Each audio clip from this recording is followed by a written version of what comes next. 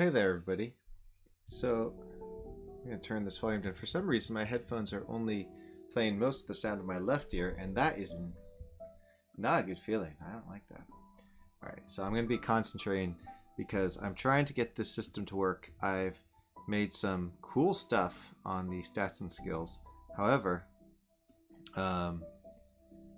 just trying to get things going in the right order and working properly, because there's a lot of new options that weren't there last time we chatted, and so that's what I'm doing tonight. And there's going to be some mental gymnastics. I'm focusing on this magic point source, and you know, magic points source is a multiplier of magic points max, and it affects these things, although this needs to check to make sure it doesn't contain. So I guess we should do this for each stats and skills target in that. Does not contain target. So essentially, I'm building a list of the links between all these. I think previously I was doing that to some degree, but now I'm doing it in a way just to really cement what's going on here. So magic point source.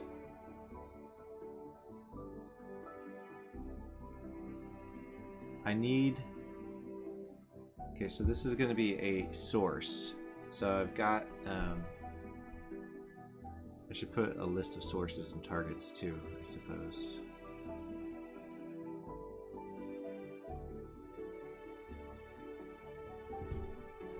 That would be nice to see.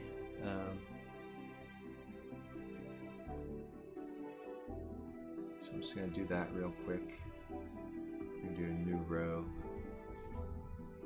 Do sources, targets, sources, targets, and this one up here. And in this object sources, in this object targets. Do I not have a similar method for targets?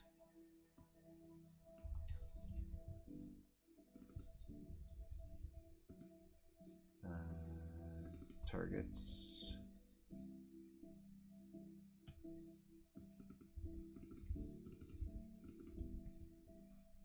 All right.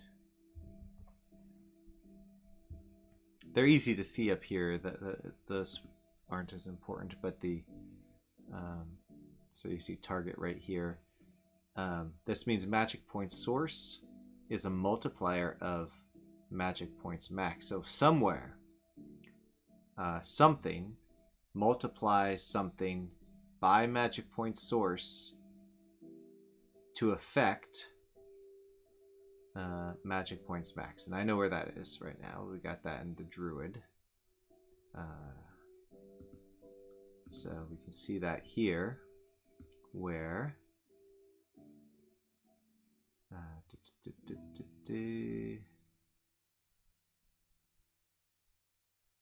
where level multiplies 3 times the value, the lookup value of magic point source in stats bonus, which is the lookup table, and that's how you get magic points max for the druid. I'll put some tooltips up here too. So essentially, for the druid, they will get 3 magic points for every level, multiplied by the lookup value of magic point source in the stats bonuses. Stats bonuses is a lookup table. Looks like this. So if the stat is 19, it will be 3, and that means that they will have 3 times 3 magic points per level. So on level 10, they would have 90 magic points. That's how that works, and that's really cool because that means I can do my math. In fact, I like Hold on 1 second. Let me pull it up.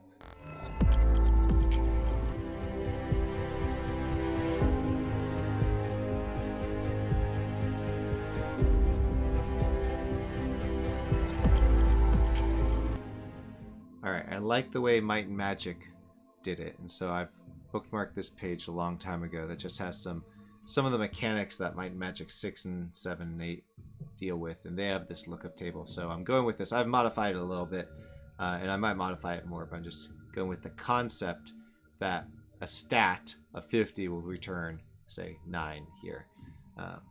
So that's what I'm going with. And before, in Legend of the Stones, I was going to have to do that calculation outside of the module system, but now I realize that I think it could be built in. Now, it was tricky though, because for the mage, their magic points max is not based off of it's based off their wisdom. So let's see. Lookup value of wisdom. So whatever their wisdom stat is great. And then for the cleric, it's similar. Magic point max is based on the lookup value of personality. But the druid was different because the druid is supposed to take 50% of each of those. And so I was like, shoot, well, how am I supposed to do that? I can't do that with this system. And so I created a new stat called magic point source.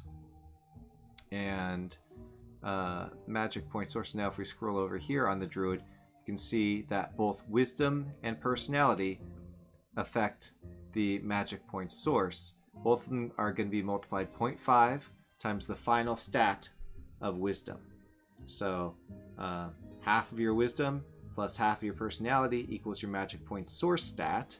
It's basically the average of these two. And then that is what will be used for the lookup table. And that works perfectly well, or it did. And then I tried to figure out why it was not updating the numbers right. I had to click druid 3 times to get the stats to all finally be right, because I think I was computing them in a weird order. So, and as you can see here, we got circular logic on wisdom and wisdom. You can't have wisdom affect itself. You can't have personality affect itself. So that is that, and I need to set this so that when this gets checked off, it turns to no effect. And I need to set it so when there's no effect, these don't show up. That's a to-do item. Let me try to do that right now since I'm talking about it. Hello, William. Well, you missed all the good stuff. I'm not going to repeat myself. But we're working on the stats and skills still. I had a lot of bells and whistles. I'm working through some headaches though. So that's where I am today. So we're gonna look for what is this? The drawer. Stats and skills drawer modification level drawer. And we're gonna look for no effect. Alright, so no effect. Excuse me. Show source selector. So if get computation index.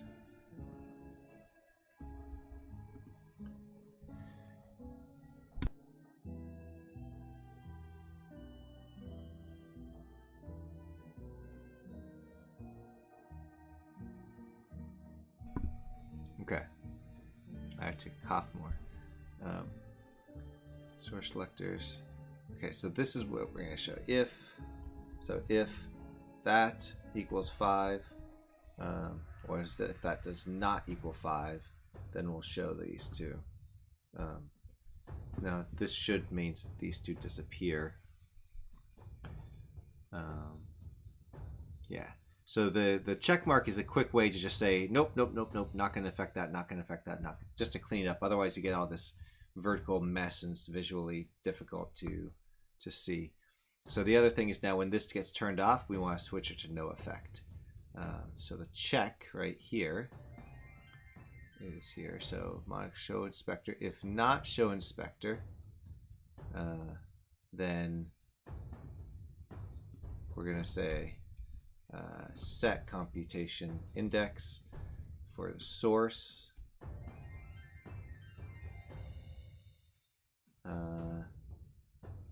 target to 5.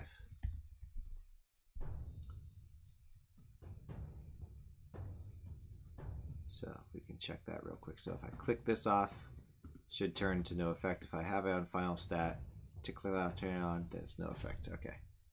So you can always undo. But I was realizing when I was building my list that some of these have had settings here that were being tracked, and I wanted to make sure that when you have that off, it's just no effect. So that's the way here. And what's this? Magic point source. Don't think we need that.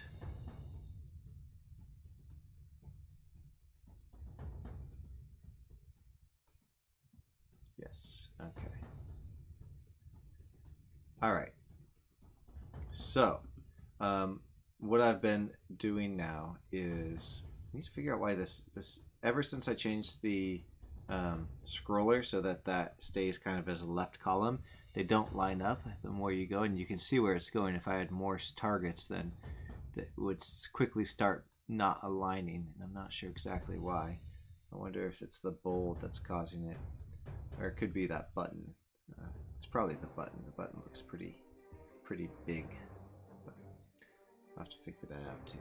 All right, so yeah, so what I was going with is trying to figure out why things aren't loading in the right order, or specifically what the right order to load is. So if we look at this magic point source, when I compute the final value of magic point max for whatever entity, character, object has the stats and skills, before I compute this, I need to compute the final value of level and the final value of magic point source, because it's going to be this times that equals this. And so magic point source, you know, I know wisdom and personality both affect magic point source, and so that means that wisdom and personality and anything they get affected by needs to be computed as well. Now, don't know what happens if I say that magic points max affects wisdom. Let's see if I can do that. I don't know if I can, but I don't know, but let's see. Wisdom. Oh, it can. So that could potentially, so that's circular logic right there. That's an issue. Okay.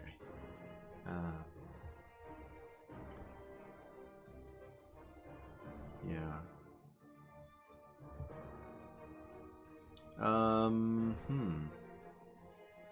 Well, that's something to consider, because what I really need to do is make sure that, like here it says it's not affected by wisdom, but we know it is.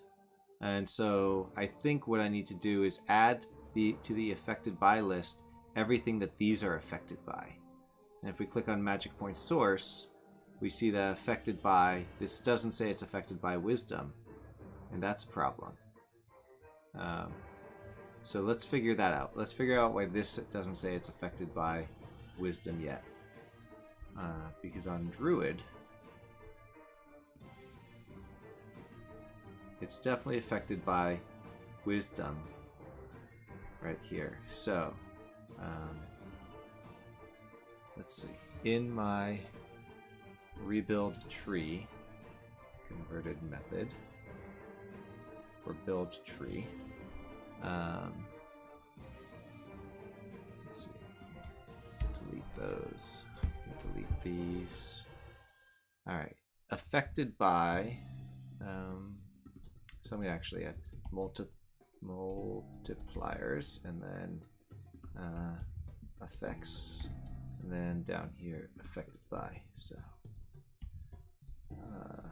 affected by, and I'm going to move these clears. I'm just going to move these up here as well, just so they're all in the same spot. I'll just move these up. Okay. So affected by. Let's see what we're looking for affected by. Alright, I got something for multipliers here. This is the one part of this code that I didn't actually touch earlier today, so that's helpful to touch it now. So what are we doing here? The first thing is we're looking for the stats and skills in affected by. For each stat affected by. Oh, okay. So add range affected by list. Affected by list is going to be all stats and skills. If it's this, continue, because it's not affected by itself.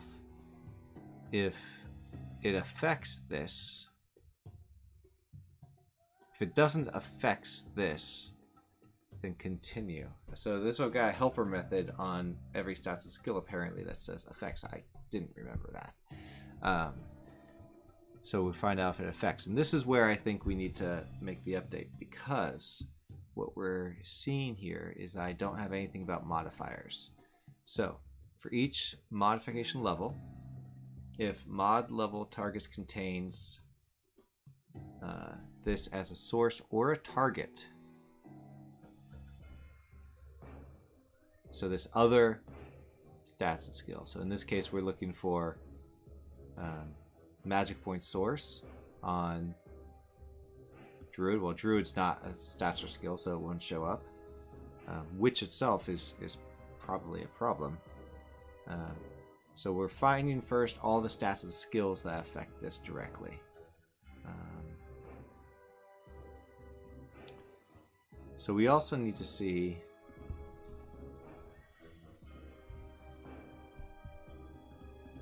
so each mod level has a list of mods. That's what these are. These are mods. So for each stats and skills modification, mod in mod level dot modifications. Oops, wrong button. If mod dot computation, what's the source calculation style does not equal 4, then continue. So we're only interested in the ones where it's multiplied by. Oh. Well, there were two. Actually, wait. Let's take a step back. Magic point source is affected by wisdom.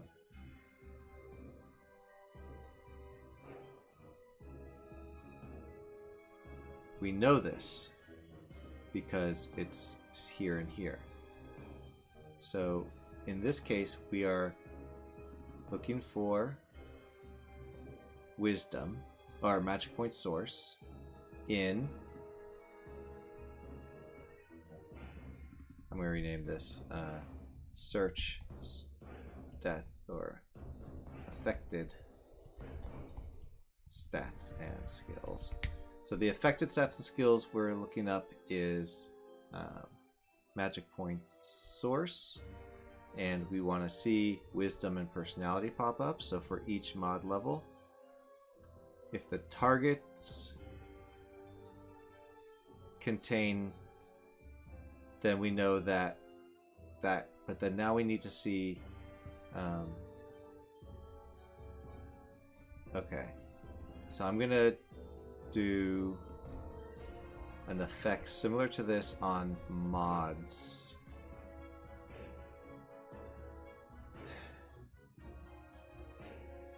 Yeah. So modifications.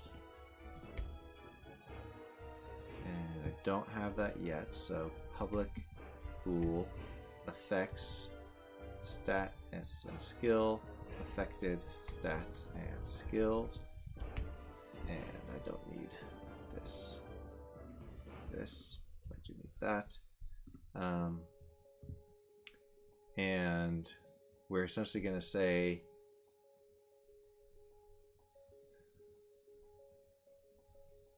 if target equals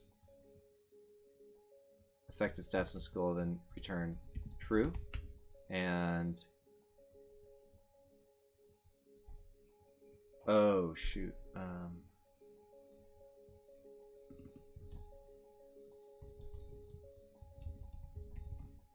So we're going to return our stats and skills. We're going to return the source. And we're going to say if source or if is base or whoops or is per skill point, then return null. Simply because those don't affect, those don't have a source. So we're going to say call this affected by or stats and skills that affects. I want to do it in the human readable, so we're gonna be like this stats or skills that affects or something like that.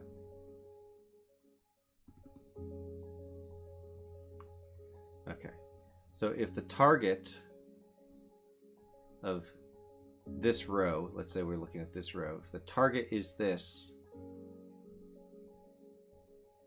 the one we're looking for,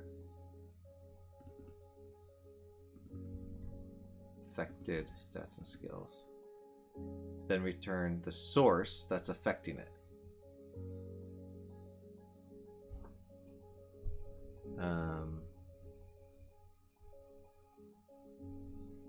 Yes. And then otherwise return null. Okay. So now back here on our build tree,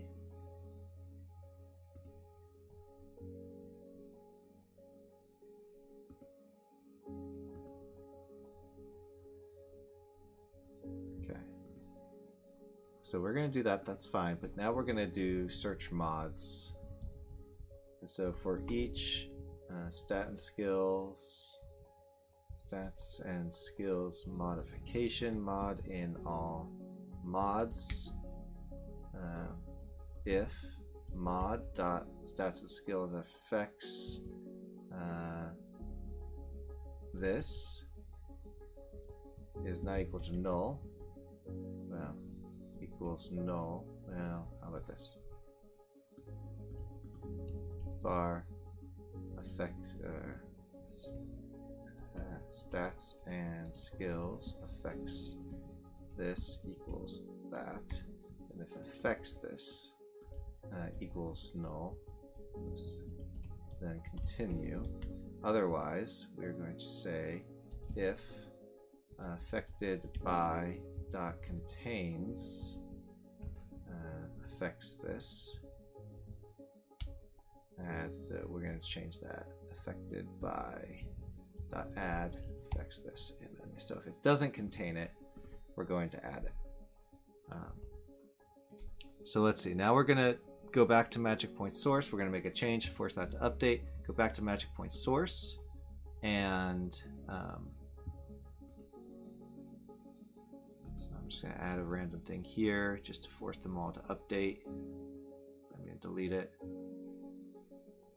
And then we're going to go back to magic point source and see affected by wisdom and personality. Great. So now here I cannot add wisdom. Good. So that's a good thing, because now part of this issue I was facing could have been that when I was computing the thing, I was not already computing magic or wisdom and personality, so magic point source itself was not being affected. And if I think about, like, in what order do I need to compute the stats? It's such a web. If I was computing magic point source, I definitely need to do these first. And I guess all three of this column first, and then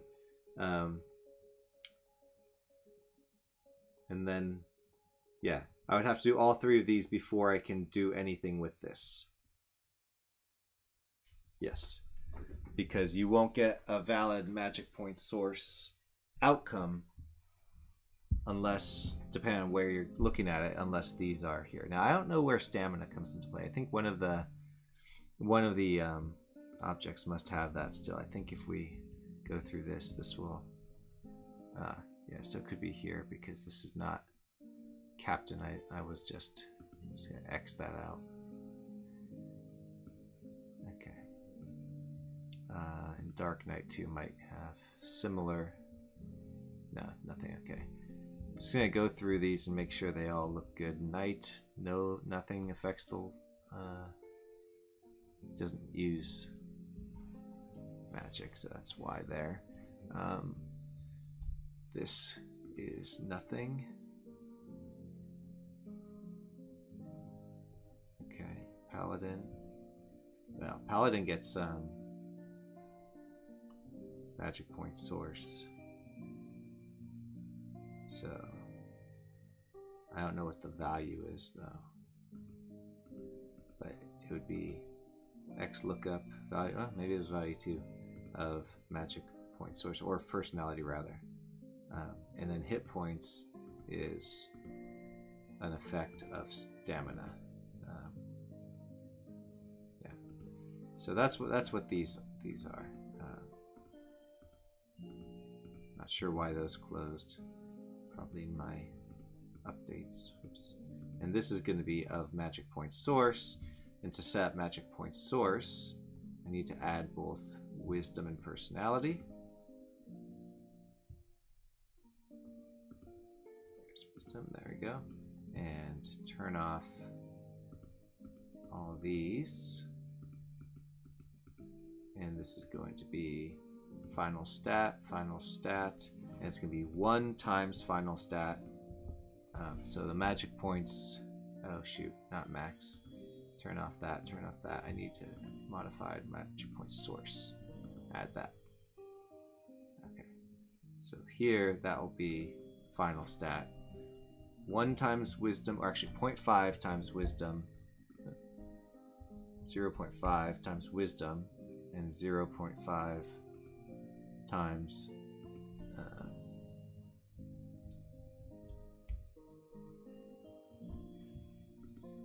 final stat. Okay. 0.5, 0.5, and then just gotta turn that off there. Alright, so then Scout and Druid are set up very similarly. Now, I'm not sure why this got stamina. Maybe that was with one of my testing things. Okay. Now let's see what we got here.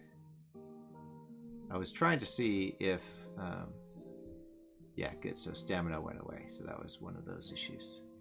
All right. So these are the 3 things that affect magic point max, which is absolutely true. So before we do anything with magic point source rather, we have to do that. And then you can see it affects, the only thing it affects is magic point max. Okay. Magic point max is affected by all these different things. Skill master. Because skill master, it's directly affected by meditation. Meditation is affected by skill master. Therefore, ipso facto, so technically magic point max is affected by everything that magic point source is affected by as well. So there's that, and everything that skill master is affected by, etc. And then it's multiplied by, magic point max is multiplied by wisdom, personality, and magic point source. So I don't know if multiplied by is the right term.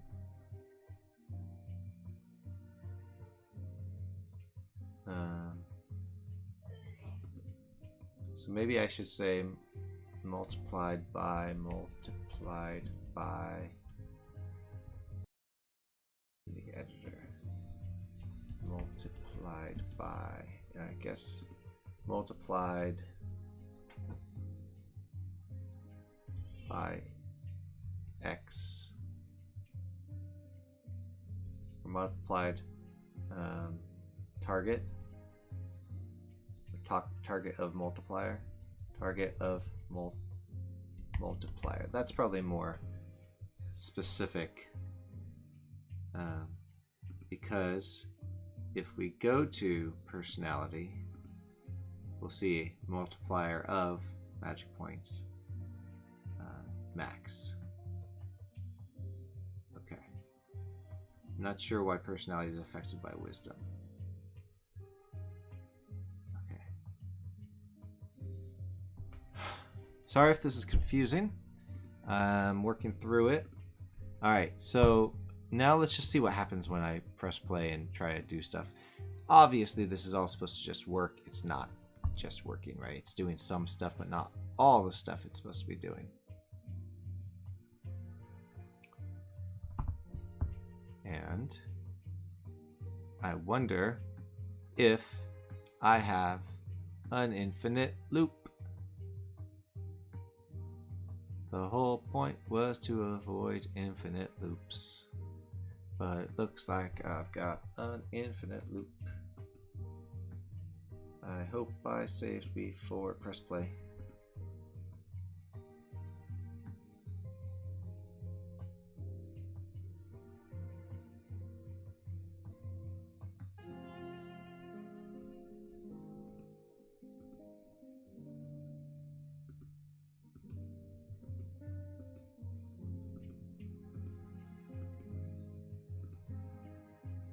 It did not. But when I do that, everything gets updated. So I'll just save it now. And press play. Do we get the same issue again? Yeah, so I must have an infinite loop. Damn it.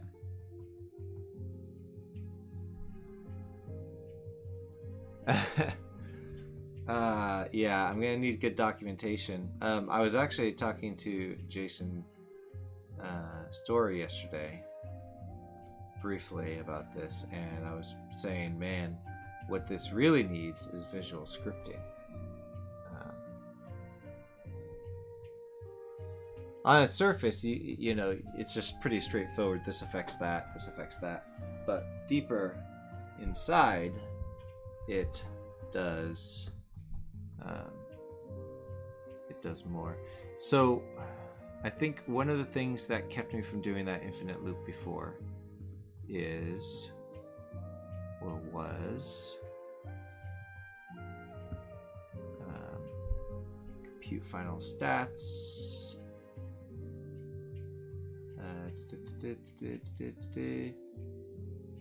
Already computed this frame, then return final stat.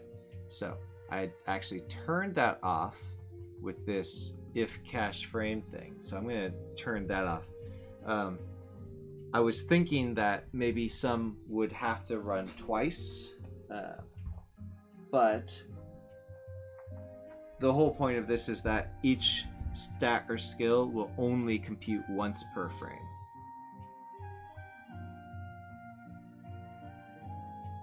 What kind of 3D modeling do you do, William?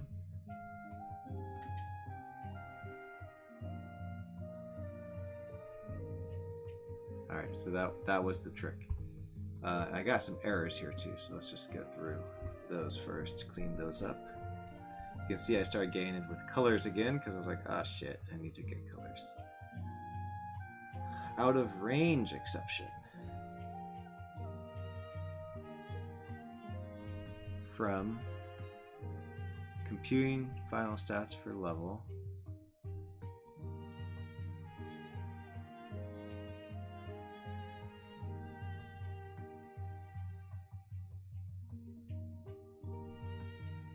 Magic point source affected by stamina for those.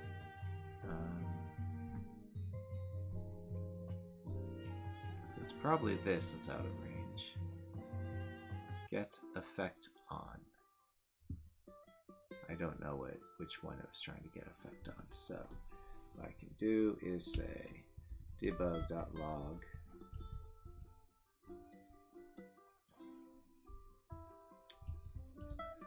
No, not that. I do that a lot for some reason.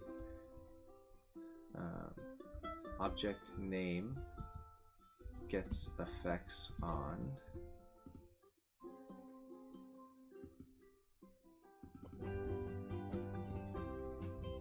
Get stats, skills.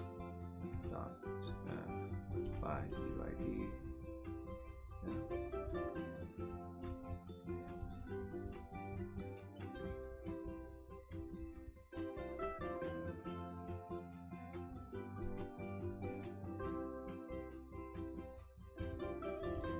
Up there, X. Yeah.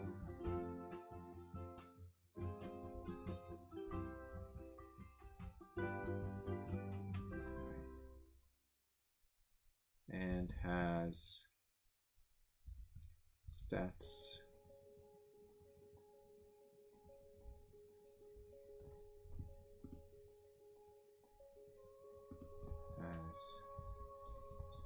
and skills dot stats and skills modification levels dot count mod levels. All right, just want to see which one it is that has how many mod levels. Fortran.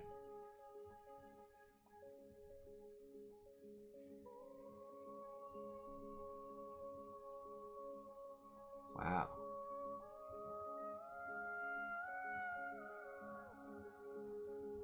Crazy. I don't know much about it except that when I hear Fortran, I think old. It's old. Punch cards. I know my dad used to work with punch cards way back in the day. Alright, level gets effect on something. I forgot to change that. It has 0 mod levels. That's a problem. Why does level have 0 mod levels? Is it because I never opened it? Because they're all supposed to have 1.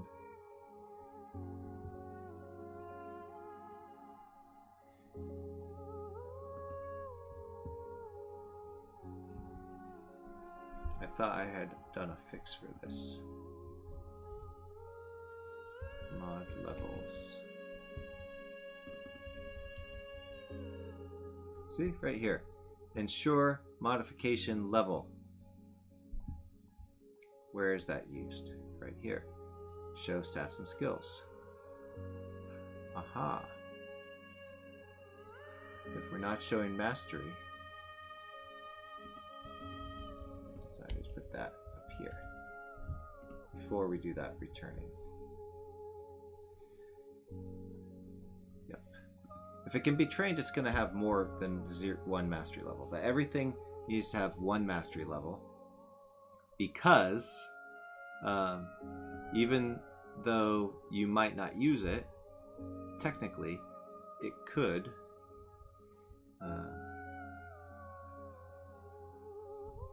be affected. In fact, actually, I'm gonna say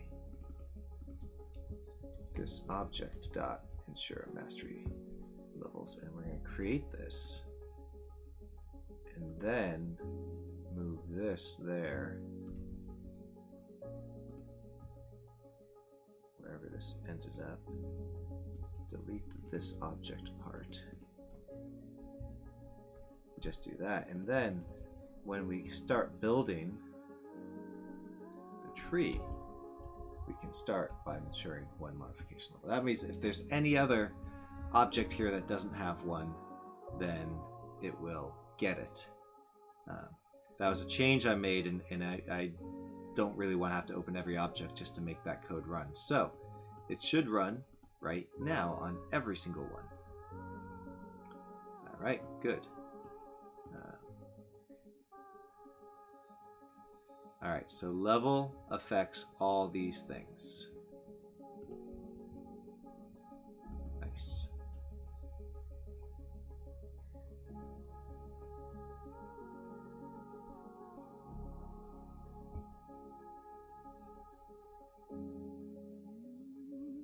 Aha. And an infinite loop presents itself again. Which meant that that bug was actually saving from the infinite loop.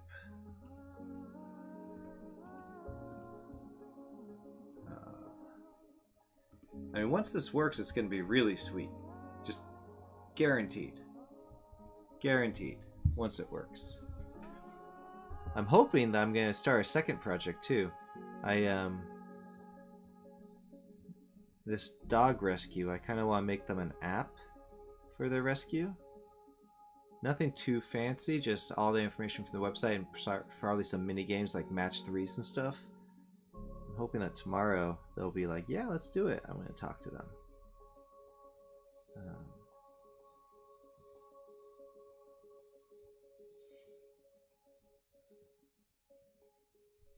Sorry, I'm checking my email right now.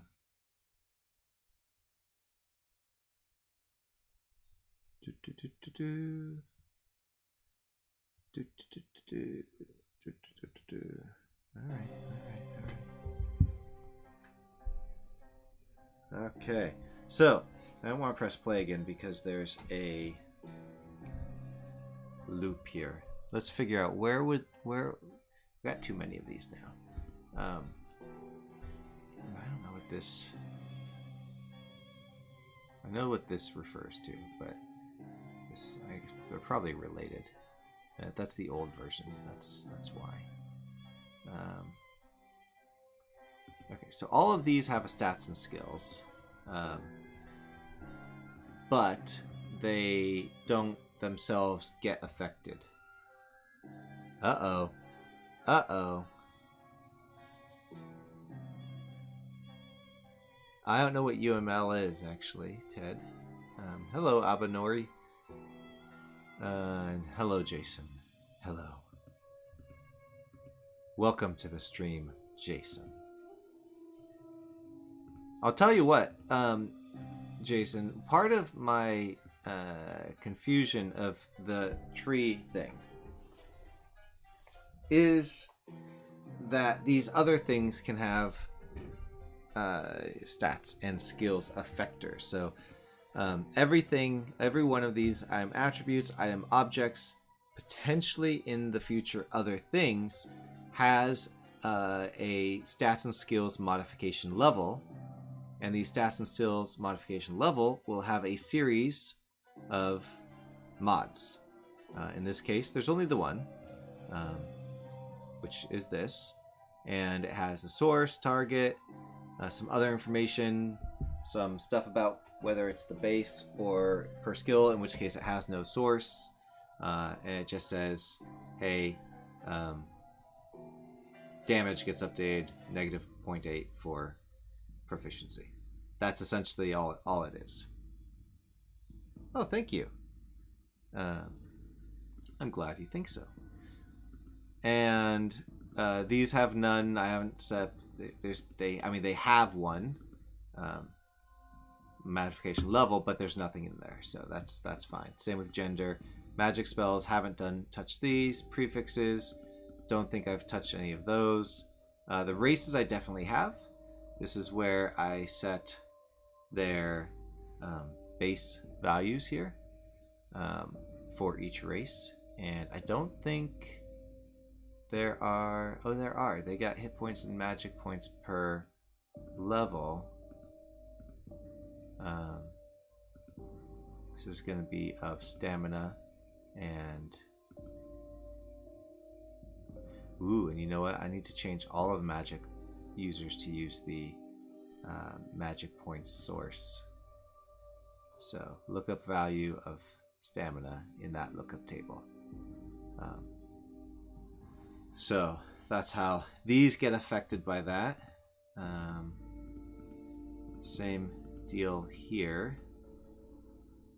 Stamina and magic point source. I'm ignoring Goblin, ignoring Ratman, and then both of these times lookup effect value of stamina and magic point source. What is neat too, I also have the copy button here, and it works sometimes, but it's difficult to say what do you really want to append structure. So if I click that, then it does a lot of stuff, as you can see. Now the human didn't have any of these, so it appended stuff that I didn't necessarily want either.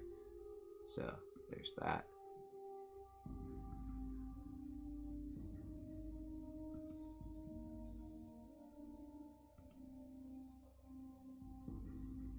Okay. But the rest is correct. I only painted the structure, so it didn't change the values and proficiency. It only changed the structure. So that's a little helpful, I suppose. All right, so those are all set up. Rarity, didn't touch those yet.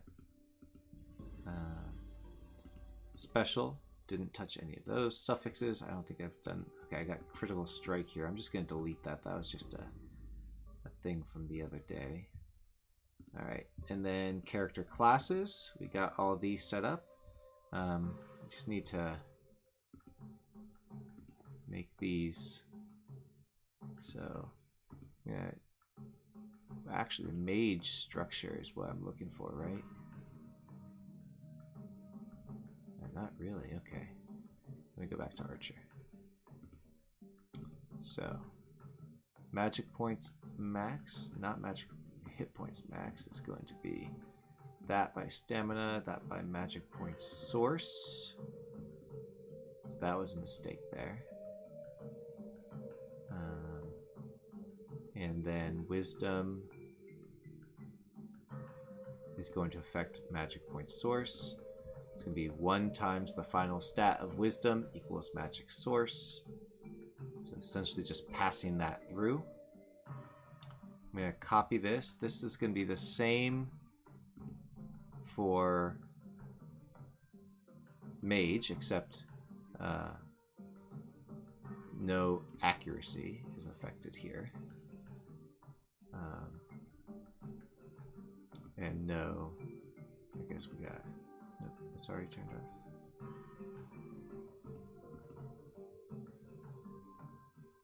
Okay.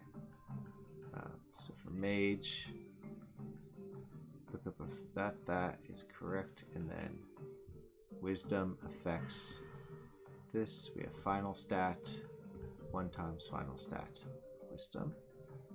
Paladin, max. So we want to set these up, make sure these are all set up properly because of that circular logic. Infinite loop. Magic point max is from magic point source. And then we need to add magic point source as a target.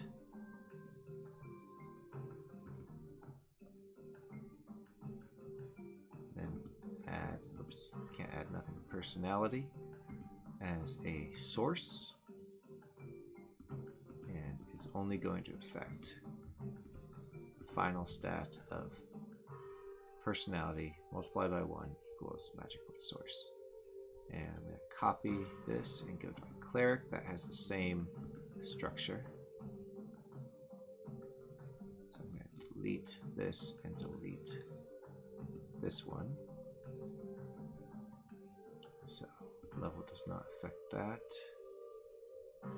Looks like I'm missing something from the paste.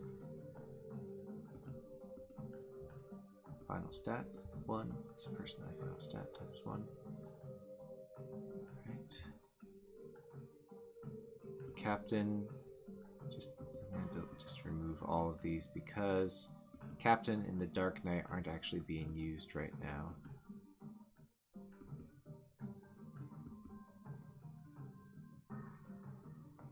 Probably make a slightly more efficient recalculation, but that's okay. Alright, so Archer's done, Barbarian is done. So potentially the Barbarian could have magic point source, even though they wouldn't be very good at it.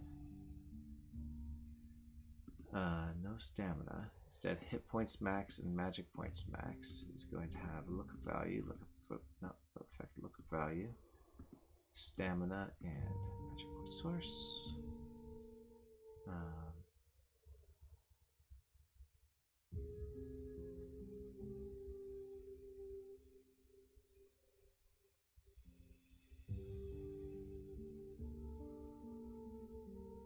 No, and actually, scratch that. They don't have... They can't cast magic at all, so they don't even have that. They only have the effect on hit point max. Okay. And Druid should be set before. Knight, no magic.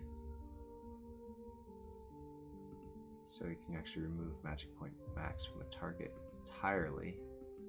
Both of those. Mage, set up properly. Paladin, set up properly. Scout. I have to make sure these are saving.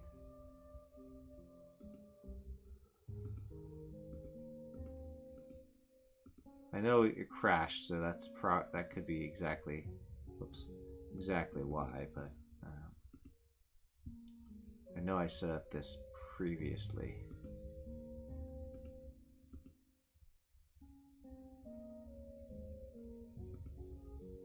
It's done.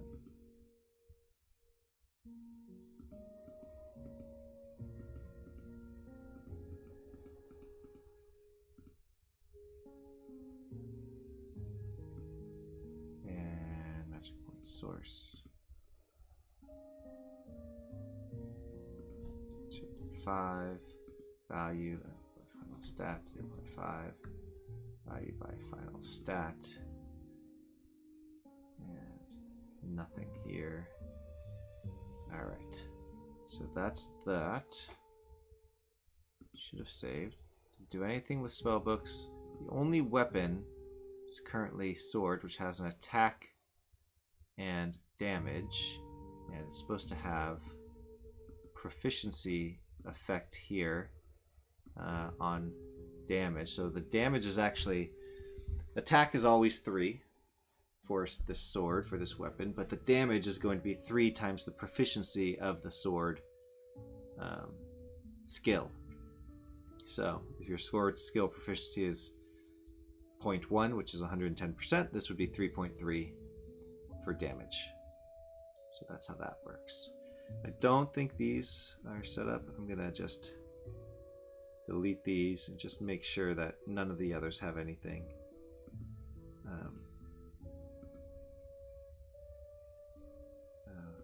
So pasting just clears it entirely.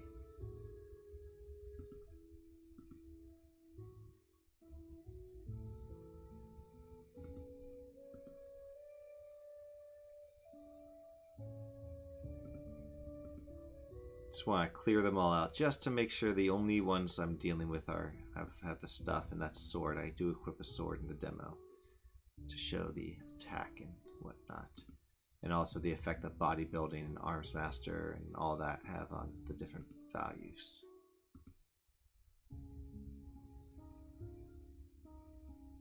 Alright, so that's all of those. We don't have those. Those are not a thing.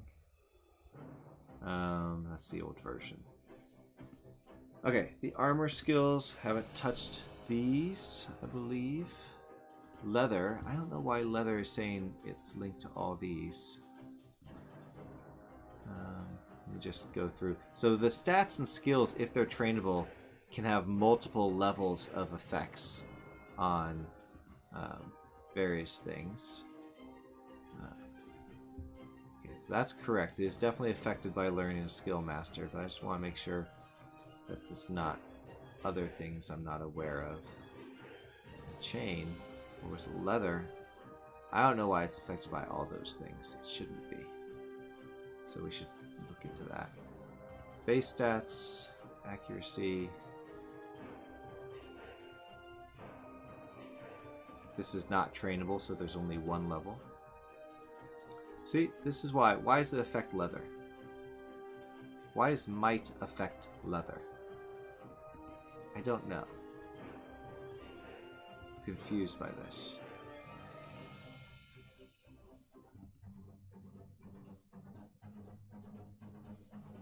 And personality shouldn't affect sword. So I'll need to double check my code to make sure that I'm organizing those properly. we'll come back to that. These shouldn't do anything at this point. Okay.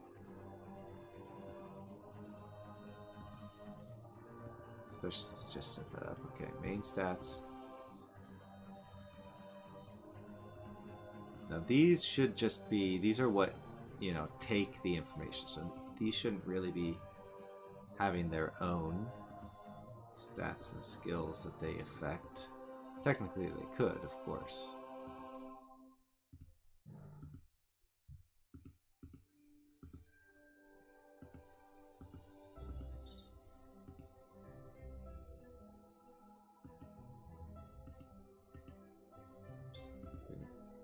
Click on these. Alright. And then skills. These definitely have an effect on all those. Just gonna check these out. So since this is a stats or skill, it has the per skill point, which is a built-in thing, so that if you have Arms Master Novice, it might start as 1 skill point, and so the value, the effect on these targets are going to be this base value plus this times your skill points in Arms Master. So that's like a built-in method. You can still, of course, add other sources there. Just checking to make sure these are all only affecting one thing or the same number of things per. Okay, so here we go. That's where we're getting an issue with this. So I'm going to copy this and just paste it to each of these.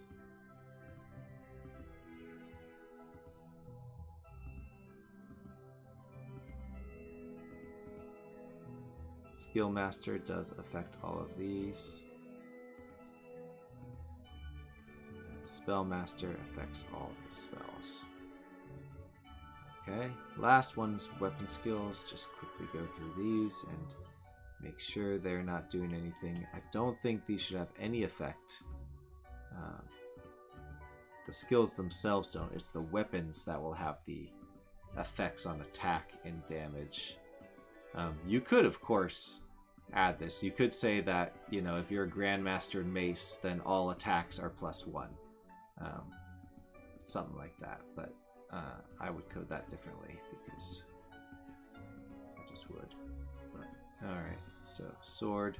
We can see that sword is affected by things. It's affected by all these things. I don't know why it's affected by personality, though. That's strange. Alright. Alright, so we went through all those.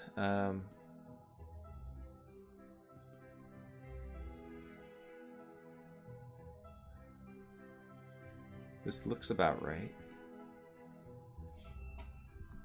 Level affects all of those.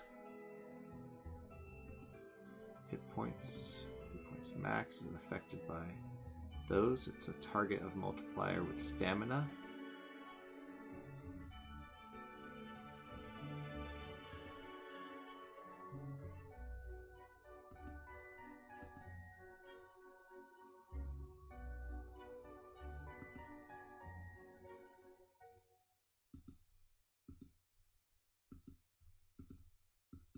Okay.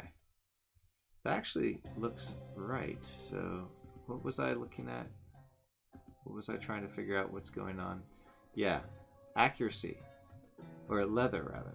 Why does this say it affects leather? It's a multiplier of... No, it's targets. That doesn't make any sense.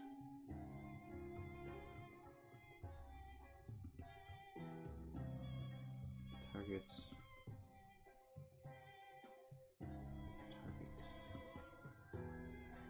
Expert. Targets is leather. Oh, interesting. It can't be trained, but it still has a hidden, because I can't show it, effect. Okay, so then in my little helper thing here, the ensure 1 modification level, we'll do that, but we'll also say if not can be trained, and the count is greater than 1, then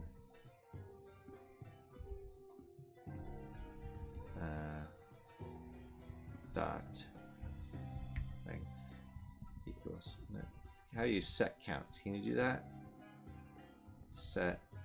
Yeah. Can you make a list just one capacity? One? No. How about this? Clear. And then I want to clear it though.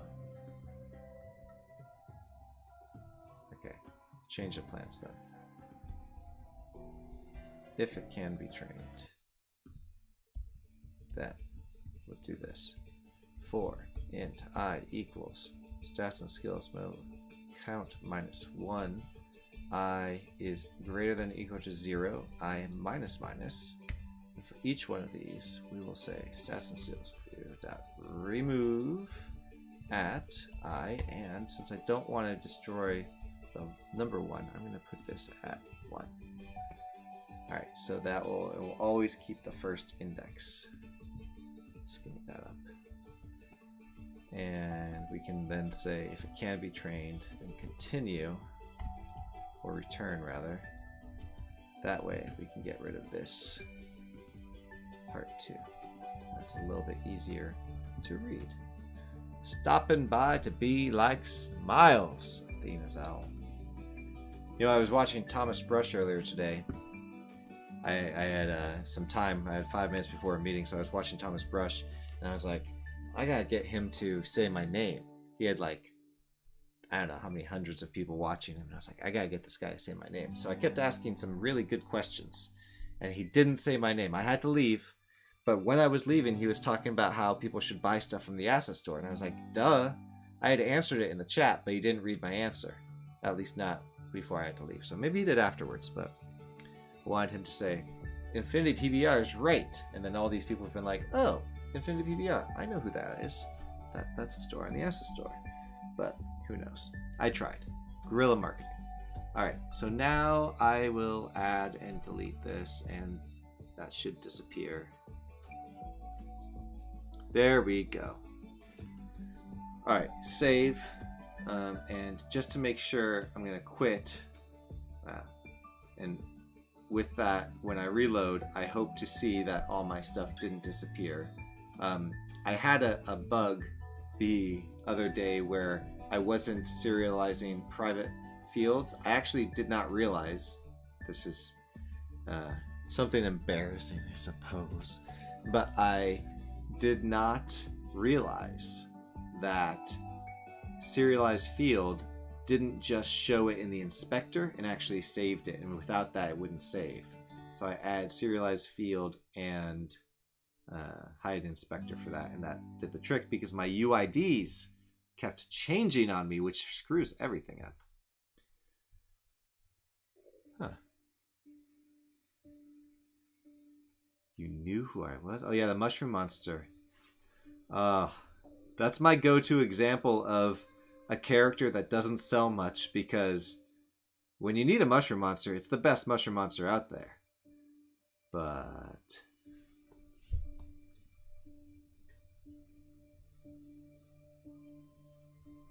oh, lucky you. I just need to go. The problem is I can't go to the live streams during the workday that much. Oh, you don't own the mushroom monster? Well, that's a problem. I mean, only if you need a mushroom monster. If you don't need a mushroom monster, then you're like most people. If you're like most people and you don't need a mushroom monster, then you're all set. Most people don't need a mushroom monster. This is frustrating. That's a very not helpful scroller. There we go. All right, I was going to check the ones that I set up and saved and said that they hadn't saved. Okay, they looks like they are all saved right now. Night doesn't have... Well, didn't I set this up for the night? I'm pretty sure I did. Is this value not saving?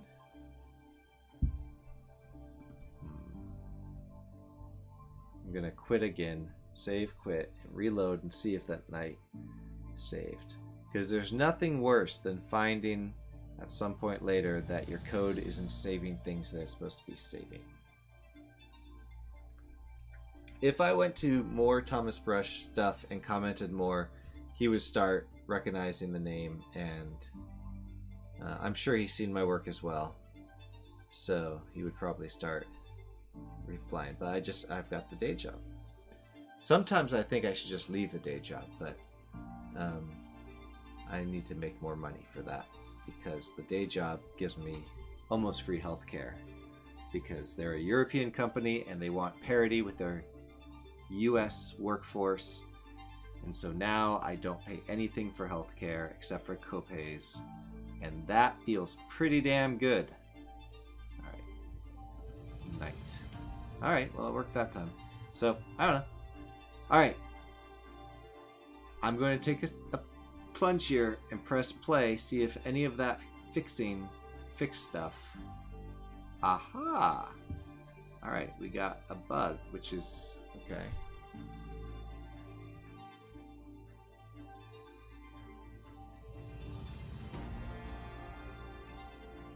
You can tell the size of the editor and change how you draw the inspector if it's small or not. You mean like the editor window?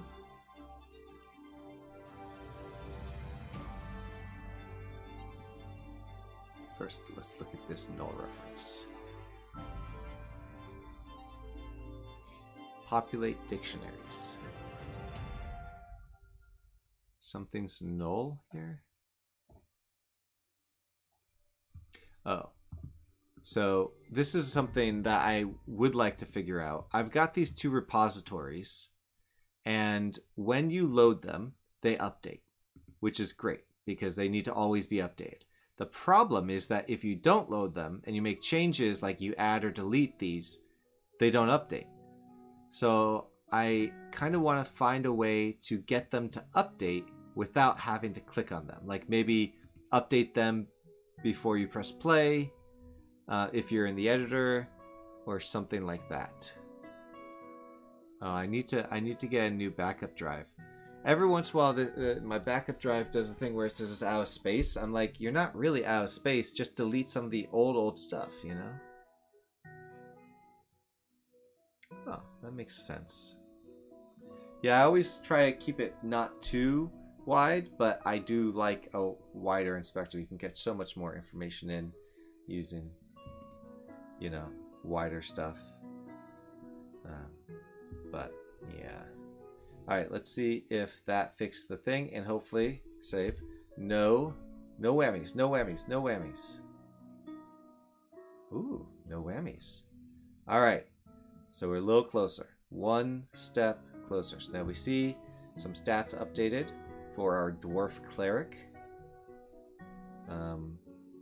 So druid is the one I've been checking out. The magic hit points max is not correct. Hit points max probably is not correct.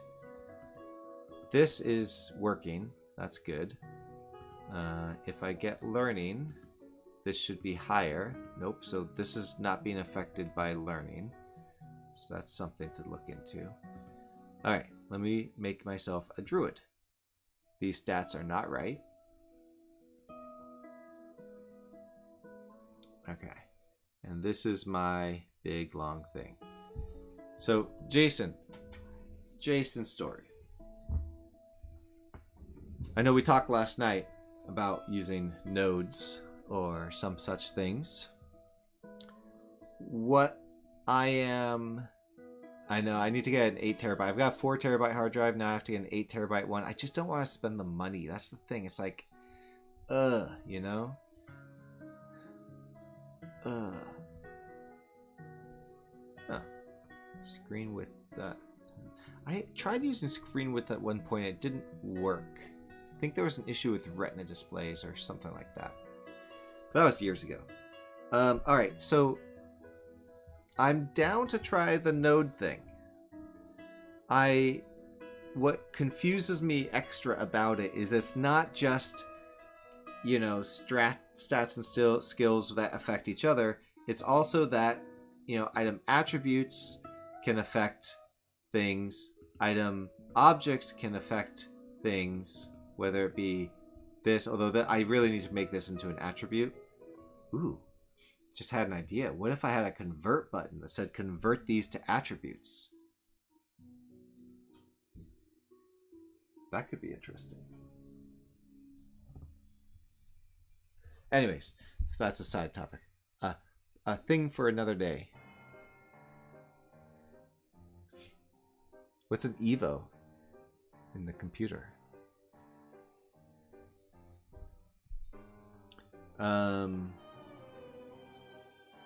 Yeah, so all of these can affect the final result.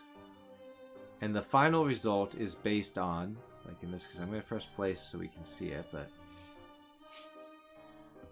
each player, in this case these demo players, have all these stats, all these skills, currently no skills. I'm going to add a skill, bodybuilding, and we'll add equipment. So now they've got equipment, skills, including the sword skill, and all these stats.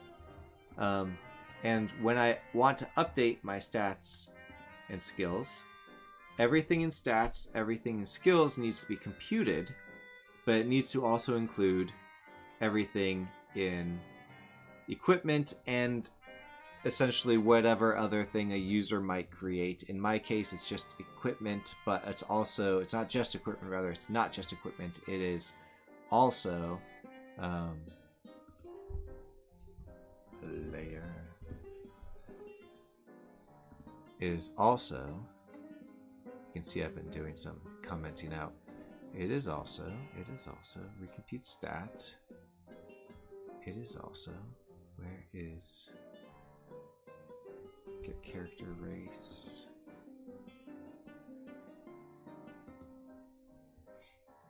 It is also character class, character race, character gender doesn't do anything. I'm just going to delete that because it doesn't do anything.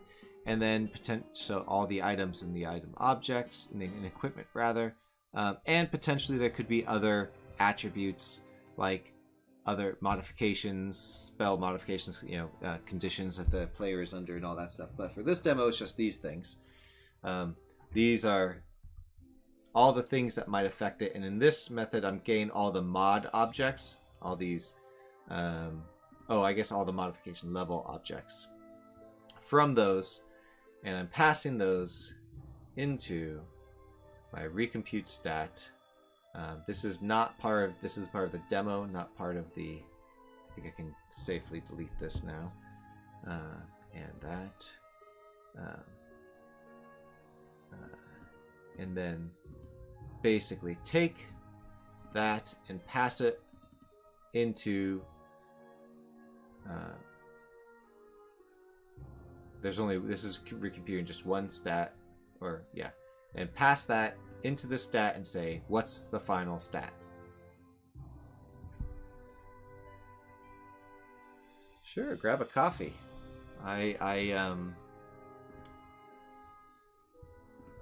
We'll clean this up a little bit.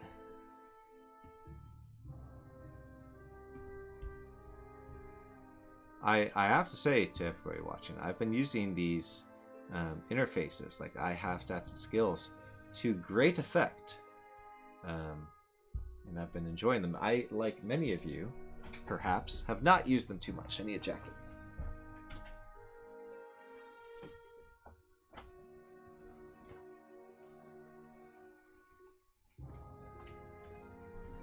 Oh. But I've enjoyed using them in the short little bit, and let me get ready for Jason. Gotta clean the place, make it look presentable. I mean, not really. And what was I saying? I forget. Where do you keep your local asset store? At unity3d.assetstore.com. I just put it on. I guess it downloads to a library, or I'm not sure what you mean by local asset store. I think all my projects are saved in just my user level, but I'm not sure if that's equivalent to being in the C drive necessarily.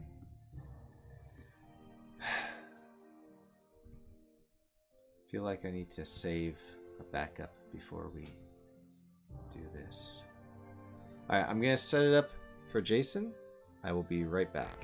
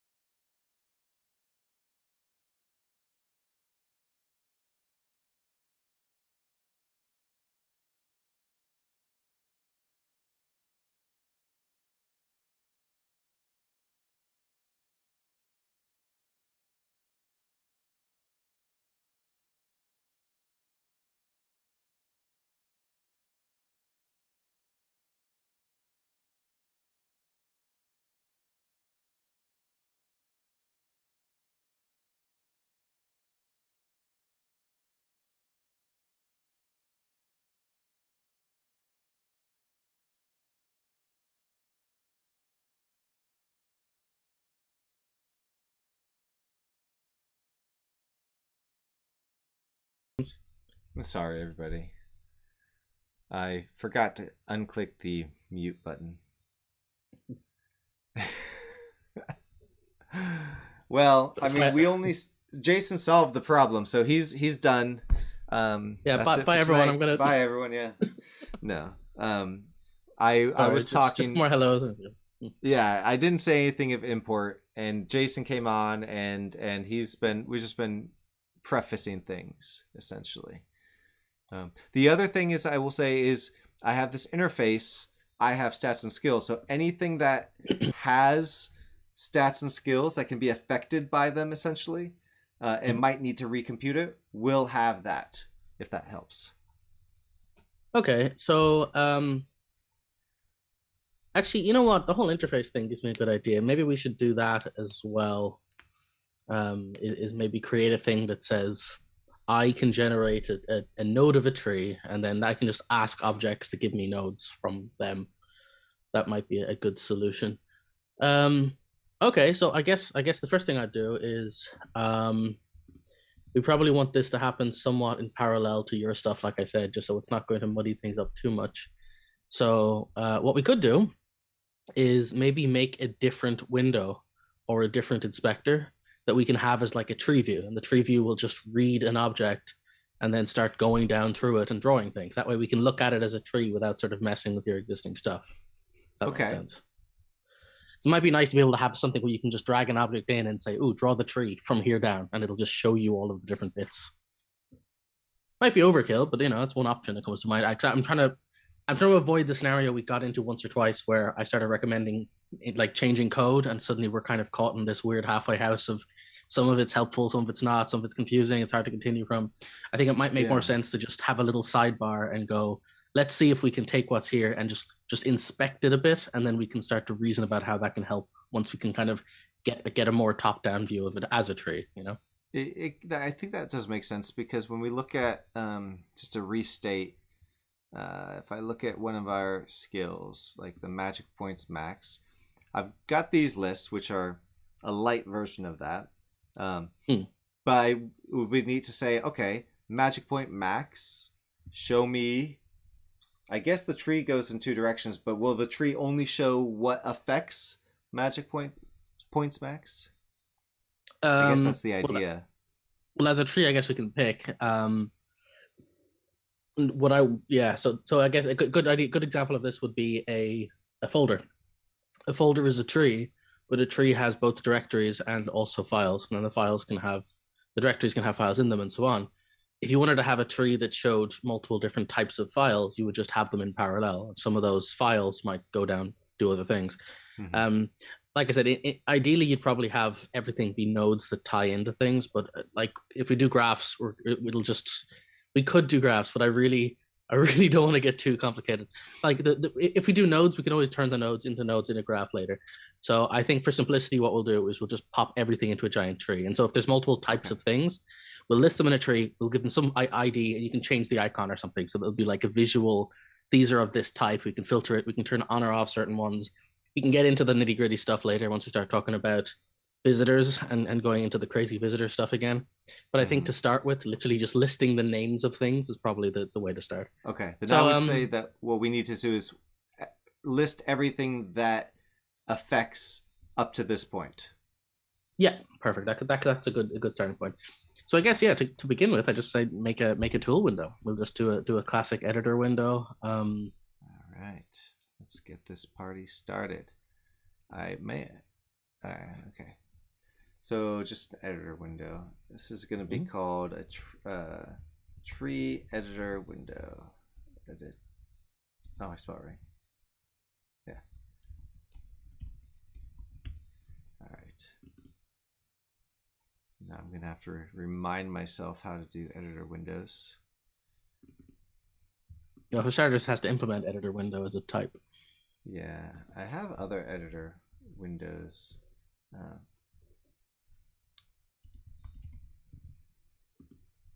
And so there we go. That's my reminder.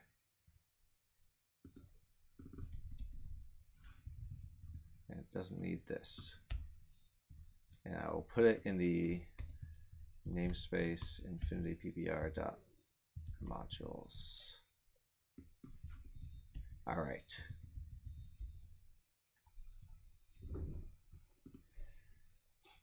Right. So I guess then we'll just do the on GUI. Should I actually, do we'll need a way we'll, to we'll, open we'll, it? yes, we'll need an init first. Yeah, some kind of initializing menu item. Exactly. Yeah.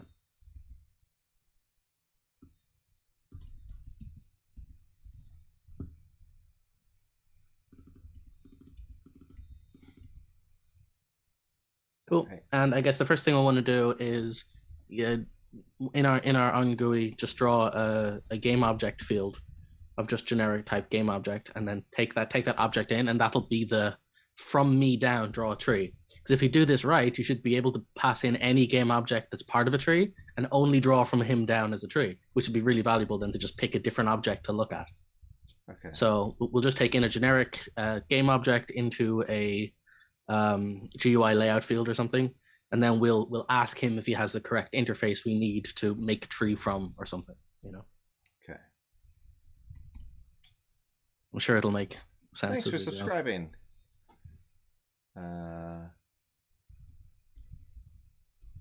Sorry, I'm modules. There we go.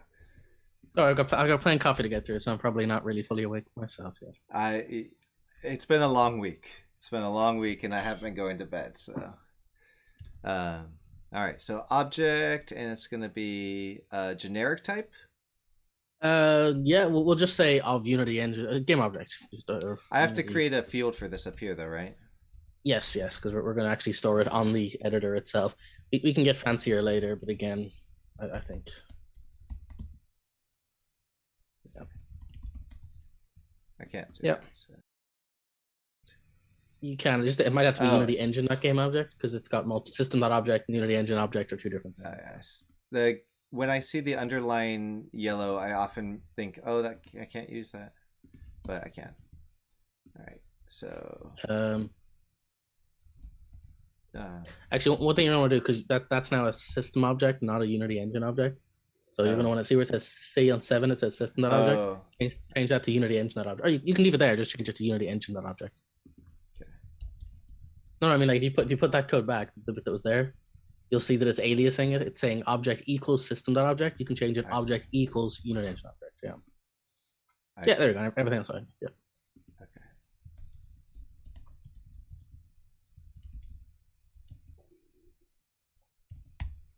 All right. Cool. And then as a simple test, we'll say if not object, draw empty, and then else draw object or something. Just so we can toggle it effectively depending on whether there's something to draw. And draw empty might be drag in an item here on our label or something, just to say. Okay. Tell you what to do. We can actually do something fancy later where you can actually right click objects and have it say open this window off this object and have it immediately populate the tree. But yeah, that's later. Let's do it all right now. Yeah, let's do that later. Okay. Yeah, there we go. So just a nice little message to tell them to drag something in.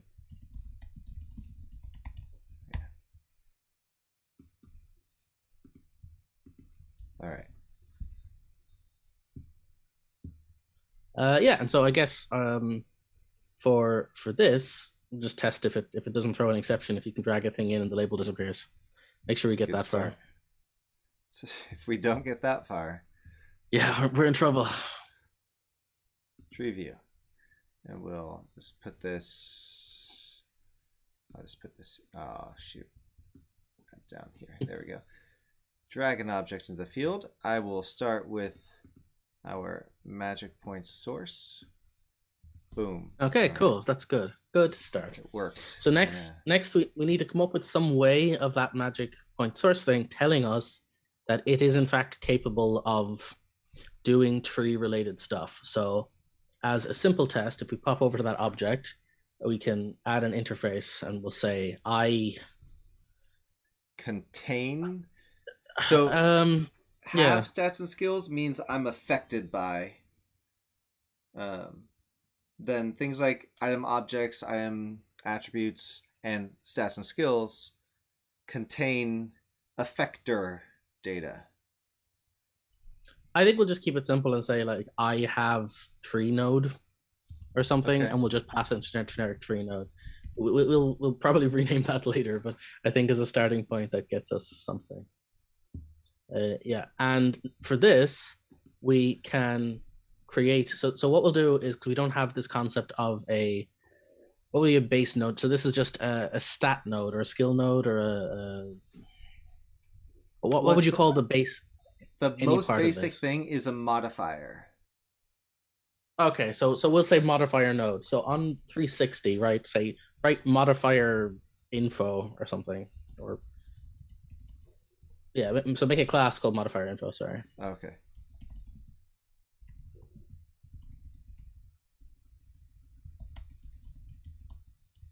Yeah, and then now on 358, we could write node angle brackets modifier info,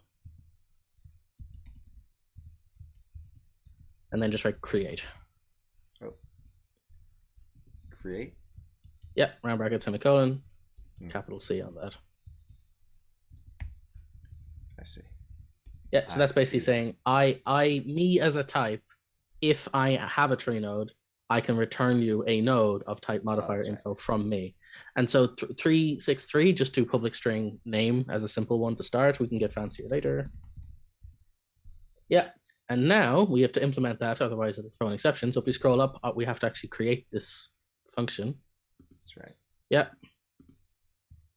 And we'll keep it nice and simple. And for here, we will just say var node equals new node. Yeah, that one. And that's of type modifier info. And then node dot data equals new modifier info. And then put curly brackets instead of round brackets and write name equals this dot name as an example. Yeah. And then return node. Okay, so nothing too crazy so far. We're just basically saying, if you ask me if I can provide nodes for a tree, I can. I will make one. I will set my data to new modifier info, and I'll populate all the stuff you might care about in here. Right now, we're going to list the names. Later on, you'll probably put other fancy stuff in there or build a tree of children from this. But step one is, can we just draw a tree of one to start? Okay. So if we pop back over now to our custom window editor thingy we're doing. Just close up a bunch of stuff. I usually just right click the one I'm on and go close others, and it just snaps it to the one I'm on. Now I have to do the editor window. Oops, tree editor window. All right. Open. All right. Yeah. So now we have this way of drawing a tree. So what we're going to do is first we're going to check if the object we have is in fact something that can do the thing we need. So what we could say, if game object dot transform or dot transform dot get component. But does some of them are scriptable objects. Right. Okay, so we could basically check if it has an interface. Yeah, whichever way, it doesn't really matter. Can you do a type of I make node or? No, unfortunately, you have to pass it in as a generic object, and then you check from that if it has that effectively. All right. How do you do that? So it really depends. In our case, what we can do actually is, I'm curious. So it's a mono behavior for custom type. I wonder, does the scriptable object count as a mono behavior? I don't think it does. Yeah. Well, what we can do at least is we can check one. First thing we'll do is we'll just check if it is a scriptable object. So you could say if game object space is space scriptable object. Okay. At least I think so. Like we'll because it's not actually a game object, it's just object, and so yeah, and just type so space so. Yeah, so that's it cast as a scriptable object. And now just write a label and say it is a scriptable object, just so we can test if that works as one case. And then do another else. So as well as the if, do another else. if and then else, yep. And this is else if. Else if, and then we can say game object is game object. So just type game object. Yep. And say geo there. And then on 43, we could say if geo.try get component, might have to be geo.transform, try component. And then we can say out, try that I have dictionary is in angle brackets rather than round brackets. It's where, yeah, right there. Oh, sorry, angle brackets. Oh, bad. Yeah. And now, yeah, inside the round brackets now, you can write out var node provider, and then curly brackets. And for now, we'll just print I have nodes, something, with some message. And then finally in else, just label I can't do anything with this. Just some, so that, next one down. Else after this one. Yeah. Just like, I don't know what to do. This doesn't have nodes on it or something. All right. So hopefully that'll at least catch whatever objects. We should be able to now pass in different things. It is a scriptable object. Good, so that's step one. Now we can do the same thing. We can now get from that the interface. So we'll just do a very similar is check.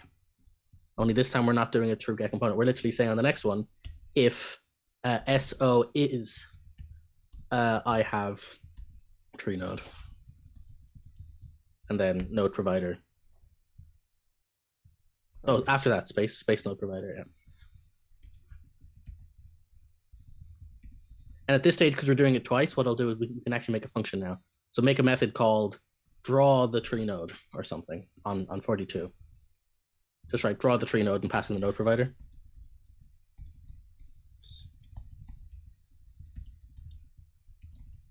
Yeah, and you can put the exact same line on 49 because it's doing the exact same thing. There we go. Now, theoretically, we get to this point either path that results in us having a node provider. And so as a simple test, we'll just print the name of it. So we could say var node equals node provider.create and then print the result. Oh, I see. So it doesn't create the node automatically. We have to call that. Yes. And we do that on purpose because this way we're not making the node. We are saying, hey, you make a node. And that gives us more power because it means the object can decide what it wants to do. And later on, we can get fancier with it. We can pass stuff into the node provider and say only provide nodes of X information. And we can actually like make smarter trees. But we're not, again, let's keep it one step at a time. And all nodes have data in order to get their stuff. Exactly, yeah. Okay. Magic point source. Cool. So that is a very good start.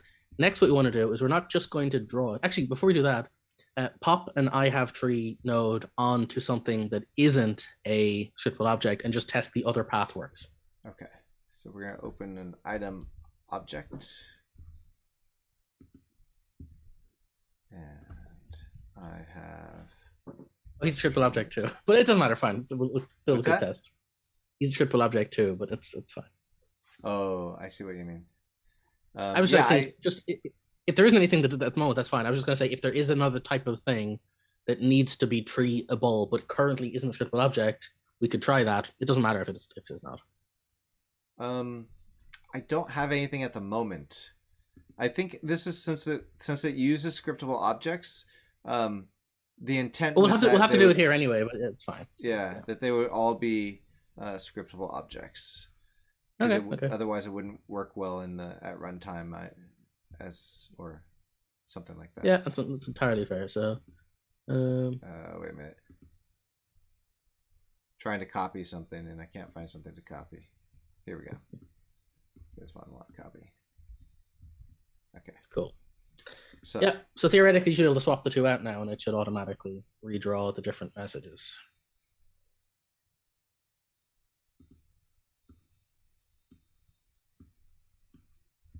You would think. There we go. There we are. Okay, cool. So good start. Now, the problem is at the moment is we're currently just drawing the name, but what we actually want to do is draw the tree. Now, obviously, the tree has nothing in it, but we still want to say draw the tree. So that's our next thing. We're going to actually do a tree drawing thing. So now what we want to do is go over to our tree editor window. Yeah, and right at the bottom, we're going to make a new type of thing. So on 30, after 36 or 69, after 69, outside of the class, we're going to say public class editor tree drawer or something, tree painter, whatever you want to call it. The thing that literally does the drawing. Drawer. I've been using drawer. Sounds good. So this should implement iDrawer or iVisitor, I think. iVisitor, sorry. Gordon, we are building a tree visualizer that will walk the entire hierarchy of all of the things, and it will then draw a tree in a custom window that will let us inspect and interact with it in a way that's easier to work with for complex nested data. So there's a T type, and our T type in this case is the data, whatever you called it. No, on visitor. It's iVisitor, angle brackets, and then whatever the type of data we chose, something modifier data, I think. Can't remember. Modifier info. That's the one. So this is a thing which knows how to visit nodes of type modifier info. So now you can implement that. Cool. And we'll keep this super, super simple to start. We will basically just draw a label. So, and we'll just draw a label with the, you know what we'll do, just because I want to be really explicit, write new string, and then in round brackets, and then in single quotes, do a dash or something, just some symbol. Yeah, and then go comma, and then type depth. I remember this part. Yeah, and then do a plus after that. So that'll pad it by a couple of things, and then outside of that, next one over. Yeah, plus and then node.data.name actually, I think. So that now means when we draw a node with an extra bit of like padding where it is. So delete the round brackets on 71. In the name, yeah. And now instead of where we're saying, so on 62, instead of that now, what we're going to do is you can delete the label there. And you can just write var drawer equals new editor tree drawer.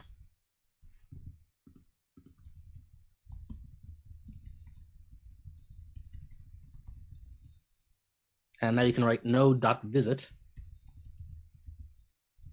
Or traverse. Visit what it's doing, traverse of the thing, yeah. And now you can say pass in our drawer and then do a comma and then 0. So that's now no longer just drawing the name, it is drawing the tree of the object that we passed in. In theory, it should look exactly the same. It should just write the name. It should nothing. Okay, so sorry, didn't mean to cut you off. I just want to walk through this once, make sure I understand. That's fair. Go ahead. So traverse is a special thing, just like the iVisitor is already made. We didn't have to make that. So that's part of the whole tree node thing. It is, yes. Okay. So the drawer is the thing that draws. Yeah. And it interfaces with iVisitor. Okay. Which has visit. Any iVisitor has to have visit on it. And which is something that has tree node. We're doing creating a new provider. Okay, and then a new drawer, and then we're saying, hey, new node, visit that drawer. So if you want a good metaphor for this, the node provider, the I have tree node, right? Think of that as, imagine a train station, and there's a map of all the different carts in a train station. I have tree node is like saying, get me the map of the current train. Whatever the train is, give me, is it 2 cars, 5 cars long, 10 cars long? I don't care. You can give me a map of that particular train. And then once I have that map, you have a visitor. And a visitor is like a ticket collector. And the visitor is then sent along that map and said, whatever it is, whether it's 1 cart and 20 seats or 10 seats per car and 10 cars, you don't care. You are visiting each seat. And so the tree holds the data about how many carts and how many seats per cart. You don't actually care about that. That's the data of the tree. You're saying, visit the cart. and for every person you meet, check their ticket. And in our case, we're saying for every node you hit, draw it as a label. And how that's structured, I don't care. And the way you get that is you ask an object, oh, you gave me an object? What's your map look like? What's the structure for you? Are you a, and you don't need to actually ask for the details. You're just saying, give me a map for whether you're 1 node deep, 5 node deeps, have whatever, just give me that map. And I will then traverse that map and I'll visit every person I meet along the way. And that's the difference between the two parts we've got. The drawer / visitor is hitting every node, and then the tree is a tree. And then what we're doing is saying, whatever object you gave me, get its tree, visit each node, and if you happen to hit a node, do this thing to the node, right? Okay. So it won't really do anything too fancy just yet until we do one more thing, which is we need to actually make it a tree. So theoretically, it should still work. It should just draw a label. It should be exactly the same, hopefully. No change. Nothing changed. So yes. Yeah. So what we need to do now is this is now automatically drawing a nested labels. So all we have to do is actually build a more complicated tree now. So let's go to our object. Can I stop? Where is it drawing the label? On line 76. It is saying, if you happen to hit a node, draw it as a label. But what's the dash? I don't see the dash there. Because you're at root 0. There is no depth yet. You're at the top level, so there's no dashes to make. Okay. That makes sense. So once we get to the second level, when we add more node items, then you'll see it start to like build a little line of dashes for you. I see. Okay, sorry. No, that's fair. Because the first one, if you notice on line 63, the depth is literally passed in as 0. There is no depth yet. We're at the toppest most level of where we are, you know. Right. So which one is it? This is stats and skills. Is that our root boy here that we're dealing with? Yes.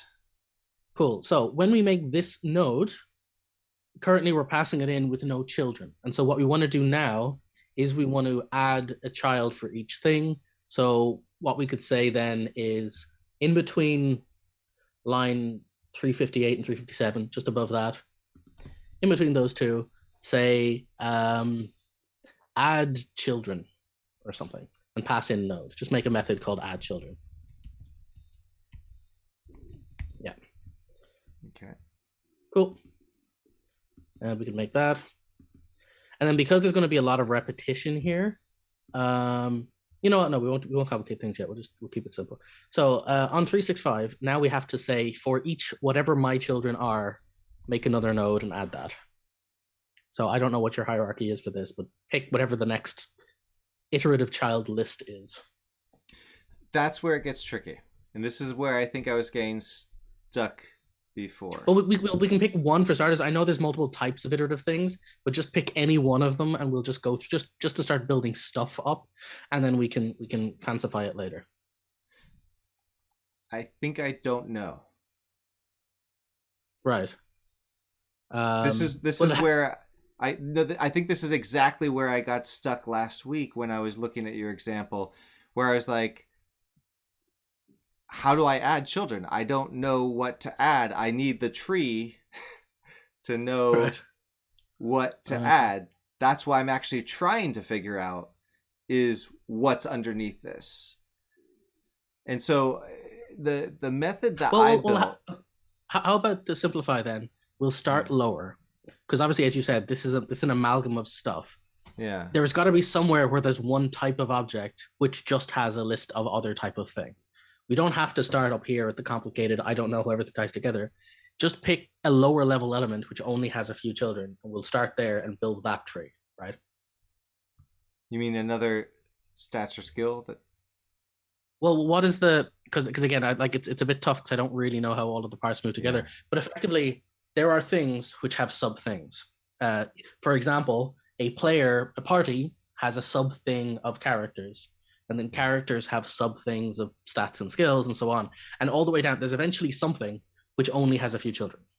And so that might be some, like an individual stat. Does it have a bunch of sub stuff? You know what I mean? Like, I know you're saying that there's modifying relationships and stuff. We're currently not talking about the crisscrossing dependencies. We're just saying what's under me hierarchically. We'll start with that and then work our way to the more complicated stuff later. I don't know how I'm following you. So every stat and skill has a list of these, at least one, up to who knows. So let's perfect. Let's just start there. Let's just add modification levels. Let's do that. Okay. So just say for each var mod level in modification levels. In modification. What do I call it? Levels. Yeah. There is one more down from there. Well, let's just go bit by bit. First, we have to add these. And so what we'll do is we'll say very similar, var node equals new node, modifier info.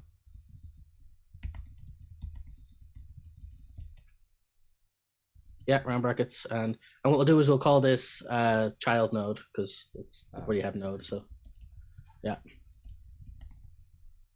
And then we're going to say node.add child node.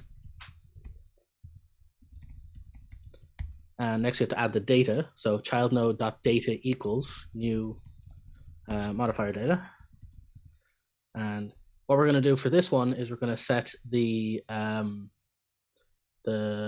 name, I guess, to start. So this is level dot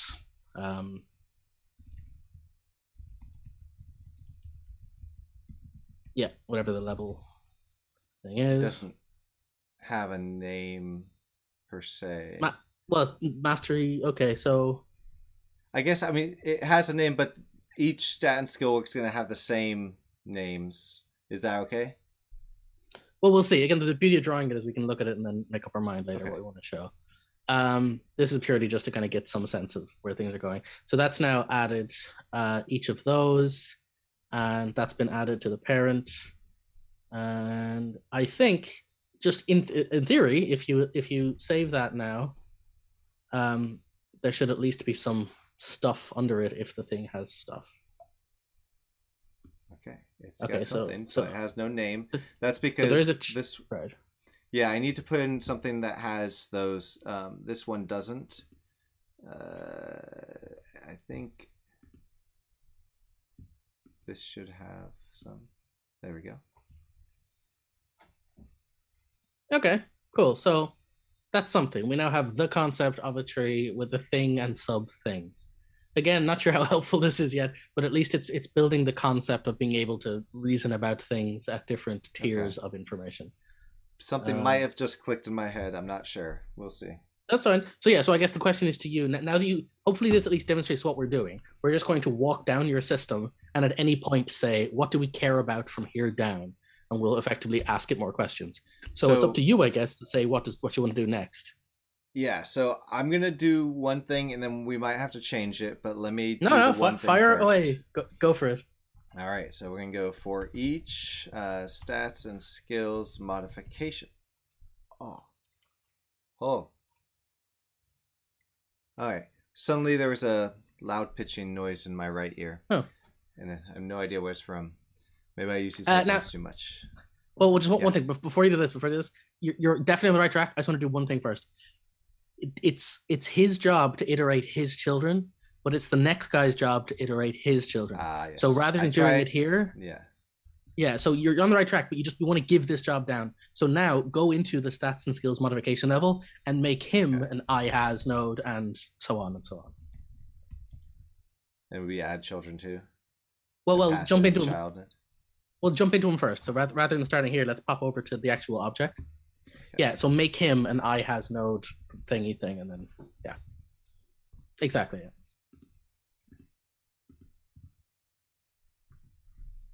Copy. Yeah.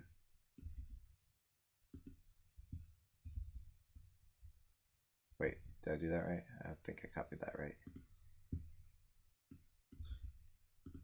No, that's the wrong one. We want the one for building a node, not the one for drawing it. So it's the one in the stats and skills that we're looking at to copy. It's this one here. So, yes. No, Gordon, it's not from that in particular. It's actually just a fun coincidence that I was working on my own tree node system because I was trying to find all the nulls in my scene. And so I built a thing which walked through all of the objects and found all the nulls. And it was just while we were talking about that, there was a lot of crossover between the concept of a complicated stat system and I just mentioned that I'd probably build it as a tree myself, and it's gotten to the point that it's worth giving it a try. So, although we've been trying to do more code reviews like that for quite some time, and hopefully we'll do it more often. I know people are a fan of that, so we should be. Right. So Question. here's where it gets interesting. So because this level stats and skills thing is of type I have node thing, we can actually do, rather than doing the add children here, what we could say, and this gets a bit weird, you could write node.add level dot create. And that's just for free, because what happens is every child one knows how to make his own nodes, and you're just saying, you know what, just make you and give you to me, right? Okay. And what's cool about that is you can actually now delete 367. You can delete that one all the way down. You can delete that, and you can delete the only one you need is there. You can delete all of that. Really? Yep. And it's a bit wacky, but think about what it's doing, right? You're saying make a new node, and then for each one of your children, oh, you create nodes? Give me your node too, and I'll add it to mine. And if each one of them have children, they'll say, oh, you create nodes? Oh, just give me your node, and I'll add it to mine. And so you keep pushing the problem down. And if you go into that now, if you F12 on level.create, you'll see it's actually doing the thing we just deleted, right? Because it is itself making its own node. So it gets a little bit, by literal definition, it's recursive. So it gets a bit confusing. But what you are saying is, I'm not doing your job anymore at all. I am always saying, are you a notable thing? If you are, give it to me and I'll put it in my list. Until the lowest level. Exactly. And so that's what we're going to keep doing. Every object that might want to show up in a tree, we're just going to pop a I has node on it, and then he'll just give me a node if he has one. And so the tree will build itself automatically if all of the things happen to have it. And that's kind of the beauty of using an automated thing like that, you know? Okay. So this is the last one then. I have tree node. Let me see if I can do this right. Implement the missing members. Create. Copy that, paste it there. Make sure we get this. For a name, this is going to be a little... We don't really have a name. So what I think I will do is create a name that makes sense. And for now, I'm just going to say source.object name and then affecting target.object name. Can make that more advanced later, but that should be nice and human readable. Cool. Add children can be empty, I suppose. Yeah, just doing it empty. Yeah, and then this now can be the same as this. Sort of. I have to do the for each though. So it'd be like... Well, you have the add children, so do it on 593, unless I'm missing something. I was gonna do... Oh, because it still has a create. Sorry, I was missing things here. Okay, so the add children is... How about before we go any further, drag a new one into the tree and see what happens, and we'll then like look at where we are and then kind of visit from there. Okay. I might need to find a different one. I don't think this one has any modifications on it.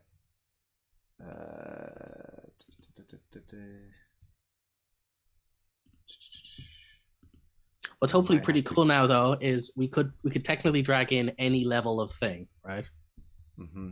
Except for these, because I haven't built these. I built it wrong. Let's see. Okay, well, it's not showing anything else. Is it supposed to be showing something else? It should be. We could have. No, it's because I didn't. The rest of the stuff that has the goods are the IAM objects and IAM attributes, and these none of these currently affect directly any of my final things. So I need to do this stuff on, whoops, not that one. I need to do this stuff on the item object itself. So item objects definitely have lots of goody stuff. All this stuff. Okay.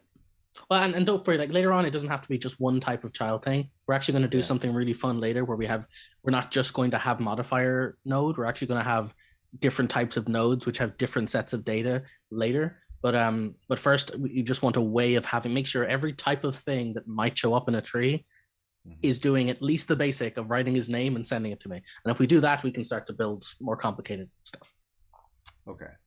Well, Druid has all this good stuff. It only has 1 levels, which isn't being shown right now. And I'm honestly quite happy where this is going, because I was afraid, because there's a lot of stuff I want to get to, like making it collapsible and giving it custom icons and I was like, am I even going to get past the point where we're drawing a tree in a custom window? But we got there very quickly. We now have an entirely self-iterating traversable tree of roots of objects. It's obviously not looking very interesting yet, but I can't express how all of the hard parts actually done. We've built the architecture already. The relationships are there. We're just not putting in enough data into the system. But conceptually, we can drag any object in and it will draw a tree of its children, which is already a really powerful set of relationships we've built, you know? Mm-hmm. But it's not showing, in this case, it's child, it's levels for some reason. Is it not? No, it has 1 levels. I guess there's no name on it. Hold on, let me update this. What we can do is we can attach to the name the count of how many children it has as well. That'll tell us what it's supposed to be drawing. Okay, I just saved this, so I just want to see it pop up. Mm-hmm. It didn't pop up.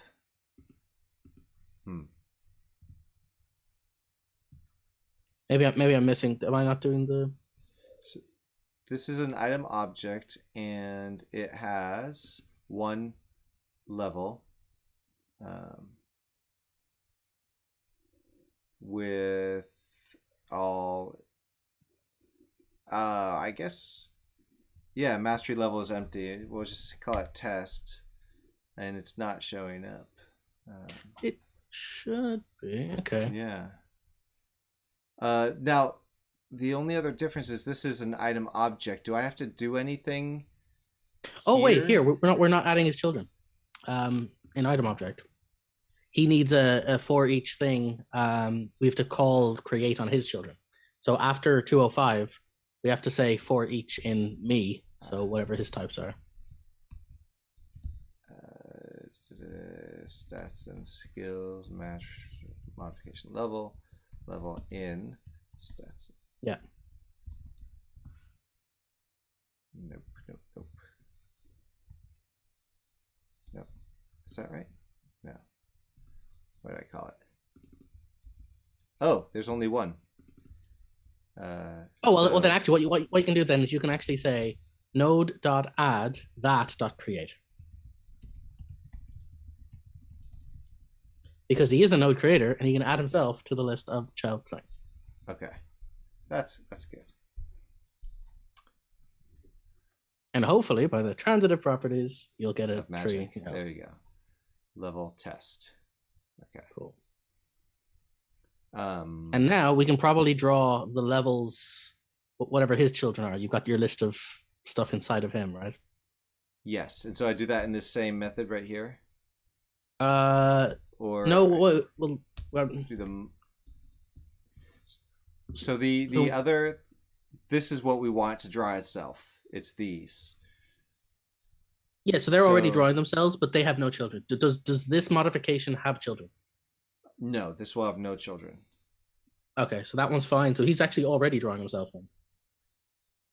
It is? I don't see it. Mm-hmm. Is he being added to the list? So he is a modification. So if we pop back over to... Is this where we added to the list? We've added and we're returning it. So he is there. I think just try deleting the object and putting it back in, or putting a different. Let the code compile. I'm sure it should be drawing, if it Oh, has it didn't compile. things. One question. Mhm.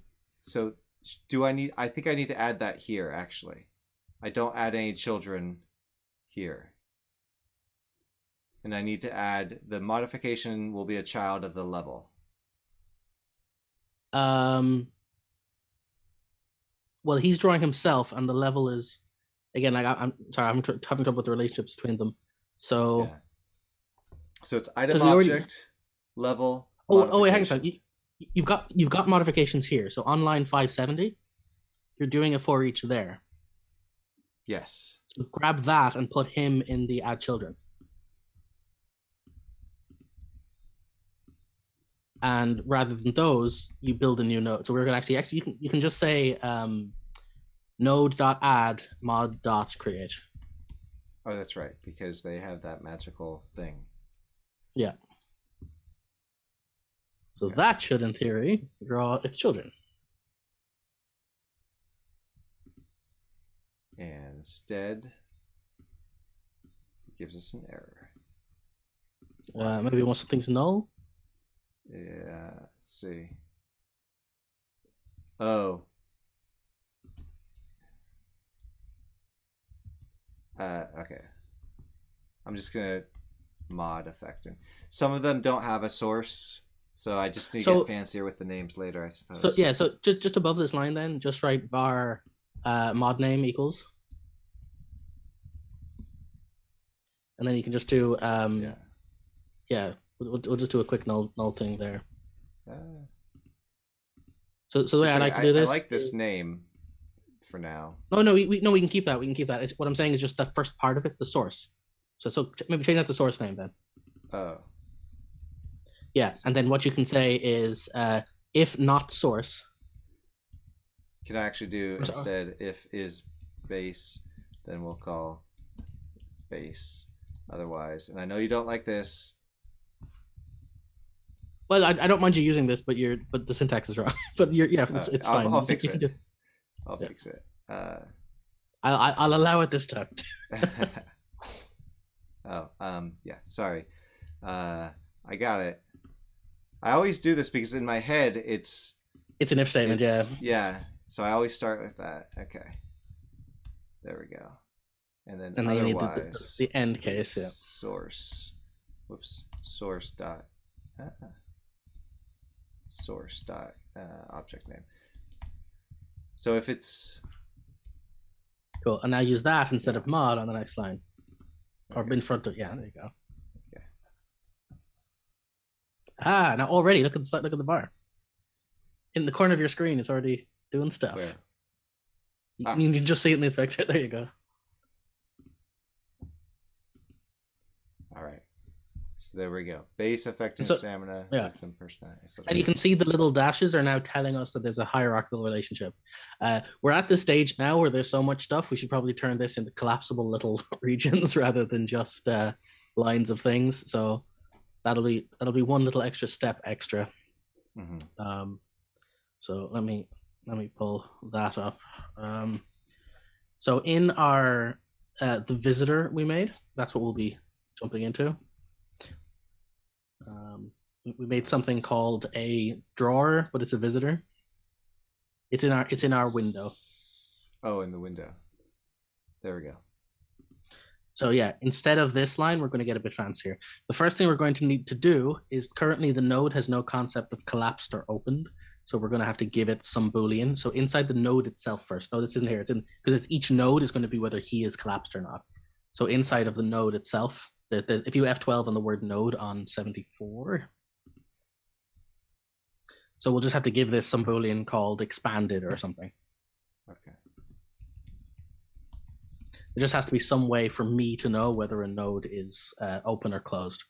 And make that public. Private. Okay. Public, and then change it to is expanded.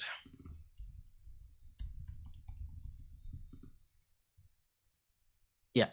And now we can pop back over to our drawing thing. And what we're going to do now is we'll start with just a simple node.isExpanded is equal to. Oh, you don't need that because we're actually going to assign the value from the fold out. Wait. Oh, so start the fold out. Exactly. Yeah, you don't need the if statement. We just need the exactly. Node.isExpanded is equal to I don't know if you've got a shortcut for this, but it's cool. And then it can just be the just node.data.name for the name. And then for the fold out content, it's just going to be the content. So yeah, you need the folded flag. I think the first flag is whether it's node.is_expanded. So is that the first parameter on your one? I don't know what your order is for that. Whatever the Boolean that passes in is. Oh, this is not mine. Let's see. Yeah, that's the editor. That's the UI elements one. Oh, start fold out. You know, we'll just do the default. It's just like one line. It's fine. So just do editor GUI layout dot fold out.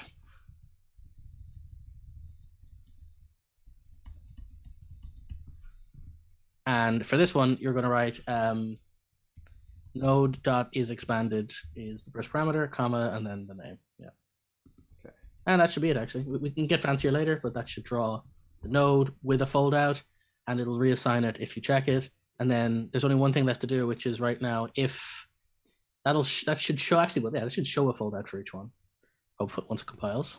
There you go. So we have a fold out for each one. It's just not actually doing a fold out. So to do that, now we have to set the indent level to match the indent level of depth. So above this line, write indent, what is it, editor GUI.indent. Oh yeah, if you have a helper, that's fine. We're setting it equal to depth. Oh, that's plus or minus. We have to actually assign it. So we're assigning it equal to depth there. So mine doesn't do that. I think it's in GUI. It's just editor GUI.indent level. Yeah, indent level equals depth. Okay. So that should now hopefully bump them all in a bit, relative. There you go. Now they won't open and close yet because we're not doing a check on that, but that's what we'll do next, where we will say we only need to, so we don't need to draw the label at all. You can actually delete 82. And the fun part about this is the actual drawing is actually not to do with this anymore at all. So this might be kind of, this is where it gets a little bit weird. We are now drawing every node through this code, right? Now, what the collapse thing does is you want it to only draw the nodes that are expanded, but that is not, I guess, our job, because this is not handled by this. So what we want to do is we want to make another version of traverse that traverses, but only the things that are expanded. Because right now we're hitting every one of them. And so it's not actually so what we're going to have to do here is on that one on 65. So yeah, F12 on traverse. And what you're going to want to do is copy that function, the whole thing. And what we're going to say is traverse expanded or something. And now what we're going to say here is we won't actually call that if the child is not expanded. So just above this, say if not child dot expanded. And actually, wait, sorry, because we can make this simpler. We could say after 122, just write if not expanded return. That makes a lot more sense. So what I'm saying here is if I'm not expanded, don't traverse my children. And now we can actually call traverse expanded here. So child.traverse expanded, because again, we're letting him decide his own ones relative to the same thing. I see. So with all of that in place, we can now replace the word traverse in our window, and it should be now traverse expanded. If I can find a window, traverse expanded. Yeah.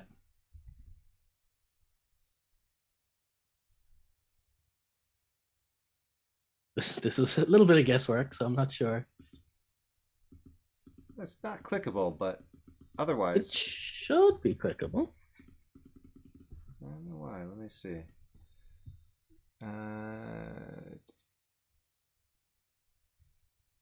Because that's literally a toggle, right? Editor GUI layout.folder. Like that should be toggling. Yeah. Um, Did I do this right? Do I not Yeah. set that true? it shouldn't really matter. I wouldn't think so either, but I'm wrong a lot. So, Oh. that. Okay, no, now. Okay, so oddly enough, it's not clickable, but yes, it is drawing it, and it seems to be true or false. Seems to be doing a thing. I don't know why the click isn't working. My mouse isn't working either. Jeez. Is the one I'm? Let me check my version of this that I had from my own thingy. Though it looks the same to me. See, Gordon, you should be teaching Jason because. Yeah, I don't know what I'm doing. At the moment, I'm already lost. So,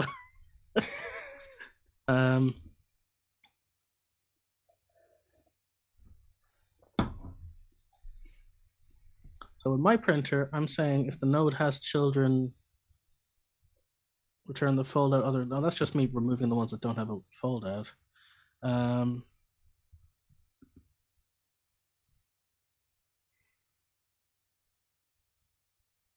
No, that should be right.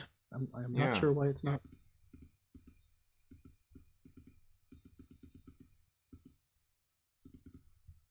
Is there something to do with? I have an interesting idea just for my own sanity. Sure. Try doing a Boolean field just in our window, just anywhere in our window, just like up here. Yeah, just anywhere at all. Yeah. Yeah, and then do an on GUI for setting the Boolean, like a checkbox. I think it's editor GUI layout toggle. I think. Yeah, whatever your yeah. Just assign that value.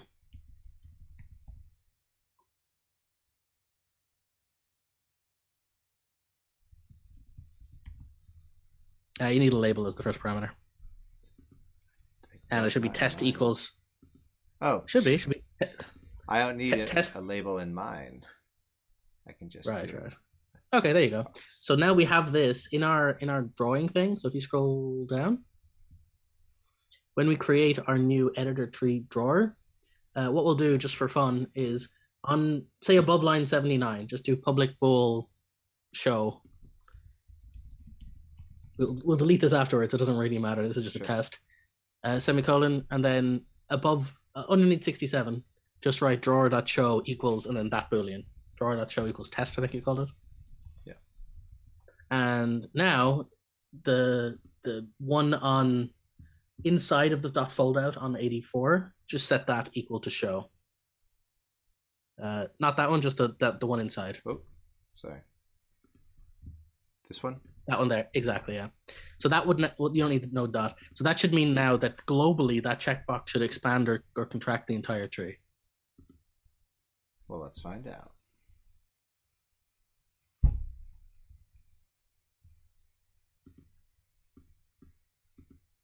It does work. Okay, so the checkboxing works. For some reason, the check doesn't work, and I have absolutely no idea why. We can draw them all as checkboxes if we wanted to. It's not ideal, but I mean, we can skip it for now too, and just I don't mind. I think as a test, we can literally let's just quickly draw the checkbox. We can tidy this later. So all we have to do is delete the public bool show line there, and what we're going to do instead is above the fold out line, just do the check line that you've got and set it to node that is expanded. Above. So after 82, between 83 and 82. So just do the check, except it's node that is expanded equals check node that is expanded.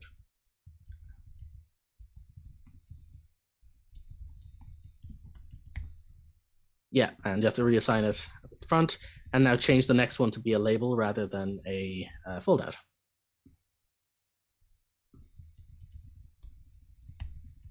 So theoretically, it should be a checkbox and a label that draws it. Not as nice, but So I should need to do hopefully. a row then. Oh yes, you will. Hey, maybe that's part of it because I usually wrap mine in a row, so maybe there's some event nonsense. Yeah, it could be.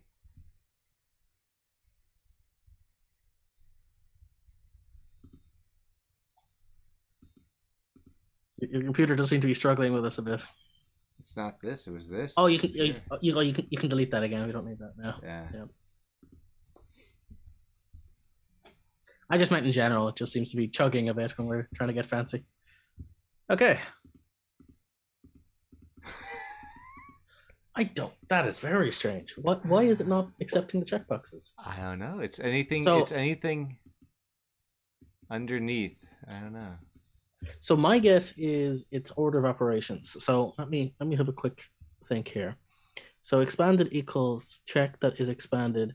And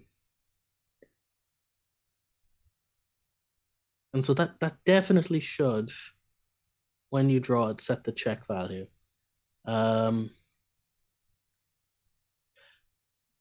Weird just idea. Put an exclamation mark before the word check there. I really don't think that's it, but I'm just super curious. Should try that.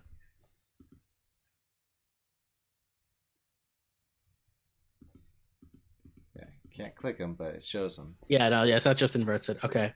Yeah. That's very strange. It's not letting us assign the values. Is it because they're being? Oh, I know what this is. I figured it out. I'm an idiot. I forgot. Okay, here's what's actually happening. We are literally building the tree every time we want to draw it. And so those cached values are being reset to false every time. We only should build the tree the first time you drag the object in, and then we use the tree, which stores the values. So what we should do is basically put a Boolean flag in our window script. Yeah, so we actually have one. So rename the test to built tree. Oh yeah, he's ready. He's fine. Whatever. Yeah, exactly. And now in our first line of our draw tree, check if not is set up, then we run just the portion of the tree drawing. Oh, sorry, not here. We'll put it in the draw tree node. Yeah. So if is set up return, we'll just say if is set up return. That's probably simpler. Yeah, it's 100% what it was. Ah, so annoyed. So obvious. And then finally after 70, right is, oh yeah, there, it's fine. His setup's true, whichever. I see. Rookie mistake. Annoyed at myself. I'm actually going to put this down here. I usually put it at the bottom. Exactly. I do the same. It kind of reads better. Right, with that, that'll work now. I'm pretty confident. Now we can actually change it to what you call it. We can change it back to our drop. Unless there's an error somewhere.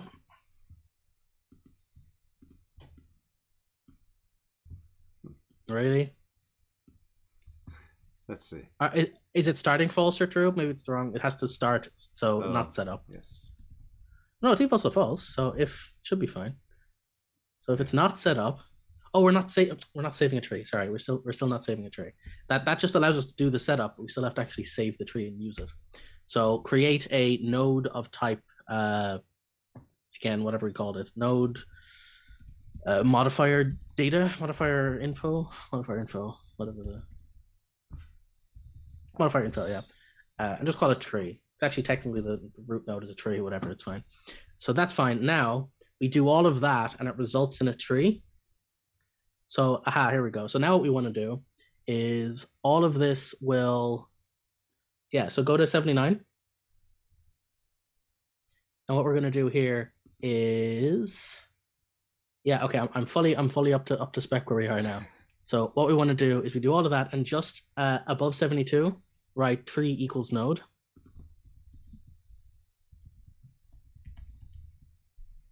And now wrap all of that in we actually want to, so the return statement, remove that and set it to curly brackets instead and wrap all of this in it. So 67, change that to if not set up, curly brackets, and wrap the entire stuff in it. Yes. So that's now us saying, if it's not set up, do this and assign the tree node. But then after that, the traverse has to happen. So grab the traverse, and that happens regardless after it's done the thing, but that's now tree. And the drawer, we can create that every time if we like. That doesn't matter. Yeah, he can be moved out as well. Okay. Yeah, it's only the create plus thing that we need. Yeah, and you can delete the traverse line on 7.2. Yeah. So all we're doing is saying if it doesn't exist, tree equals the node, and we're set up. That's all we're doing. All right. Can we change this is set up to just like if tree exists? Like we can, yeah. Yeah. Okay. Is that this is one of those questions I always have where I never know if it's good to. Oh, usually you probably want a boolean. I mean, you're right. You can do it this way, but it doesn't really matter. You don't even need the equals. You can just say if not. Oh wait, no, trees and my types. You can't. It's not equals. You have to do it that way. Yeah. Exactly. Yeah. I always wonder because sometimes it says this is expensive. I don't know.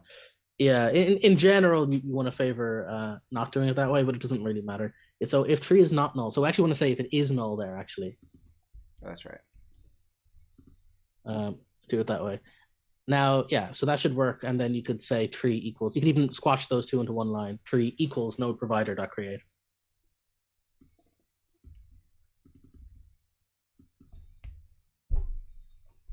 Cool. Perfect.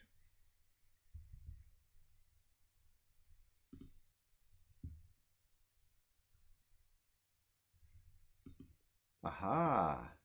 Okay. Oof. Only now we don't want a checkbox. We want to go back to our good old-fashioned fold out now that it works. So. All right. So what did we do? We did.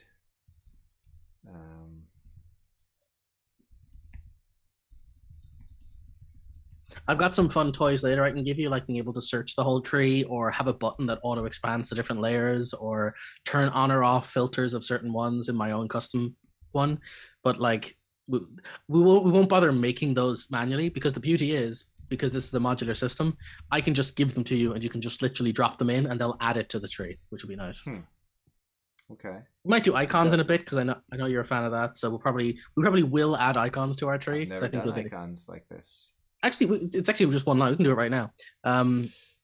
Let's do that real quick, actually. It makes it a bit nicer to play with. Okay. So what you want to do is here where we're doing the fold out, instead of passing in node.data.name, above this, we're going to make a GUI content. So just above that line, right, var content equals. And then you can say editor GUI utility.icon content.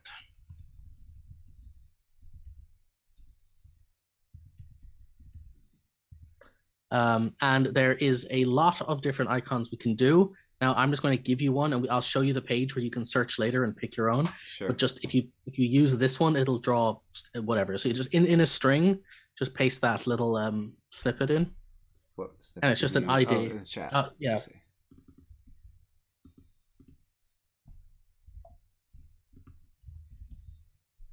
So that'll now create a little icon, and then after this, write content.text equals node.data.name.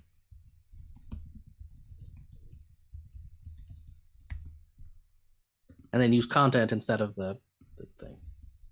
Okay.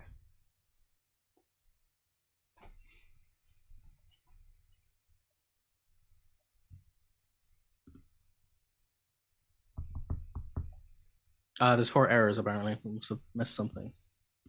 Oh no, there it is. They were fake. Right. So there you go. There's a nice little thing. And then for fun, if you go to this, where's my my mouse is chucking itself. There we go. So this web page will be a little bit, it'll chug a bit when you load it, but it'll show you what you've got to play with. So literally they're the names for the Unity inbuilt icon types.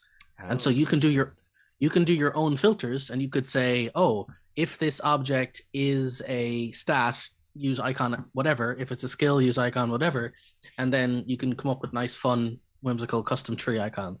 Or in my case, what I do is I'll take the same icon, I'll use 2 different colors, and one of them will mean it's not in a good state. Or yeah, exactly. You can do whatever. So this gives you now the freedom that if you wanted to design that later, and you can, they don't all have to have the same icon. But hey, there you go. You now have a thing. And then the last thing I like to do, just as a personal touch, is right now it shows the collapse or the expand on everything. But if you notice, exactly, the last one doesn't need it because it won't have any children. So what you want to do is do a little check to see if it has children. So what we can do is just before we draw the expanded, just write if node dot has children, then draw that. And that mightn't exist. Oh, child count greater than 0. We already have child count. That's fine. Child count greater than 0. You draw the little expander thingy. Otherwise, you just draw it as a label. So on the next line, you could say else, and then just draw it as a label with that content. Okay. Whew, okay, that took a bit longer to get than I was hoping for that bit, but hey, it's still faster than I thought we'd be. So we already have a custom tree. I don't know if you support. Yeah, you might have to do the. Yeah. Okay. There we go.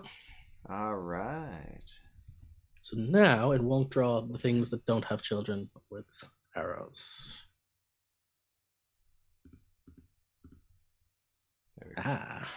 I need a scroll view too, apparently.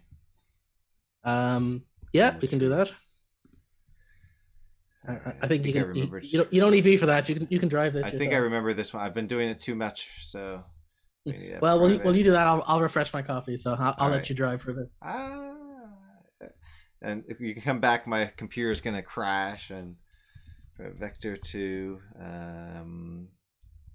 scroll position and.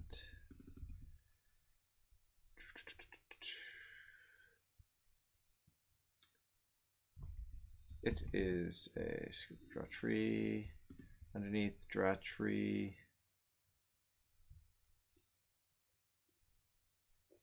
Oh, I see.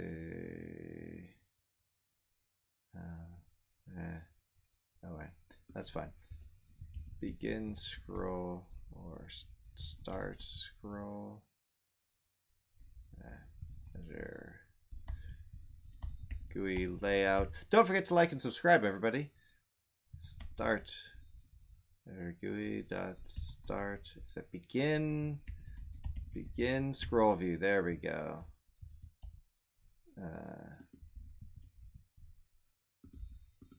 That's it.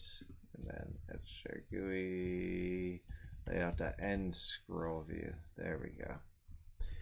Hello. Yes, those links are great. And thank you, Gordon. I appreciate it. I think it's making a little sense. I'm very eager to see the magic of this working. So there we go there. And let's just play a little bit while we're waiting. Archer doesn't show. Oh, we need to do an update. I can add that while he's gone. So in our area where we accept the object, we will say temp object temp object equals game object, and then if temp object is not equal game object. It might be an easier way of doing this too, actually, but if that, then we're going to say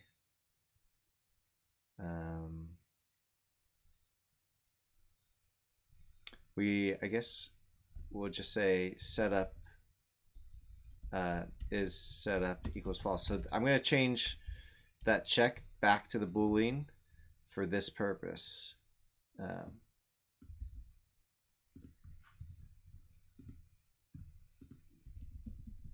There we go. So if we change this, then isSetup is going to be set to false, and then it will create a new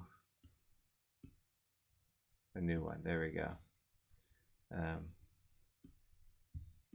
Perfect. So we should see, if we do the night, we should see less stuff because the night has less stuff, sure enough. And then we can do like, this will have very little stuff. It has nothing, in fact. Oh, because we haven't done that to the item attribute. So while he's away, item attribute. Oh no, he's back. We gotta be fast. Quick. Do it quickly. Very quickly. We're gonna do I have node or node. Trying to put me out of a job, racing ahead without me. I have tree node. Well, I didn't add some of the same stuff. Oh, comma, not that. To the attribute. And so I just need to kind of copy paste the stuff here. Okay, go for it. That's what I want to do anyway. Is a detour next. Is I notice we're getting pretty large in the tree, so I'm going to give you a way to filter out nodes that are irrelevant, which we're probably going to need soon anyway. There we go. All right, so I'm going to go back to my druid. Okay. This is where we left off. I did some things while you were away, but that's it. Nothing too fancy. Okay, so before we do the next bit, I have to explain it. It's a little bit of philosophy of how we're designing this. So pop back over to our window and then down to our visitor object. Window and visitor object. Right there, yeah. So this tree drawer, just again from a pure philosophy of what it's doing perspective, we are visiting every node. Again, think of our train conductor or whatever. He's checking everyone's tickets, right? Mm-hmm. Now, that's what a visitor does. He hits every node he's told to hit. Now, imagine you gave that guy a command and said, you know what? Only check for tickets from people with red hats, some filter. And now he will skip and only hit certain nodes, right? So if we want to draw less nodes, some filtered list, all we have to do is limit which nodes get handed to the drawer. Does that make sense? Sort of. So we've got this every node in the whole tree, and we're just passing that into the drawer, and it draws every node. But if we do one step in between that, which is just before you draw it, don't draw the ones that X. We suddenly take those out of rotation before it does the drawing. So we're going to do various filters, which say, given the tree of nodes, if the tree of node has this thing, pass it along to keep drawing. Otherwise, skip it. Don't even bother drawing it. And that's how we can do various filters, like only draw ones with certain numbers or certain stats or whatever, right? Okay. Maybe when we do it, it'll be more simple, but the idea is you've got this thing which draws trees and it's a visitor, and we're going to do what's called the decorator pattern, and we're going to wrap it in different decorators, and each decorator will add a new kind of fun feature, like add some filtering, add some stuff with each new decoration on top. So in this case, we'll do a quick search decorator. So on 102, we're going to do public class search tree. And that is going to implement iVisitor of modifier info. Yeah. Yeah, and we're going to implement that. And now here's the bit that might be confusing. So above this line, do the whole CTOR for a constructor. Yeah, and it's going to take in an iVisitor of modifier info. Up here? In the round brackets. Yeah, there you go.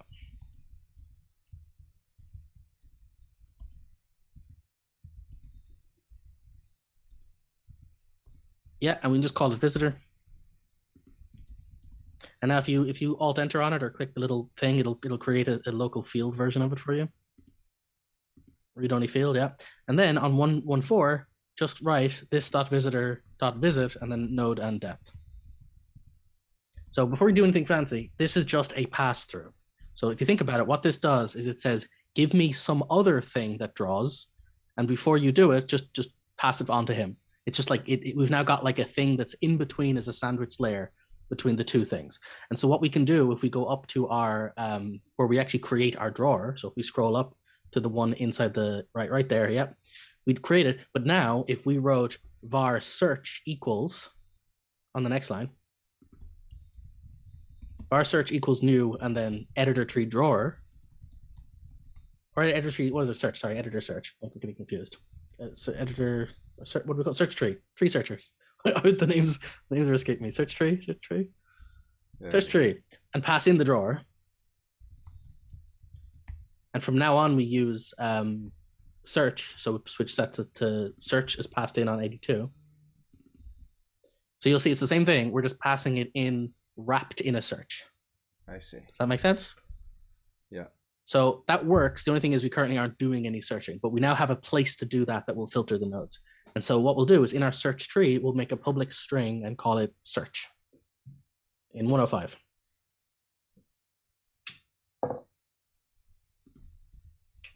Yep. Okay. Public string search. And then what we'll do is we'll create a way of doing that on a node. So what we'll say is on 116, we'll say just above this, if exclamation mark node dot matches, and then we'll pass in the search. So if it doesn't match, if it matches the search, we'll draw it. My mistake. So get rid of the exclamation mark, change it to capital M. So now we're just saying if it happens to match whatever the search is, then draw the node. We have to create that now, so we'll go into that.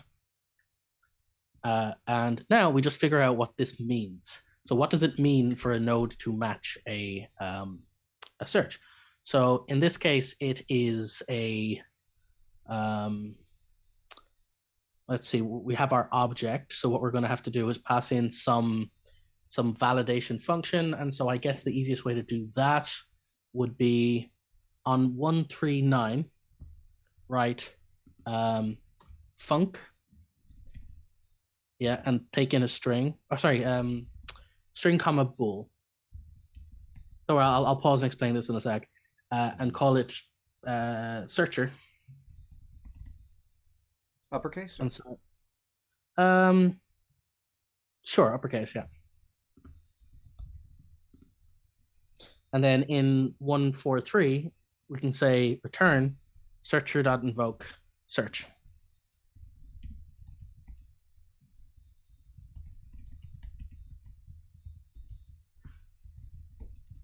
Yeah. So what we're basically saying, I'll put a question mark after searcher on that line too, because it's probably going to be null by default. So searcher question mark dot invoke. Oh, and then after that, do a space double question mark and then false. Or do you want to default it to true? Default to the false probably makes more sense. Yeah, okay, cool. So all this is doing is it says a node has a way to like if I give you a word, you'll give me a thumbs up or a thumbs down. Does this thing match whatever the word is? And we're hitting every node and asking it that question. But we don't know what actually constitutes match or not. So the nodes themselves will have to pick what that means. So what we're going to do is, you know what, actually set it to true. I want it to default true, otherwise we'll get into weird places where we can't figure out why it's not there. So now we can pop over to one of our has tree nodes, whichever one you like. Right. So now we're building this guy here, and he's got some information about him that indicates who he is, and we want to check if he matches. So the way we do that is in right there, just after 205, we can say node.searcher equals, and then capital S, I think, and then we might have to make it public. I don't know if it's public at the moment. Oh yeah. Yeah, and just say like matches name or something. Like a function? Yeah, it doesn't. It's function that doesn't exist. So capital M and no round brackets, and then we'll make it in a second. Yeah. So now if you alt enter or click the thing, it'll give you an option to make a method. So what this is here is this says for me, if you give me the word, so change R to search there. So what I've got here is we're saying when you give me a search word, I will tell you whether I match that search word. And so the simplest version of this might be object name dot to lower dot contains search. So try that. Object name to lower. Yeah, dot contains search. You can return that. And you know what? I'm actually confident that's the most likely case. So I'll actually make that the default inside of the node itself, but because we can do this customized later. So just copy that, pop back over to the node. This way you can override the search later, but this will give us a default. So it's actually in the node itself. We want to do this. So pop into node there. You can just F12 on the word node somewhere. Yeah, there you go. So paste this in, only change it to capital N name rather than object name. Anywhere at all, just literally pop it outside inside of the, yeah, right there. Change that to, change that to the capital N name. Yeah, for object name, right there. Just name. And then what we're going to do is in the start function of this. So that's perfect. Now searcher is going to default to that. So in the constructor for this, see we're on 70. Yeah. On the next line, you're going to say searcher equals. Oh yeah, that's fine. Searcher equals, and then whatever we called it, which was check name, search matches name, matches name, matches name. Yeah. Semicolon. So by default, the search will say, does this match the name? But you can provide overrides which say, actually, if you search a word, I'm also going to check if it matches the stat or matches the player or matches the whatever. So you know what I mean? You can make a more intelligent search later. But that should hopefully work now. Let's test if it does, I guess. Oh, we have to give ourselves a search function. I'm going to do that. So next up, we need to actually, in the window, draw yourself a input box right at the top. And set, we'll have to set a value for that. So create a string and call it search, and then make an input box and assign the search to the input box.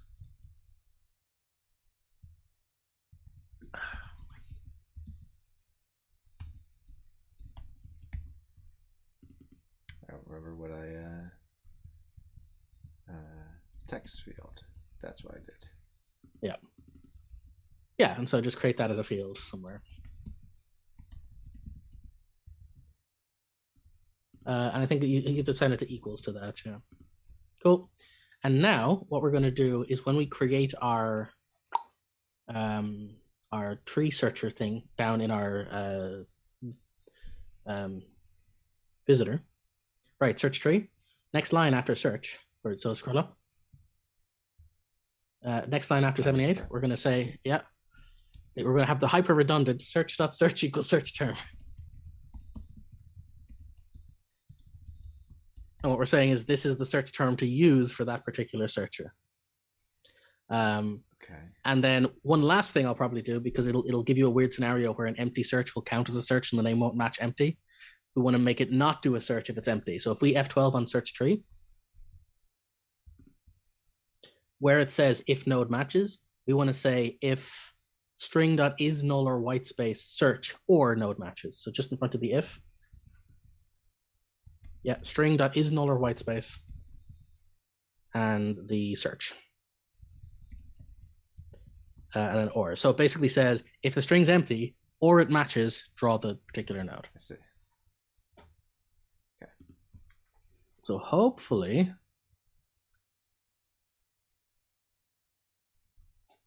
there's an error. A lot of errors. Not like it's something.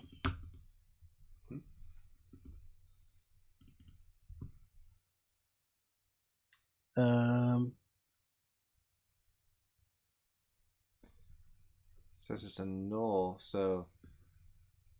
Oh, the string could also be null. Yeah, right. So what we want to do is, unless we're using the search term multiple times, or we,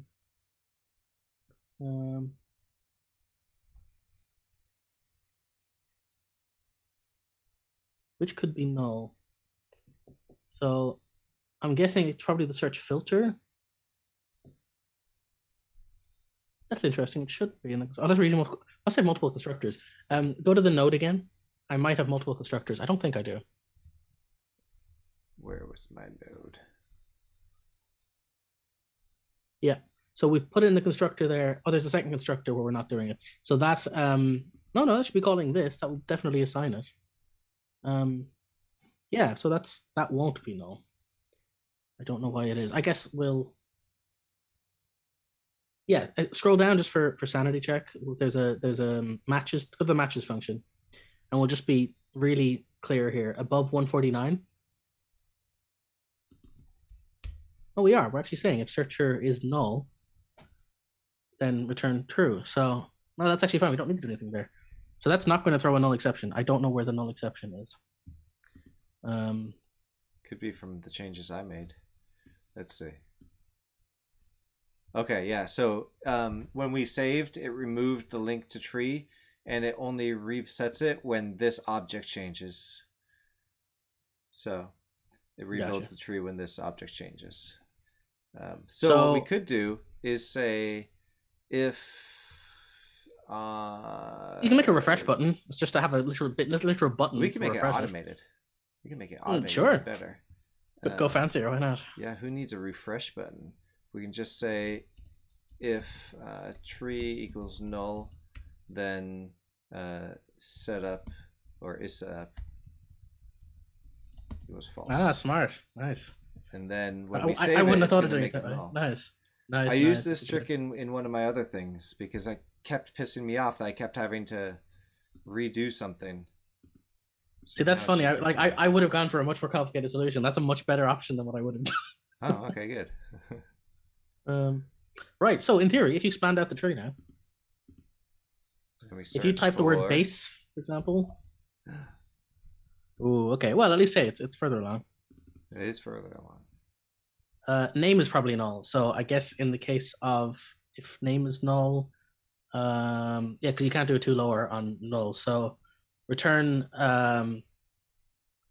it matches the name, I guess. Yeah, if name is null, return. Do we want to return it if it's true? If it's null, I guess we'll say always return.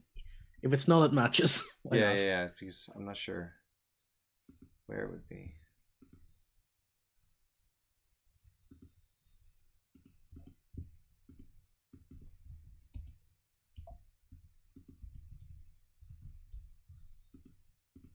It's weird. It should be. It's doing the whole disappear if itself isn't. So we really need to check only on these, right?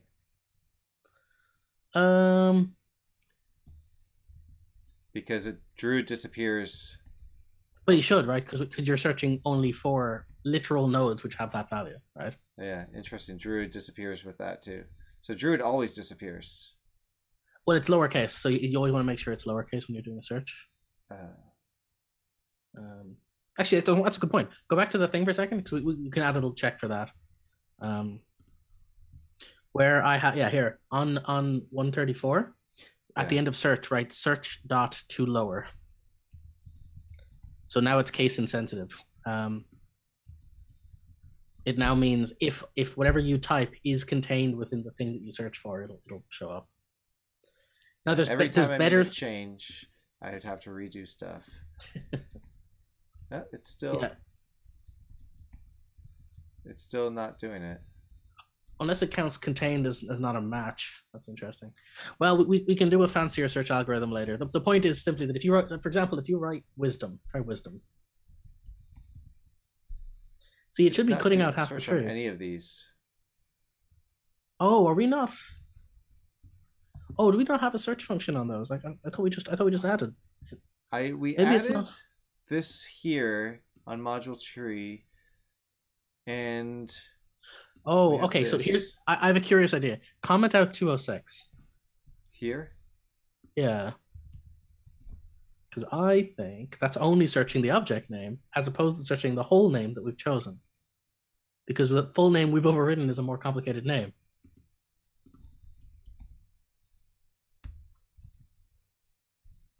That's still base. That's not doing anything. It's interesting. Okay. Are we assigning the name field? Should I just remove this method? Oh, wait a minute. I know what's happening. I'm searching the node, not the data's name. Okay. So the problem is nodes have names, but the node's name isn't the same as the data name. And so that's just one of those. We're searching the node's name, not the node's data name. So we just want to make sure that the nodes. Yeah, here you go. I got it. So go to the node. This is just a little bit of silliness, but we're gonna have to do it this way. See where it says name there on 35? We're gonna do a little check here. We're gonna say name and then make that a lambda and an arrow. So name arrow. Data not equal to null. And then question mark data dot name. Actually, we don't know if data has name. Shit. Yeah, because I'm cutting some corners to try to make it easier, and so I'm getting into territory which I would have done differently, and so it's getting into odd stuff. Okay, we'll just have to do it manually. So just undo that back to get and set, and we'll just be explicit. It's not ideal, but it'll work. When we create the nodes, so pop back to one of our IHAS node bits. All we have to do is set node.name equal to data.name. That's all we have to do. It's just I was trying to do it manually. Oh, I see. So on the next line, you can just say node.name equals data.name or node.data.name. Yeah. What is this? Capital N for name on that one. Ah, I see. So not ideal, but it's fine. So the other creates. The other ones. And if you want a quick way to find them, by the way, here's a little tip. You scroll up at the top and go to the I has node thing. I have tree node, F12 on that. And there's a little list at the top, 5 inheritors. Those are the 5 different other scripts that are currently using that particular thing. We'll automate this later so that there's like one function somewhere that creates nodes, but for now we'll just pop it in the other places. Because we're actually going to make nodes differently later. We're going to actually create different kinds of nodes that have different data on them, but for now every node is just a standard modifier node. Okay.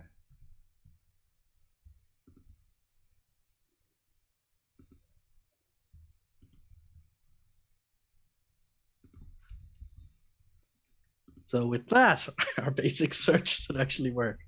I really thought that would be a quick one. I thought it would just be, oh, we'll just drop a search in and get back to work. No, it's always the way.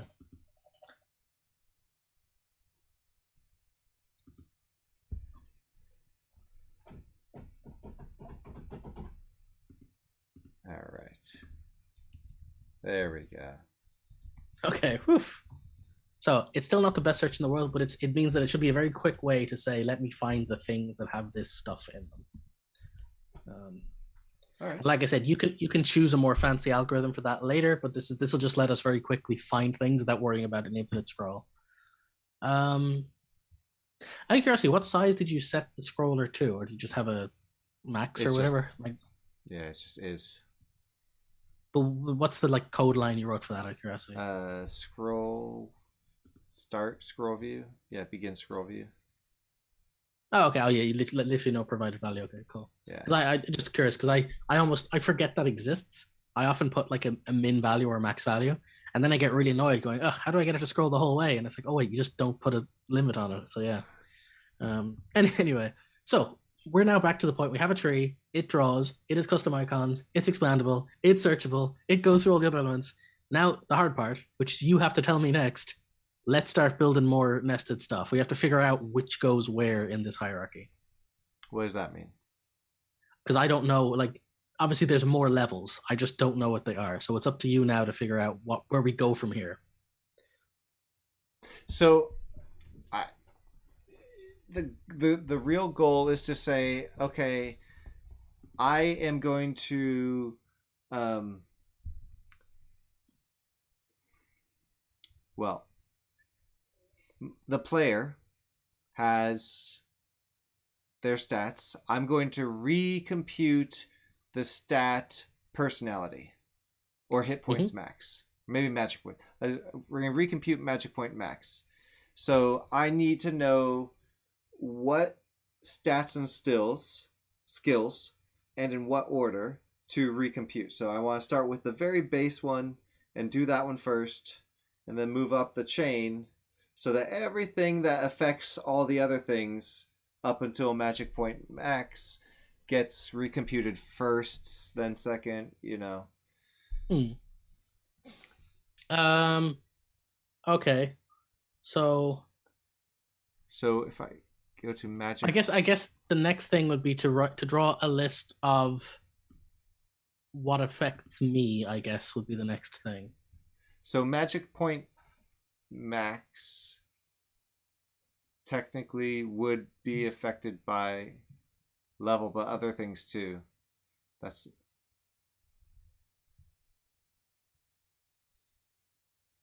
yeah. Yeah, because see, I like we have the tool to show it now, but I have no understanding about where what's the relationship. Because let me talk a lot, and then maybe we'll figure it out. So if I'm gonna move us down here. So the relationship here between what I've done before is, I'm gonna make this a little bit wider. For the druid, there are a bunch of these things that will affect various things, and these are supposed to be, this didn't get saved right. Anyways, and the player is a druid. Sorry, I expanded it. Now I'm de-expanding it. I'm going to press play. You guys can see that too, right? You can see my frustration with this blocking that. All right. So the player, which is now created here, has all these stats. And oh no, sorry, that's not the player. That confused me. All right, has all these stats available, and these are actually of a different type. They are of game stats and skills, which is serial. Okay. Then for my sanity, I think we should start with the player. So let's make the player I has node, draw him in a thing, and we'll start with the root and work our way down. Because as you describe it, we should turn it. Player isn't itself an object. It's a class. If that, well, that's fine. But we've added support for that already, which is nice. We do? Okay. Or from a game object perspective. Actually, wait. If it's not a oh, actually, that's a good idea. We can do that. So the player. Actually, yeah, this is nice. This is kind of me getting a bit fancy here, but we can do this. So okay. I assume the player is a singleton then, if it's an object. This is the player. It's this. Okay, that's perfectly fine. But he's not instantiated in the scene as you're saying. But in order for you to reference him, you're probably getting him through some. It's just the data. Function. Yeah.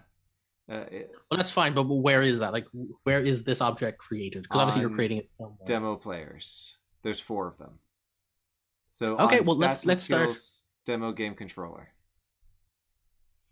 Okay.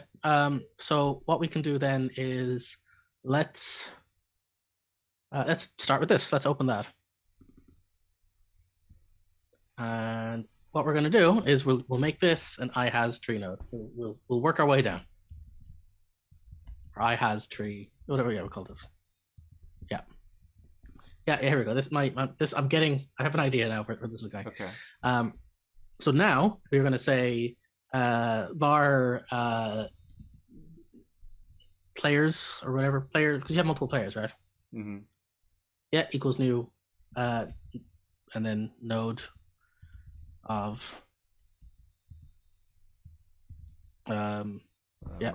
module modifier info. Yeah, and then we're going to say players dot add player node, or actually, yeah, players dot add create player node. We'll just be very explicit. Sorry, inside of add, right? Create player node round brackets. It doesn't exist, but we'll make it. Yeah, and in semicolon, and we'll just make this function.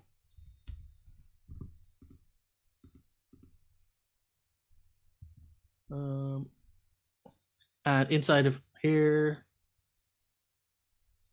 what is it? Oh, right, because we can add a node. Oh yeah, I forgot. I'm smart. I've already done that. God, I'm a smarty pants. Right. We can say here, we want to add multiple player nodes. So we'll actually do on 194, cut that line. Actually, is it even a list of players, right? Or it's a whole. Yes. Yeah. So just do a for each there. Okay. Stats. Skills, demo player in. Actually, I'm gonna get a bit fancy here too, because why not? Right. It's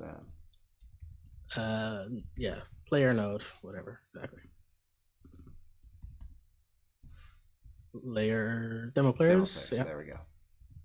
And then we want to say player nodes dot add create player node for player, and then pass player in the round brackets on create player node. Does this need to be an array or a list? No, that's the beauty of trees. It's always just a node. Yeah, and now inside of 201, you have to give it a type stats and skills player demo player. Now here's the first bit. We're gonna get a bit weird, but you don't need to worry too much about it. We've got this thing called modifier info. We're going to make a new thing called player info that extends from modifier info. So after 206, yeah, right there, public class player info.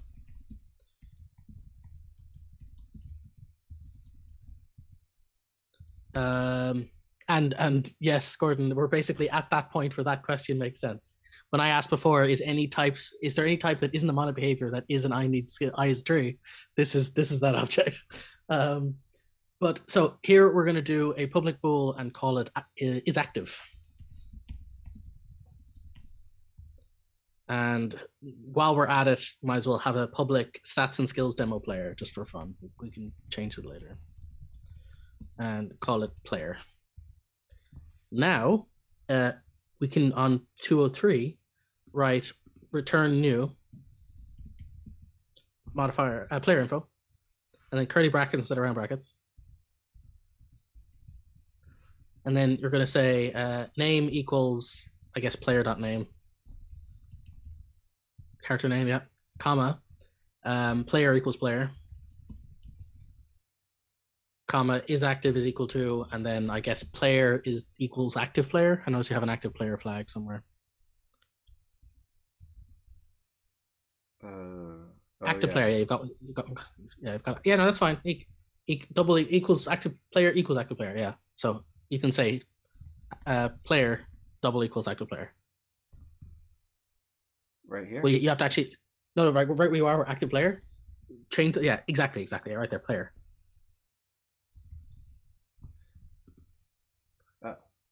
Yeah, and semicolon at the end, and it should probably jump it automatically to the next line when you do it. Okay, that's fine. So we now have player info. Check what active.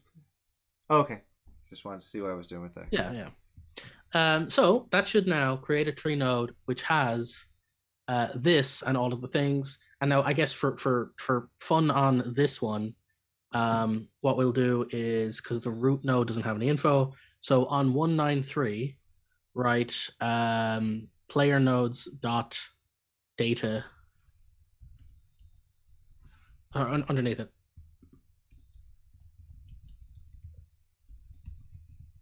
Equals new modifier info. And then in curly brackets, name equals players. Just in quotes, just a string players. Because it's just the root node is whatever. Right. And so that's level 1. In theory now, if you save this and drag the stats and skills demo game controller. Oh, there's still a red somewhere. Do I have to return?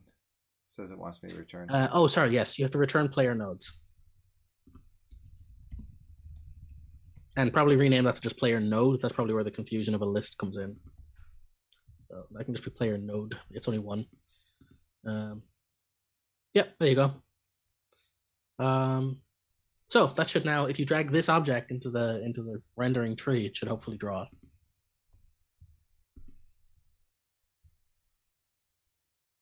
We have to. Oh yeah, you're still playing. So it won't draw anything now.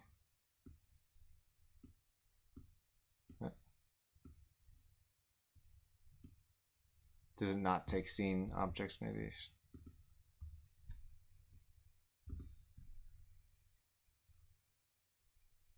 Yeah, you might hit the flag for allow scene objects. Or...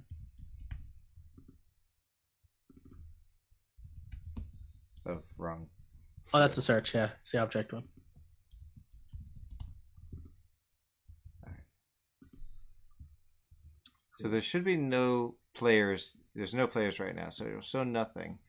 But if I press play, then it shows something. Cool, right. So we're getting into fun territory now. Now let's go back to our drawer, because we can start doing fun stuff now that we have this in place. So this is the first bit of like fanciness that I wanted to add. Where is my drawer? I have no idea where the drawer is. It's at the bottom of the window. The window? Yeah. There we go. Exactly. So here, this guy here, editor tree drawer. So what we're gonna do here is I want this to get a little bit interesting. So so here's what we're gonna do. Wrap all of that 100 to 106 and just call it like draw tree fold out or something. I'm not sure how to do this. Oh, sorry. You can say refactor this, or RM is what I use. Control RM. An extract method. Yep. What is it called? Draw. Um. Draw. Fold out section or something. Perfect. So now for the fun part. The line above this, we can just say if node dot data is space is player data player info yeah space player data or info sorry player info whatever yeah player info and capital P player info on that one yeah now right there draw player foldout and just copy and paste the function and we'll draw it as a different foldout yeah and pass in node and depth exactly yeah and now we can start doing some customization because we have control over what types we're doing. And now that's going to be we'll actually pass it into to avoid, actually, no, we don't need to. So above 118, right, var player info equals node, sorry, change it to player info equals, because we want to cast the type. So change the var to player info. Otherwise, it won't do the casting for us. Info equals node.data as player info. And now for the bit that actually I wanted to do, the whole part of this whole exercise, do string icon equals player info dot is active. And now go to that website and pick two icons, one for a non-active player and one for an active player. All right. This is going to take about 3 hours, everybody. All right. We can use there's these. There's actually little people. There is ones that have a little silhouette of a person. Oh, yeah. A little silhouette of a man? Yes. I'm not going to start singing that. So you're I'll give you a thunderbolt of lightning. How does that sound? Oh, mamma mia. Pretty soon you're going to have to let me go because it's getting late. Yeah, okay. Calm down. Keep it going. By the end of this, I'll have killed a man.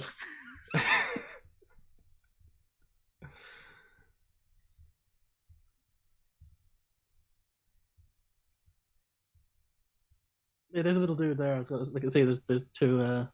So yeah, there we go. Like right. You can have like, yeah, maybe one of them is the selected this is the active one. Yeah. There we go. So, and this is the deactive one. Oops. And then just swap it out on 1, 2, 1. Okay. So let's see if that at all worked. I'm gonna have to stop and start again, I think, but maybe not. Let's see.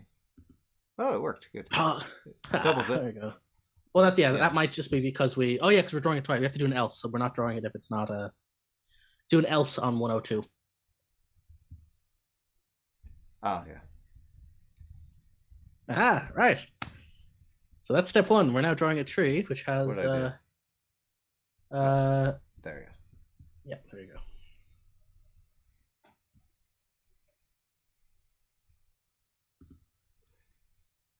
So, for example, now that we repopulates thing works really well, so I don't have to stop. It does, yeah. It's nice and auto too. It's nice. Yeah.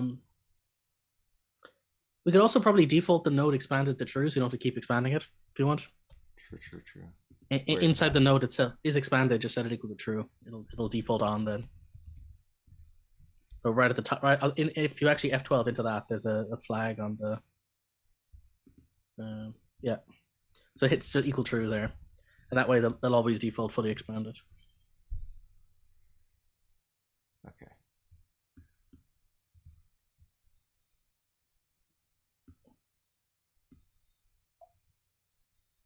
There it is. Okay. So what's cool about this is later is if we wanted to, we could add a little icon that says only show active player or something, which is kind of cool. So that's step one. We now have the players drawn. Next, we want to show the stats of the players. So we basically go down a level and do the same thing. We're gonna do a stat, and this time we can make a stat info object and do that, and then we can custom draw stats. And that's where stuff gets interesting, because we can change the icon to say has been recalculated or has dependencies or something, and we can start learning where the problems are from there. Okay. So can I throw something out there? Stats, skills, and equipment all will have things. Stats and skills will both have stats and skills. Equipment will have item objects, and also character. It's not visible here, but character class, character race are all item objects as well. So should I create a method that just brings them all together? I think for starters, we just draw everything that we can possibly draw, and we go through it, and then we can, because once you see it as a tree, it'll be much easier for you to make decisions and go, oh, they can probably be squashed together, right? Once it's drawing, we can then play with it later, Okay. Because if it was me, I would just draw it with a different icon, and that way I could see in the tree under people, these are their different things, these are different things, Okay. It's up to you though. Like if you literally want to make a type, you can. Like I don't know. The problem is that we're with the demo stuff, we're in the realm of this is not going to be part of the whole thing, and so at some point I'm going to have to bring it back to where a user of the module can take it somewhere else. I'm assuming this tree is not something I'm actually going to ship with the module, but rather up to you, we're going to use this and then figure out stuff. Yeah, exactly. Yeah, it's how to, call it in the right order, I guess. We're not going to display the trees. We're going to. Well, like I said, we can literally keep refactoring this as we go. So I think as a starting point, let's just go into the player now and just show all their stuff. And once we have the whole tree drawing, which will be quite quick because there's only a few left to do, then we can go in and start being more pedantic about it. So there is stats, skills, and equipment. So let's just make sure all three of those. Yes. So let's just make sure every type of these objects implements from the I can tree. So we'll start with this one first. The player itself has to. Oh, the player itself. Yeah.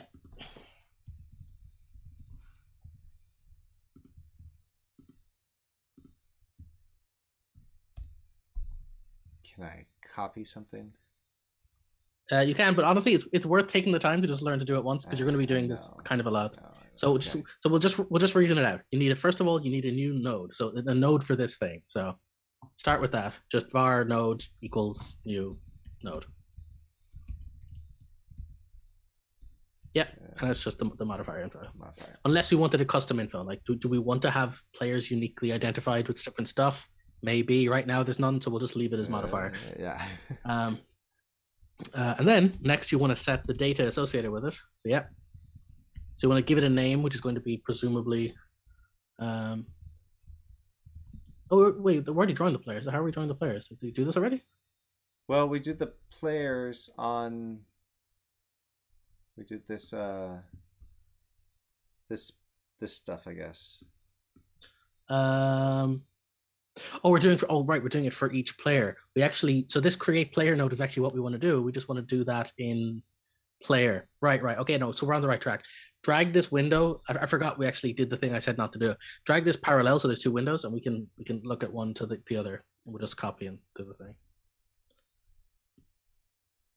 Whoa, where'd it go? It's right here. It's not. Well, if you just right click it, you can say split vertically. There you go. So all we're going to do is move that code in. So you can cut the, instead of doing the for each, just move the create player node into there.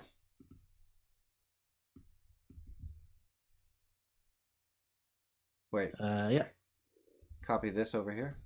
You can literally just cut the contents 205 and just move it into the create function.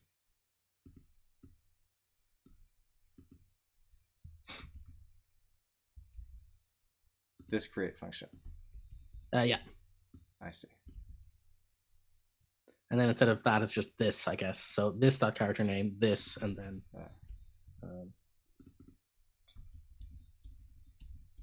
And does the player know if he's the active player or not? Nope. Well, then we'll have to assign that after the fact. It's fine. We can do that. So we'll just say false as default.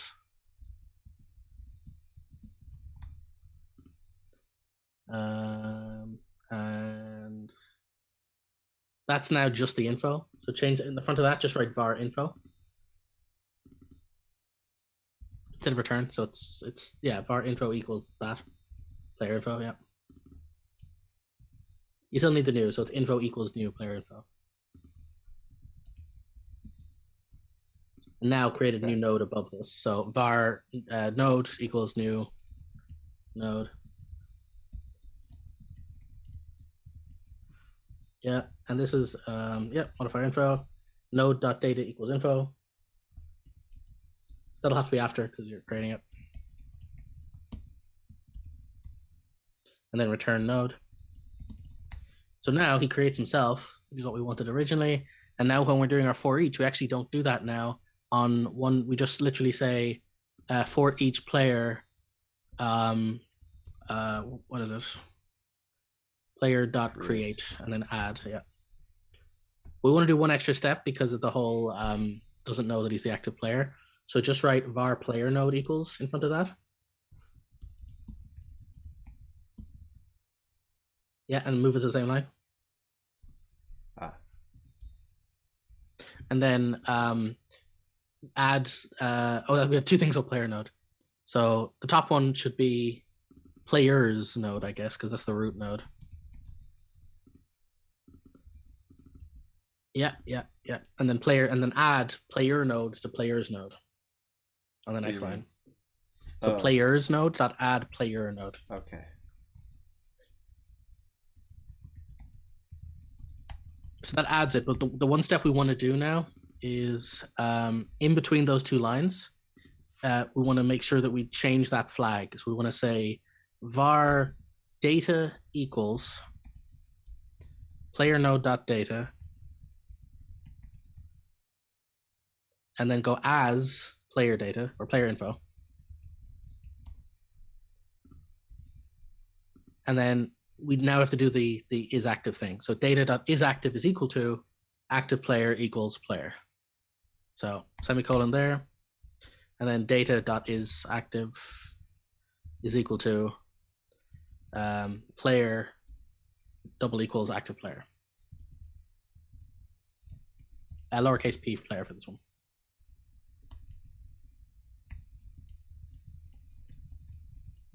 Double equals.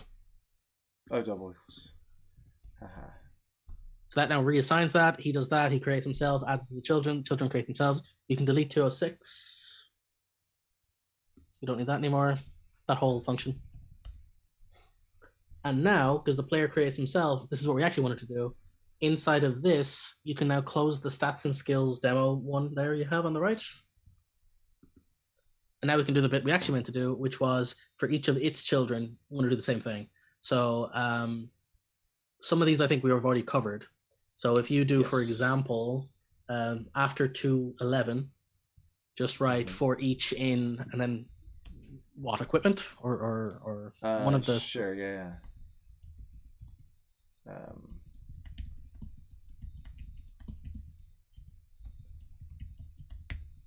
And then we can say node.add and then item object.create. And that'll just add itself. And then next for each, whatever that is. So for each in what have you.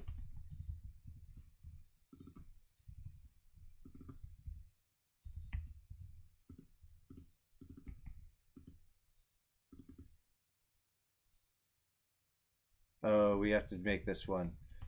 But that's okay, we'll do that.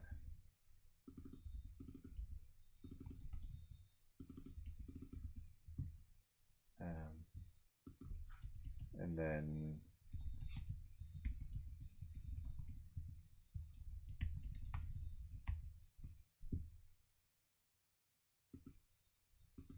is that a method?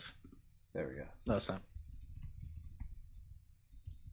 Isn't it satisfying how you can just call create and it just like, oh, I know how to create myself. I know what that means, right? That's the beauty of having it just automatically know what to do from that point down, you know? It is. I'm wrapping my head mostly around this.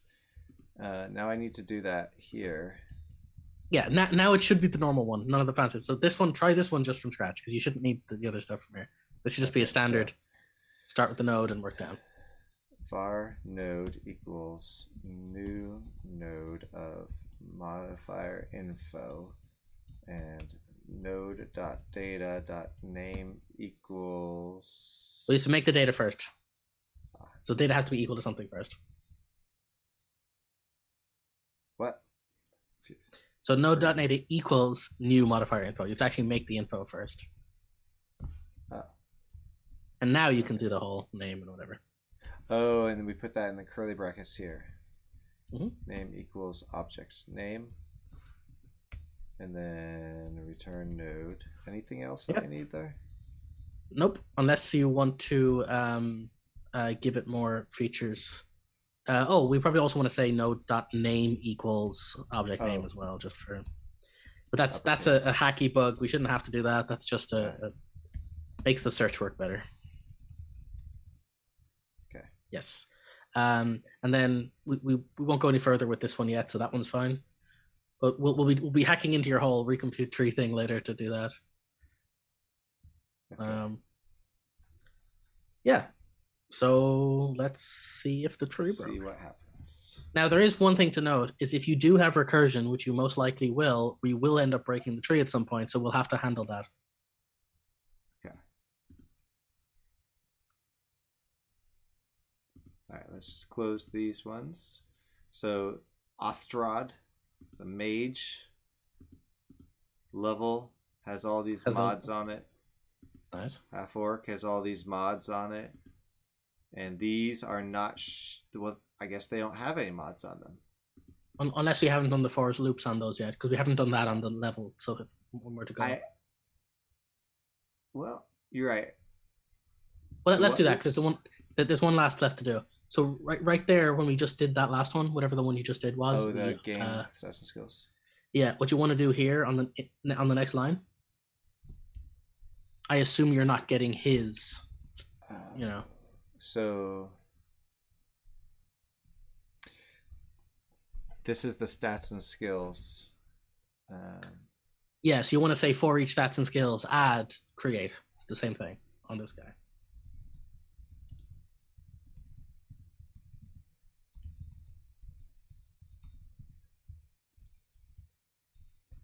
What do I call it? Yeah.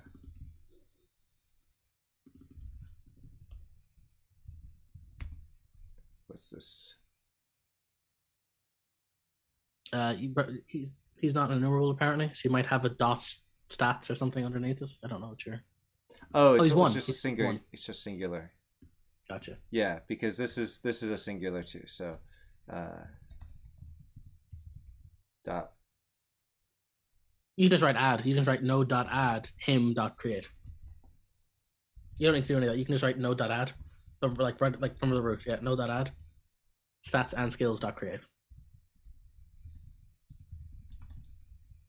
Yep, that's it.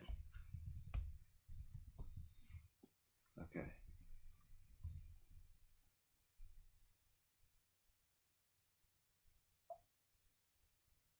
Okay. All right, there you go.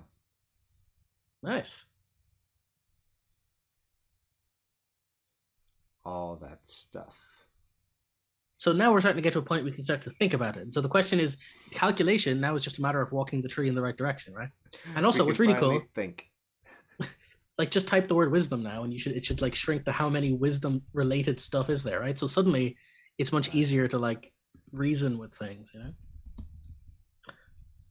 And the next thing I'd probably like to do is, because some of these are actively stat effects, and other things are other types of things. We should create a custom icon and info about a stat, because then you can actually put its values in the tree as well, right? You can have the stats in brackets show you what the numbers and things are, just to make it easier. Mm-hmm. So let's just do that real quick. Go to the whatever that lowest level one is. That's the stat and skills object, I think. No, it's the mod.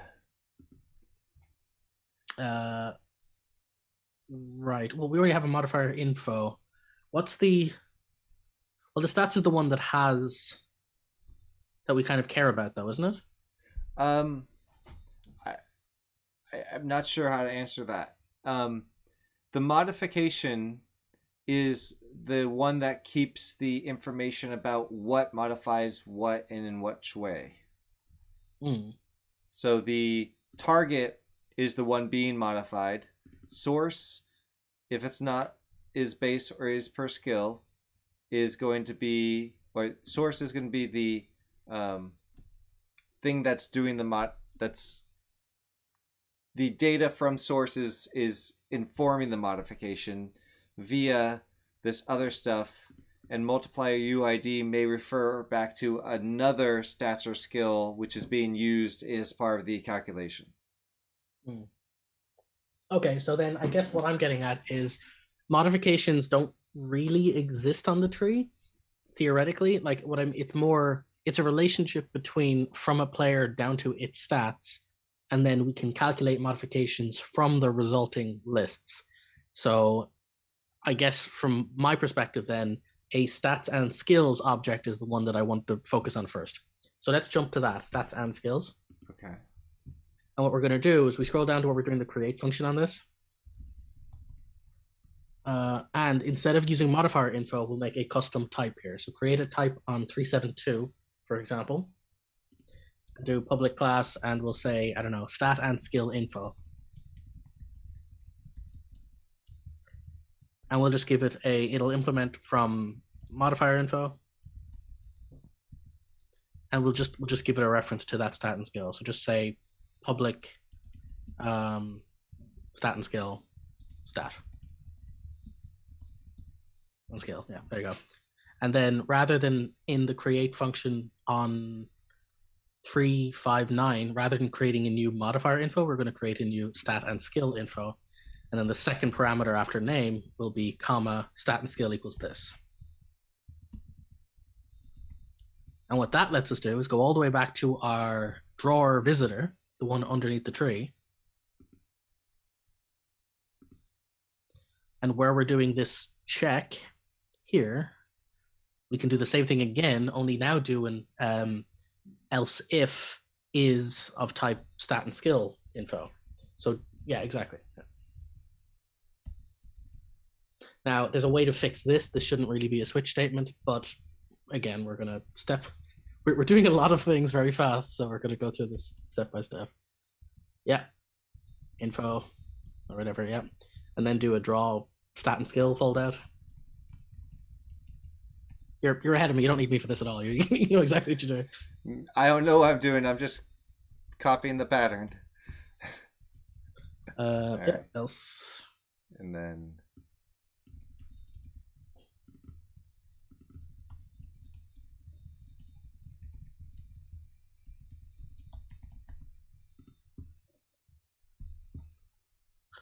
cool. And then I guess we'll pick different icons for that. So rather than is active. Fun part. Yeah. So I guess the question is, with the stat and skill, is there a very salient piece of information that you care about for the stats and skills? Like, is there like does it have subparts or something? Is there a thing that you'd love to see at a glance, a fact, like a flag about the icon, you know? Because we can add that to our little info thing now. Kind of like with player, right? Which active player is an important one? I mean, I suppose I can't.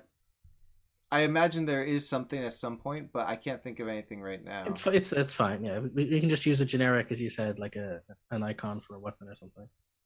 I couldn't find one, so we will choose. If anybody wants to help, by the way, feel free to go to this thing and find us fun icons as we're working, because there's a lot to scroll through. If you find a sword, that's you, cool. You can pretend that's armor. If you scroll down, that one is like a body bug. Armor thing. No, that one there. It's not. Yeah, that kind of looks like sheet, like an armor with like some bouncing bullet or something, you know. Sure, that works. Yeah, and I guess we don't need the flag. We're not casting the player info here. We're casting to stat and skill info. So that one there, yeah. Just change the player info bit on both of them. Yeah.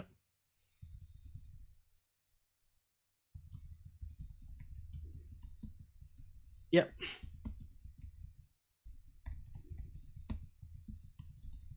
Yes.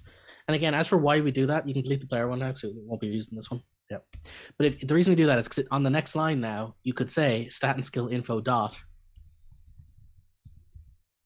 stat and skills dot, and now you can query it. So if you want to do something different with the tree, you have the info you'd need to like, oh, get me the max value and show it on the label, or put a button right here on the tree that when I click this does a recalculate, which is probably what we'll actually do, right? Something like that.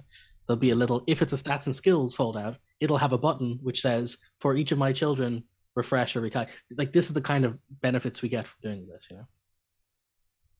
Okay. If you want to surface any of that data, you can. All you do is change the. Not at this point. I don't know what to do with that. So that's fair. Cool. So now, if you pop back to the tree, we should hopefully be able to tell the difference now between a stat and skill versus the rest of the default stuff.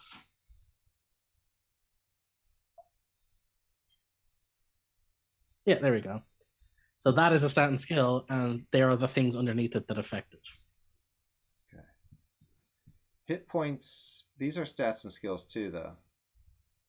Apparently not. Well, that's because they're game stats and skills. So if you notice, there's a damage, critical strikes, yeah, hit points back. That's because this is the game stat and skill that can be serialized. This is the scriptable object, and these are scriptable objects under that. And I don't know what's going on there, but that's okay.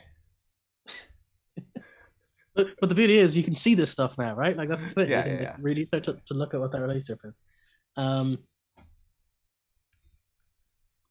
Yeah, those are games, or that's game stats and skill too, I guess. So I guess what interests me next is some of these are base, as we've said, and some of these are other things. I'm guessing we should treat the base ones differently to some degree because they're the ones that will possibly be either ignored or added to, but not calculated because they won't be recalculated, right? If they're base, unless I'm wrong. Again, I don't really get the structure. So the things that get recalculated are the game stats and skill. Okay, cool. So let's do that next. Let's make a custom fold out for the game stats and skills, and now we can start doing things with it, like giving us totals and calculators and buttons for doing stuff. So, yeah.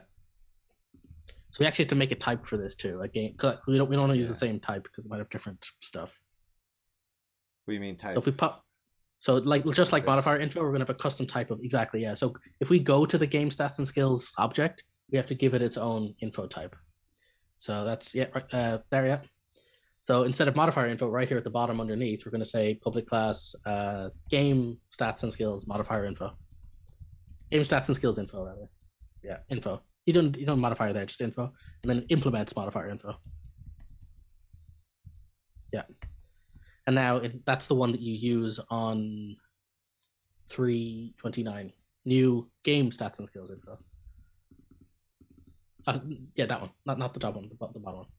You know, you need the top one. Yeah, that actually works. Yeah, but it's fine. And then we probably want to pass the actual object here as well. So do a public game stats and skills, and assign it equal to this. Yeah. And we assign that here.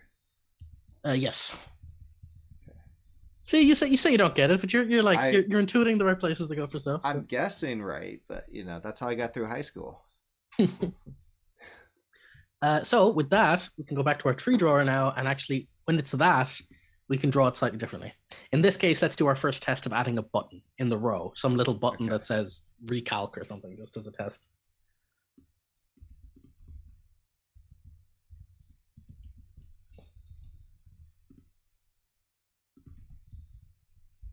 In real terms, what I'd actually do for this later on was rather than all of these if statements, we'll actually make individual drawers that draw for different types, and we'll create a list and we'll hand the different ones, where if it's this type of thing, draw it with this one. If it's this type of thing, draw it with this one. And that way we build a list and we don't have to manually do if switches every time. Yeah. Okay. All right. And you can get really fancy, like reflecting the code base and have this rebuild itself automatically, and it would automatically find the two and bind them together. But we're again, I'm trying to walk carefully with this stuff. Toddler steps. We're well past toddler, man. We've got custom editor tooling with trees, with nested recursive data. With you can't claim toddler data at this stage. Yeah. Whatever, custom icon, why not?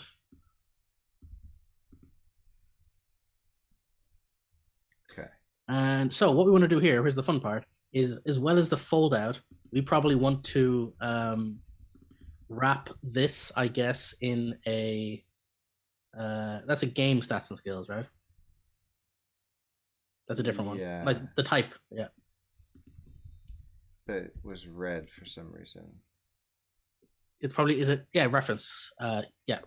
Press click the yeah. Oh, sorry, you got it in a class. Okay, that's so F12 on that, that's the problem. So go back, go to where that is. It's one bracket too deep is the problem. So go back to the game stats and still class. Oh. It's to the right. And this is inside of a class, so that needs to be moved out one level. Oh. My bad. Yeah, there you go. That's a mistake I have made in the past. Yeah, so there we go. So now here, when we're doing the fold out stuff, do a row just above that. So say where you are, 154, do a start your row, end it, and then do a button at the end of the line. Yep, and then end row at the end of the line. Yep, and then just above the end row, maybe do a button and just say recalculate. And let's have a look. Just curly brackets. It does nothing for now, but you know, we have a place.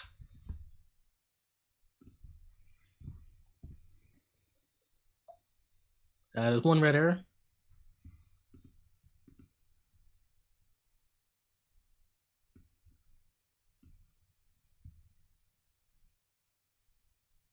Does not exist. Oh, it hasn't rebuilt yet. Oh. Delete that. Yeah, delete that one. Yeah.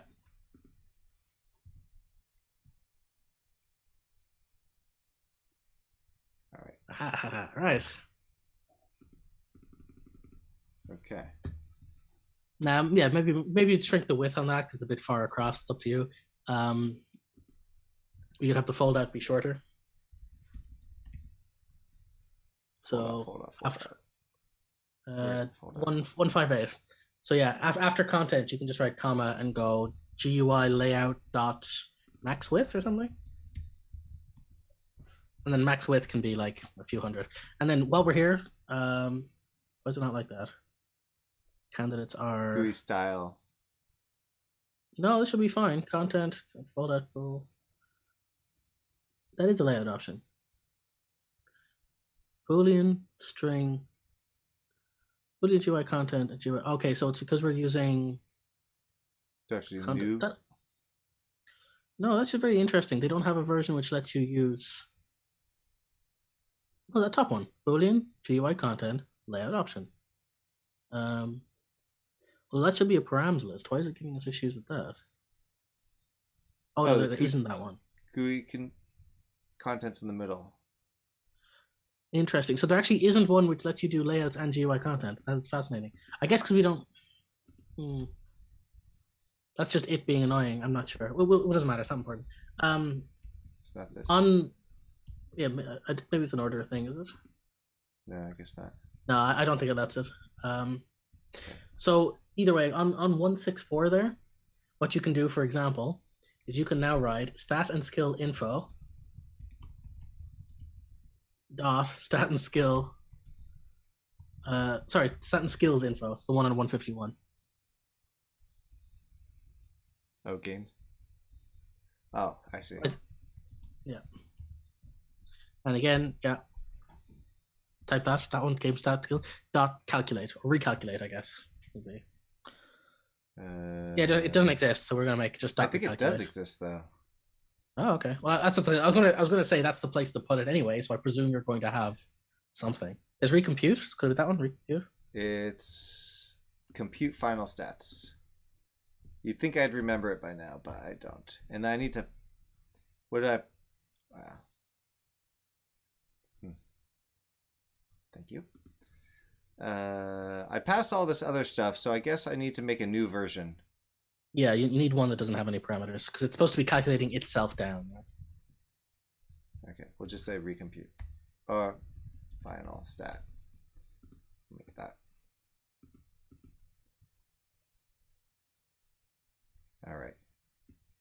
This was a fun one. This makes up for the last day we were doing this. I felt like I left you with a broken tree thing that you couldn't use, and so I was like, it's annoying that I left it in a half usable state. So getting to this point is, I think, it's actually going to be valuable. So I'm happy with that. So I have in my compute, essentially I pass in where is my compute file?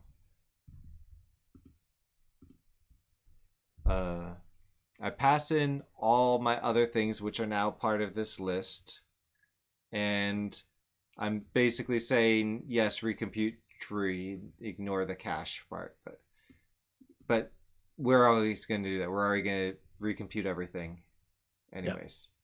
So those don't really matter in this context down here. So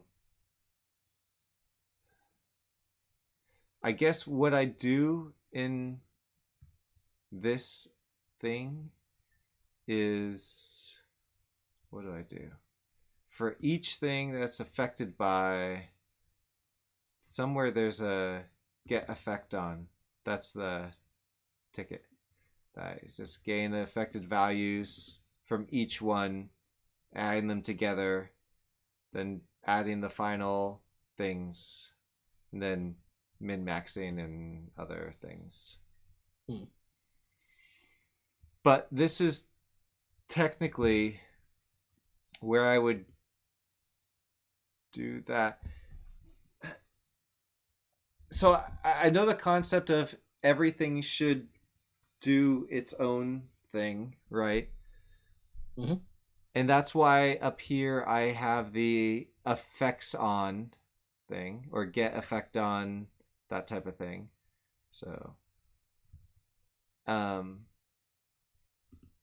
guess the first step is just to recompute the entire tree from the bottom up, and then ask, what's your effect on this?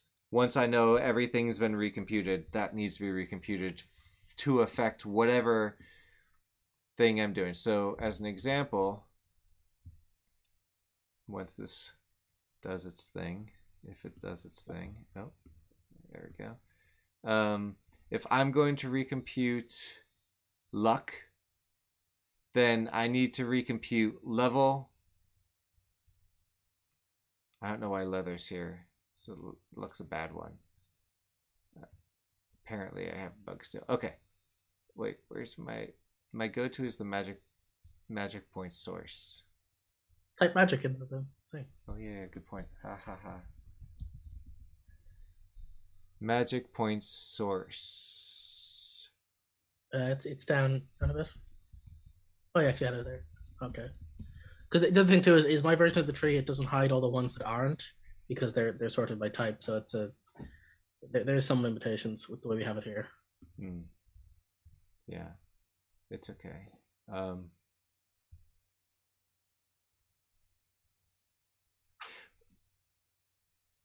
Because you know the way we're doing these like individual info types, like you've got modifier info and other types of info. For that, I actually don't use info. I recommend nodes. Like it's an actual unique node for a stat versus a unique node for a player. It makes tree stuff a lot easier and later on, but I knew that would be harder to get to. We can refactor from here to there later. Okay, hold on. I'm getting a little confused. Magic point source doesn't exist. Why isn't it here? Oh yeah, it is. Okay, but the problem is a lot more needs to be recalculated to get magic point source. It's not just level. And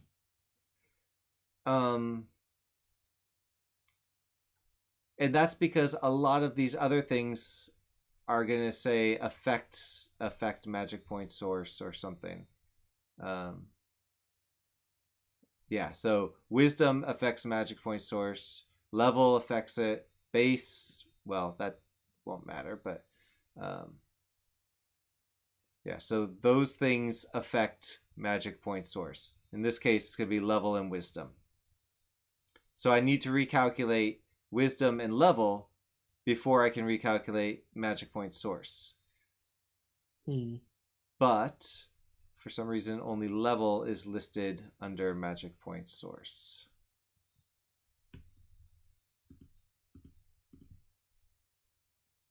And why is that?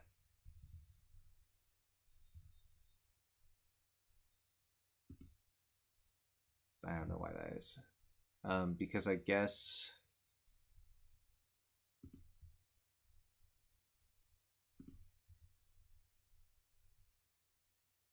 I have no idea actually. Level shouldn't even be here as far as I can tell. So I just want to talk about one concept while we're here. Yeah. So the problem you're having here, I'm hoping now we can actually, because I wanted to explain this concept a while ago, but it's really hard to do without some grounding. So I hope at least I've demonstrated with the tree that because a thing is a node, which may or may not have children, which may or may not have children recursively forever, we've established that when you draw a tree node, it may or may not draw its children, right? We've established that. And that children, it starts to become very easy then, whenever we want to say, hey, you draw yourself, and it will just magically draw its children, right? That's the kind of the benefit we've gotten with this approach, right? Mm-hmm. Like you can literally pick any node off the tree and say, draw, and it'll recurse its way down through and draw them all. Yeah. Now, here's the thing, here's your problem with the stats, and here's why it's a problem, and the kind of unfortunately complicated way in which the ideal solution would work, which is you have not a tree, but a graph of relationships. And that basically means if you imagine a whiteboard and you drew a bunch of circles and they're all the stats in your game, you can now draw lines between the stats and say, this one depends on him and him, this one depends on that, and this one depends on that and that. And once you have that built, you can ask a question like, what do I need to get this? And you can just follow the lines. The lines will tell you the answer. You don't have to ask questions like, who do I have to recalculate? You just start with one guy and say, I need these two, but he needs that, and he needs this, and he needs this. Therefore, recalculate him, and then recursively walk the way back up. And the only way you get that is if they're actually stored in a graph. In the same way that we get all this free drawing and calculation by storing it in a tree, stats themselves realistically should have their own thing where completely separate from all of your game, you should have a box over here called stat tree, or stat graph rather. And stat graph should register every stat once. And then you create things called edges, or you could call them dependency or relationship. And you could add stat A needs stat B. Stat B is part of stat A. And you can build these relationships in code in the same way we did build the relationship of parent to child in the tree. And then when you're done, you don't have to question it, because the literal act of storing it in a graph not only stores the values, but stores how they relate to each other in terms of calculation. And the power of doing that means you can just literally pick any node and go calculate you. And he knows, because of the nature of how graph traversal works, he will figure it out and give you back a number. And the beauty is, if you later on decide to change those up, you change the graph relationship and you don't have to tell anybody anything else. And so the problem you're getting is that you're kind of, to some degree, copying information back and forth. There's multiple references to multiple nodes across multiple things. But if there was one graph tree, and instead inside the inspector, you only stored lists of ID, like you didn't store objects at all. They were just strings. You created a custom little attribute that said, give me a drop down of every stat. And you pick from the drop down just a string name. It doesn't store any data. And every time you wanted to calculate something, you would pass that string to the graph, say, get me the node with that name. You could now call calculate on him, and he'd figure his own stuff out. And that's what I was saying before about separating the jobs. The problem you're having is because you're giving the actual stats to the actual people, they know too much information, and so you can't nicely remove that. They're all tied together.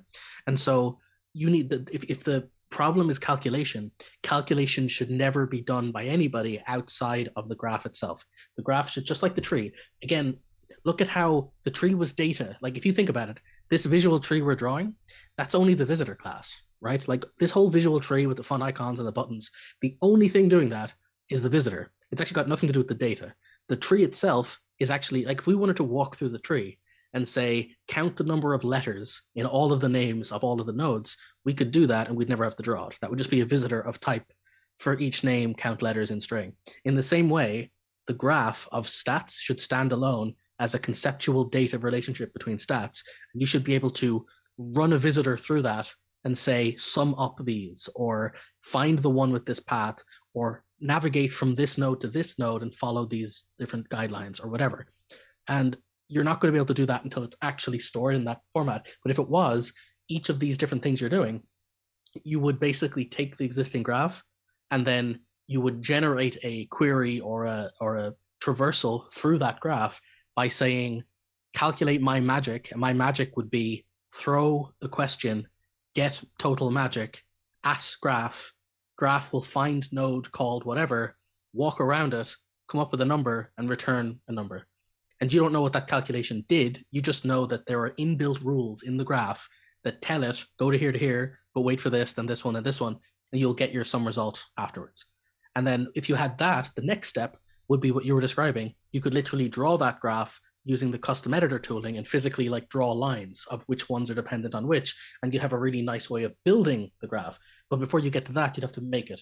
So the unfortunate truth is that that's a huge undertaking. That's not like a small thing, and there's no way to get to there quite easily. And so I thought if you start with the tree, you can at least see that.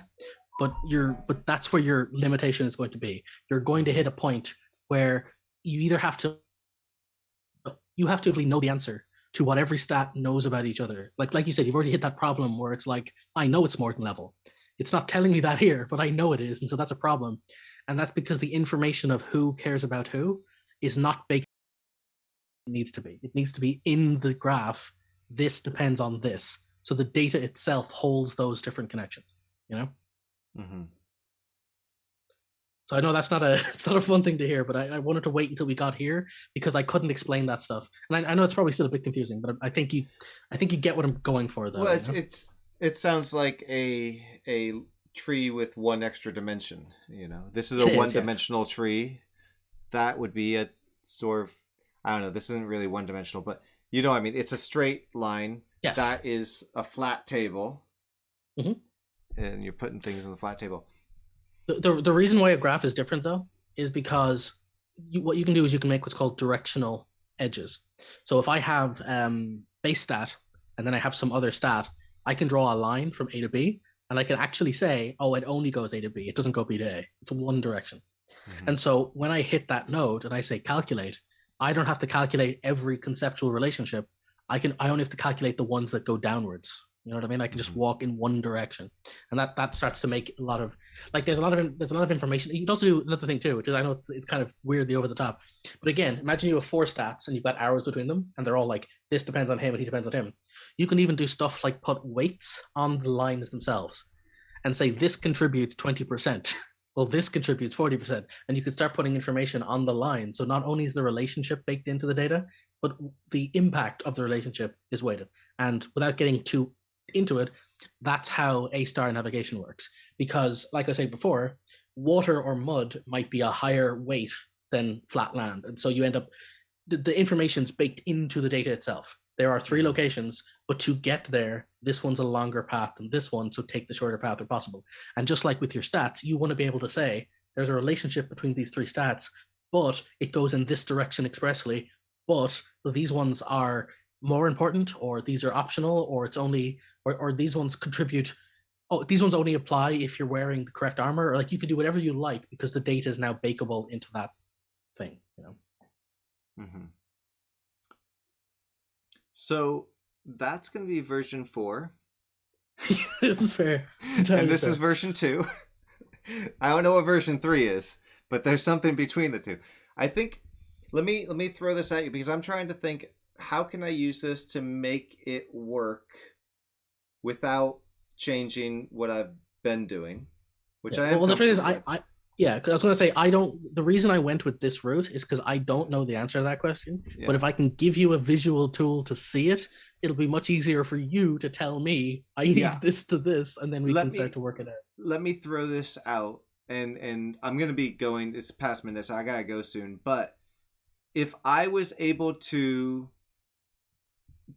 get this basically to say and spit out under magic point source all the things that do funnel up into it, right, in the right tiered things, would I then be able to say, hey, magic point source, game magic point source, compute, and have it go down to the bottom, make everyone recompute itself, and we have that tag on it so that it only gets recomputed once in that frame.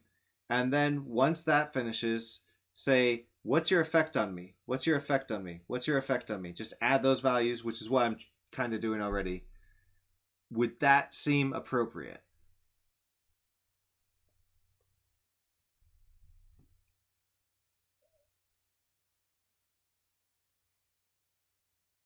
I think you're muted. Oh, God damn it. Hey, first time. It was perfect timing. So, yes, so that would probably work. But one caveat to that is, like you were saying before about there being multiple dimensions on a graph versus a tree, there's a similar concept / problem with the tree, which is the tree that we've made is just a linear tree in that you've got like a thing with children, and those children might have children or whatever. When you want to do a tree like you were describing, you often do what's called a binary tree. It's where you expressly say a tree node has exactly two children, a left node and a left and a right node, right? It's only got two. And the reason you do that is when you want to walk up and down the tree to calculate things, it's much easier because you can just walk all the way to the left, all the lefts, and then start at the bottom. And then go up. If it has a right, do the right. Then keep going. Then go left, right, left, right. And it's very easy to do that summed calculation. It's a bit harder to know what that relationship is if you have, if I can have any number of children with any number of children, because you have to start doing or to put it another way, if you were to draw a line of you reasoning through the tree to do the calculation like you're describing, which direction do you take? Do you go up all the way one side, or do you go like for each child on each, you know what I mean? Like do you it's got to be bottom up. The whole well, yeah, but exactly, but that's the thing. A tree is there isn't a bot, it's one line, like you said. It's a line with different things out to it. And so there's like the bottom of one is just last node of one branch. You like this guy has 5 elements, but like the next one has 5 elements. So there's not a bottom. These guys don't live together, right? They're two nodes off in different directions because the tree itself moves in one direction. So what you have to do is you'd have to calculate, I guess, each. Yeah, okay. So let me put it another way. What we can do in the same way that, think about what we're doing here. We're walking the tree to draw it. You can do the same thing, but rather than drawing it, you sum up. But to do that, like you said, you want to go bottom up. But if you're doing summation, you don't really need to go bottom up. You just need to do 2 passes. You need to do 1 pass from the top down to get all the numbers, then do your summations, and then you can do 1 pass again with the numbers now correctly calculated. Because it's harder to do the up down like you're describing.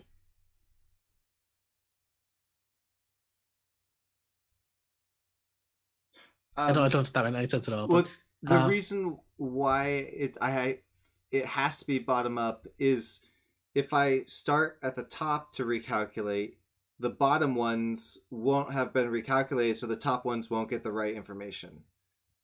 So it has to be. So what I was thinking, well, for starters, we need to give a parent node then, at least as a minimum, so that we can actually get to 1 and walk upwards. So for that, pop into the node class and give it a parent. I don't think we've done that yet. Node class. Now I have to remember where the node class was. You can just Control T and type node. Should show up. Oh. Who knew? You knew. Yeah. So you can just do public node T parent. Whoa.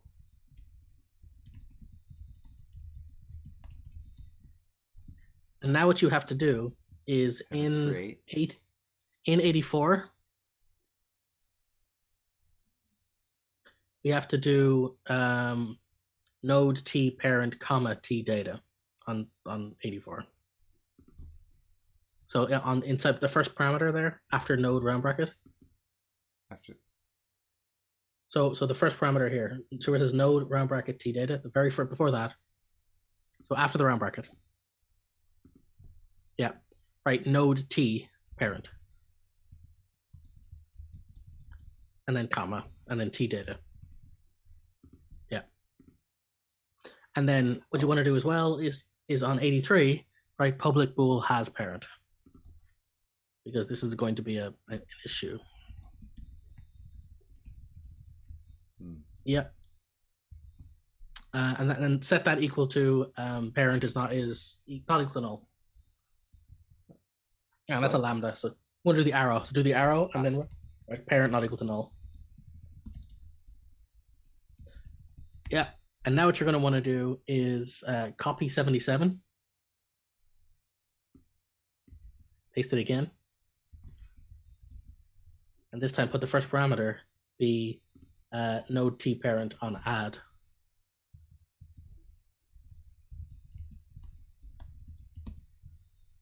Yeah. And then pass parent comma item in there. And now delete the contents of 79 to 81. And write, actually change that to the letter P because there's a collision. So on 82, P and P. That's why it's yellow. Just P, just the letter P and then P for that one. Yeah, and then same with that. And now on 79, right, return add parent comma item.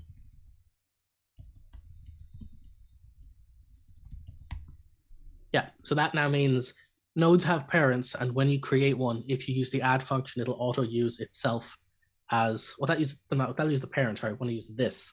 So change 79 to this, my mistake. If you're creating one, he is his own parent from this point forward. So now all of that should be fine, but you'll have one red, I presume, when we do the root creation, because he doesn't have a parent, so he'll be null. So we want to make sure that when we assign it in our actual graph, oh yeah, him too, actually. So this is creating the tree. He is not going to have a node, so yeah, he can be null because the tree doesn't have one for the root node. Yes. Well, actually, no. Parent on this one is. Oh, no, it is. Sorry, no, it's root. Root for that one. Oh. Every subsequent added one is to the root of the tree. Yeah. So that's all fine, but I'm guessing the window will now have a red error. Doesn't seem to. Oh, I guess we're just too good for our own good. I always thought so. I really would have thought, like, when we create the tree. Oh no, because we're not creating a tree ever. We're creating a. But then how is it getting a? The first one should be null. I'm very confused. I don't know how. I'm surprised it's not throwing errors. We set the first one to be null, right here. But that's in the tree. We're not using this code, I don't think. See, it's add. It's grayed out on 13. That's not actually being used. Huh. So it's in the, go to the tree itself. Go to the window. Just type Control T. Yeah, there we go. Validation window. So when we create the tree in the is ready or is started bit, where's that?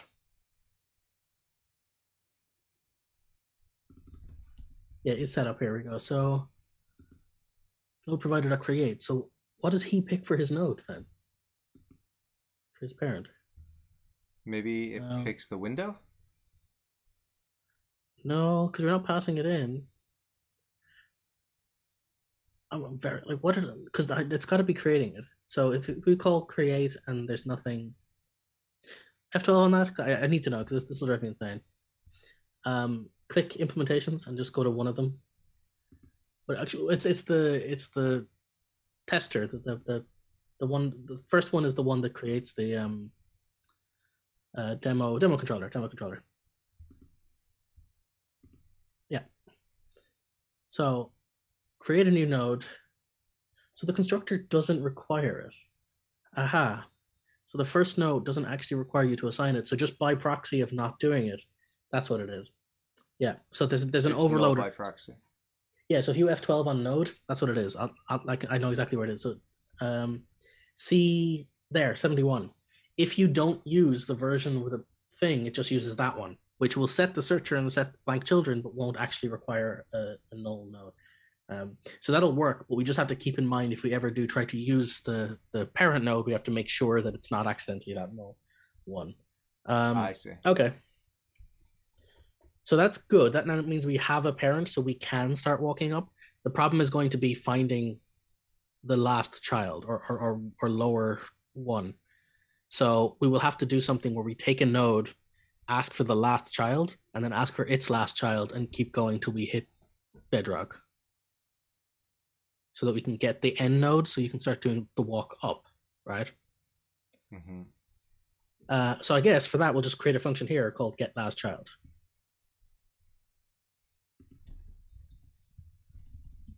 And that'll be just node t. Oh, no. Yeah. And we want to say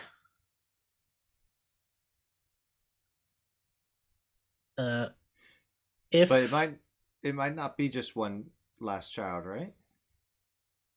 Well, it'll have to be the last child of one tree, because what you're going to do is you're going to have to walk up to his parent, look for his siblings, and then go down again, right?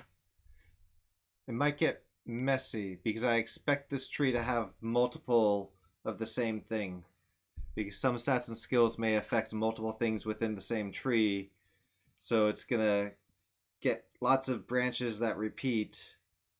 Well, again, that's kind of why a tree is a problem, because a tree is going to have the same things multiple times, while a graph is going to be one node uniquely for each one. Okay. Like, I think, again, like, I honestly think the levels of hacks required to get this to work the way you want to is going to end up making it equal, if not more confusing. I really think that if we just take the time and do what we did today, it'll take 2 days, I'd say maybe 3, but like actively make a graph of your stats, all the future calculations will be easier, because it'll be inherent in the design that calculations will be allowed effectively, you know? Mm-hmm. Okay. I mean, obviously, yeah, obviously go ahead and like you feel free to play with what's here. There's enough stuff to kind of give you ideas. I might even be busy a bit for a few days anyway. But when the time comes, either you'll have solved it and you can tell me how you did it, or if not, we can then resolve to do the long form graph version of it and fix it that way. I think, yeah, I'm gonna have to look at it. Oh, you're big, I'm not. There we go. Yeah, I think I'm gonna have to figure out if there's some relatively easy way that works. But as long as I know with confidence that, you know, there's 8 levels down, then I can do everything on the 8th level, and everything on the 7th, and everything on the 6th without duplicating. So if something on level 8's also on level 5, it'll just skip it because it already knows its final value. Of course, wait. If something is on level 8 this and level 5, then it's circular. Yeah, it has to be calculated again, exactly, right? So this is where you're going to get issues. So what you actually have to do, so this is actually getting into fun territory, because this is something I have done before. So websites. Let's talk about websites as a vague concept. Websites are HTML. It's a top to bottom HTML graph of stuff. And when it was designed, it was just text. You were never meant to do anything more complicated than just show text. All of the nonsense we do with websites now breaks the spec. The original spec is not meant to be like that. And so websites were never meant to change live. Like when you click the button, it was never meant to show live things moving. And so as a result, you actually can't change it, because again, it's a text file with chunks of text. Like, and if you move the text around, you'd have to refresh the page. So you can't really move things around, and then because then it causes lots of slow whatever. So the name for that is what's called the document object model, or the DOM. So the name of the structure of a tree of a web page is the DOM. Now, if you get into what are called single page websites or dynamic mean stack web, whatever you want to call it, but basically there's a bunch of underlying technologies that make the smart websites, the ones that have little spinners and automatically, like, you never have to change pages like in older web pages. Those ones use different technologies, one of them being Angular, another one being React. I don't know if you've heard of these, but they're just basically the technology that makes it work. And they do something what's called a shadow DOM, which sounds fancy, but it basically just means they clone the entire tree as a fake tree. And that fake tree, they do the calculations and changes on that. And then when they're done, they spit the result out to the web page in exactly the same thing you've got, which is parts of this could change, but could affect other parts of this that can change. How do I refresh and update all the parts such that the end result can draw? The answer is you clone it, you change it, you reset it. And so in your case, what I'm getting at here is your first question. You have a tree of stuff. Your first question is, which of these stats are bedrock stats? In other words, nothing else changes me. So you have to do what you have to do is you have to walk the entire tree and say, find any stat where its dependents are 0. I don't depend on anything else, right? I am entirely the last level of me, and you store that in a list. Then you go through the entire tree again and say, for each one of these, which stat depends on me? And then you add that to a list, and you say, these ones require these ones. And you keep doing this until you build a tree which says, these have no dependence, these depend on ones in level 1, these depend on ones in level 2, these depend on ones in level 3, and now you know for a fact you can safely recalculate 1 without affect it, which will only affect the 2s, 2s will only affect the 3s, and so on, and then when you're done, you hit the top of the thing. But the way to do that requires you to walk the tree multiple times, because you have to go through once and find all the ones that are safe to update. Then once you've got those updated, you find the next ones that are safe to update, because they only use ones from this collection, and then you move them over. And so once his been calculated, so you end up with 2 lists. I have been calculated, I haven't. And every time you try to pick one, find all the ones that can be calculated, move them over here. And then the next guy come along and say, can I be calculated? Do all my dependents live here? If they do, calculate me and move me over. If I can't, move me over to the I can't work yet, and then do the next one. And you keep doing that and move them over until the only ones left are the ones which can't be calculated because their dependents weren't calculated. But now all the ones that could be calculated have been moved into that list, so you can recheck these again and say, can all of your dependents be calculated? And he can now check all of these and slowly move them into that list. But like I said, the only way that wouldn't work is if there is circular logic. Yes, that wouldn't work if there's circular logic. But the beauty of that is it will never let you do it anyway, because he requires a dependency and he will never be in the list of completed. Yes, so he can't be. He'll never overcalculate. Just be. Yeah. That's why. So I need to have some method of being like, don't keep doing it forever, otherwise it will be an infinite loop. Exactly. You usually have a recursive counter of like, if you keep trying and you're whatever, Yeah, and if I've done my job right. Sorry, go on. If I've done my job right, then there shouldn't be any circular logic. Well, the other way to do it too is you can literally find them too, right? Because if the first step is find all ones that have no dependents, you will eventually get the point where the question is find all ones whose dependents are. If you just check if I'm in my own dependent list, if I am, take me out of rotation.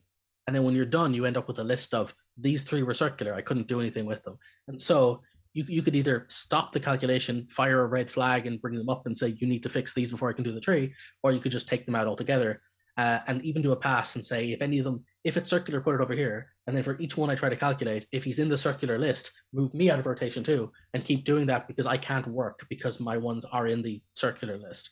And you can sort of, but again, the point of that thing is to say, if you're doing it that way, it's not about top to bottom or bottom to top. It's about passes. It has to be a pass to get the info you need, and then another pass, and you can use that resulting info, and you keep doing it. It's not straightforward. That's what I'm getting at. It's doable. Yeah. It's very doable. No, but it's not a case of walking a tree. It's similar. In my first setup thing, well, wherever it was, this one, I think, not this one. It's the game stats and skills. I think I do something similar. I don't know where it is. Anyways, I do something similar where I it's not exactly the same, but it's similar where if for the item I'm looking at, for the stat I'm looking at, give me your dependencies, and then there's a Boolean, did I find any more? Then I go through that list and I say, give me all yours, and I add those to the list. And then keep doing that, but I don't add it to the list if it already is in the list. So it's just, the ones at the very top are the last ones to do, and then the ones at the very bottom end up being the first ones to do, and then I would go backwards from there. Yes, but okay, let me show you one thing, because if I'm not going to be here for your next set, there's one thing you need to know before you do this. So just put up the code for 1 second, because I can simplify a lot of this for you, because you actually have the tool to do that. You may not have realized it. There's a lot, I don't realize. So, if we go back to our window, the tree editor window, go right down to the bottom, and say public class base stat finder. What? Base stat finder, whatever. You can rename these later. Okay. And then, yeah, it's an iVisitor of type modifier info.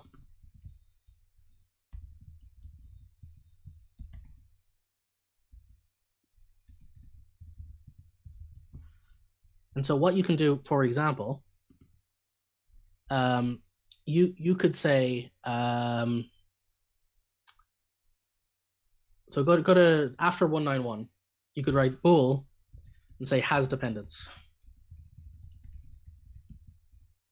And then take in a node modifier info. So take in the it's a method, take in the node.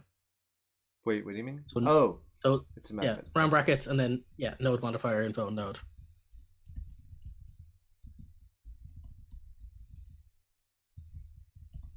Yeah. And then and for this one just write returns returns true for now, and you can come back on that in a sec. And then above 188, make a list of of node modifier info. You can there's lots of ways to do this. We'll do it the quick and dirty way. Yeah, and just call it base stats. Yeah, make it public and do it equals new exactly. Yeah.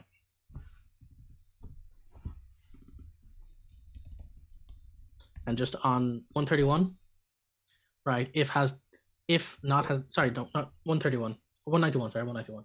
Okay. Just write if not has dependence node base stats.add node.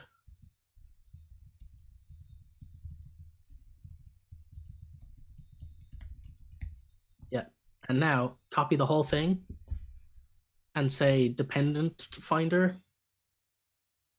Yeah, paste it again. Oh. Just paste it again and just name it dependent finder. And then do a constructor, so above 205 CTOR. And then so you said the base type of the modification dependency is of type what? Modifier? Like what's the actual thing that is a dependency? The base level dependency type. Stat skill modification. Is that him? Yeah. Yes. Okay. So copy that name, stat and skill modification. Put that in 205. Yeah. Say modifier or whatever. And do the click Alt Enter on that, and it'll create a localized field. So click mod. Oh. Yeah. And now change has dependence on 220 to is dependent on. Yeah.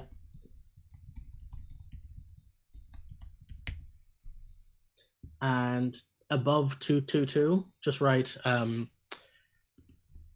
just do a little quote, a comment, and just say write mod again, just as a reminder. Yeah. And then just to tidy this up, cut 220 to 220 to 224, move it to the top of this class. Just above 205. Oh, sorry, 205. Sorry, yeah. Yeah, and then highlight everything else from there down, right there, and just type #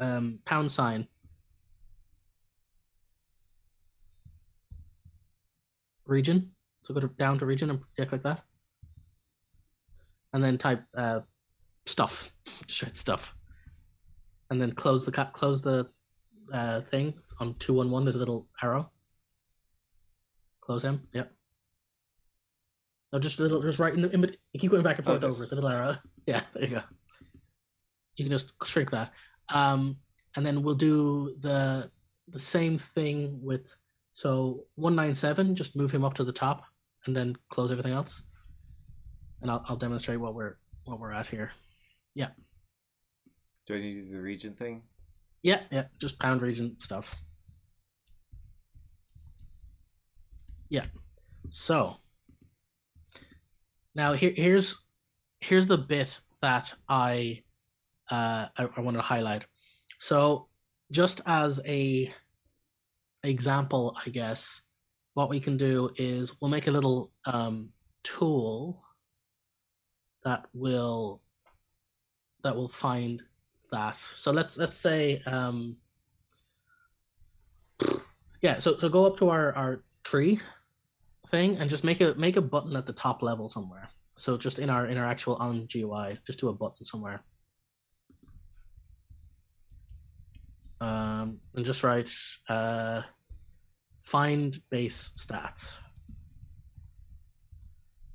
Yeah, and do a if and then make a method called find the base stats or something.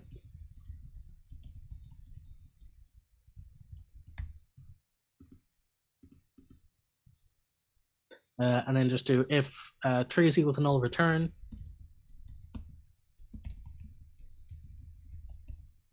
And then otherwise, on the next line, we can write tree.traverse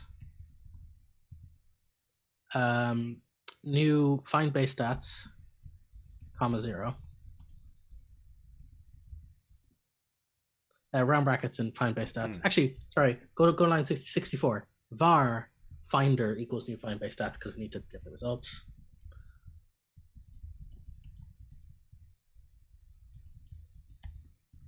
Is that what we called it? Maybe the name is different. What is the one at the bottom? Base stat finder. No, it's the base stat one we're going to start with. Yeah, the dependent one's more interesting, but that's more complicated too. So we're going to keep it simple first. So pass finder in there, finder comma 0. And then in the next line, for each var stat, or each var node in finder. And then finder dot, I think it's dot dependent or base stats. Yeah, base stats. And then debug.log node.name.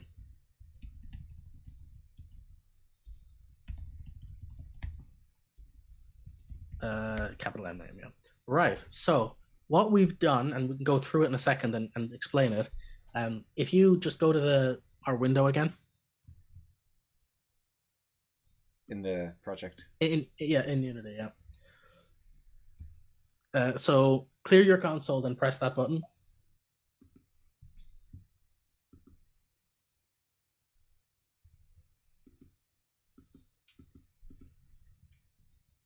Should I put in something different? Well, actually, sorry. Go to the. Did I default to true or false? So pop back over to. We still have to do this anyway, but I wanted to make sure this bit worked first.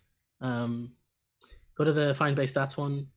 The base stat finder right at the bottom. So has depend. Oh yes, set that to false to start 208. That's the problem. Yeah. Now click the button, and now we'll start to do the bit.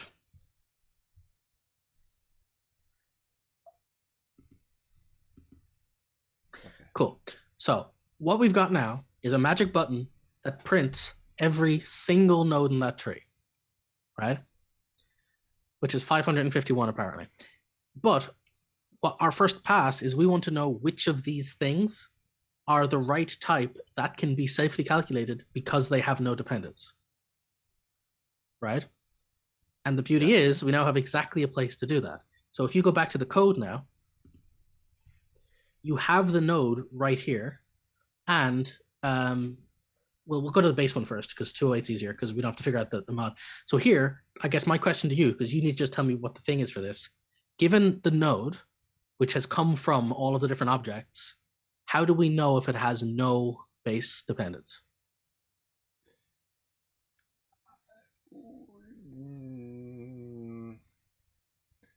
Off the top of my head, I think if I didn't set it in the editor scripting, yeah, we have to look at the stat or skill, and no, that's what I was hoping this would give us. Yeah, see, that's the problem. Is like, because what we've got now is, this is where you're going to have the problem with the graph issues, is that if you knew the answer to these two questions, one of them is, if I give you a mod, how do you know, tell me whether or not I depend on that?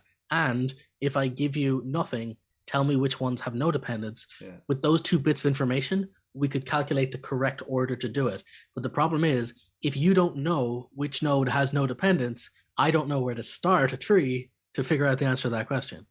You know? Yeah. I mean, I can certainly make make that happen. Either expose, because that's why I was working on a proof right here where, because yeah, exactly. It's affected by these. Okay, well, so that's a very good first starting point. If affected by count is 0, then that's at least a guarantee that one can be safely calculated. Yeah. Right. Yeah.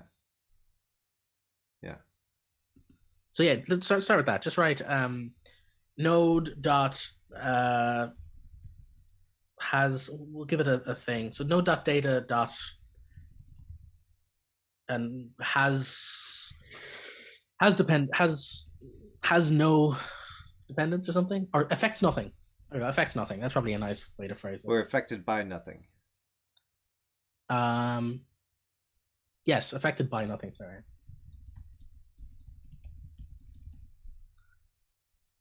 Yeah.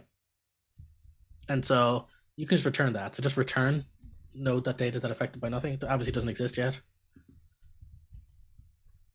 Oh, you don't need the round brackets. We'll make it a property. Yeah. And now you can go to, say, stats and skills here. And if you scroll up, you can just set that when we do the create function. So if we go to the create function,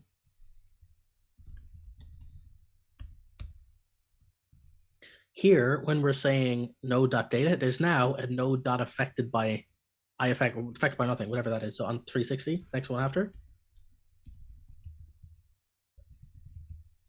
Yeah. So now you can assign that to true in the case where this has no, the list is empty.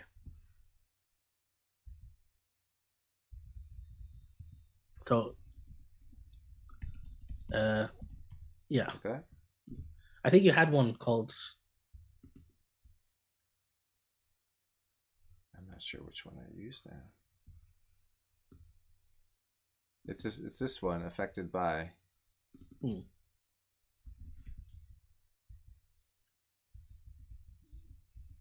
Yeah, because I do all that there. Oops.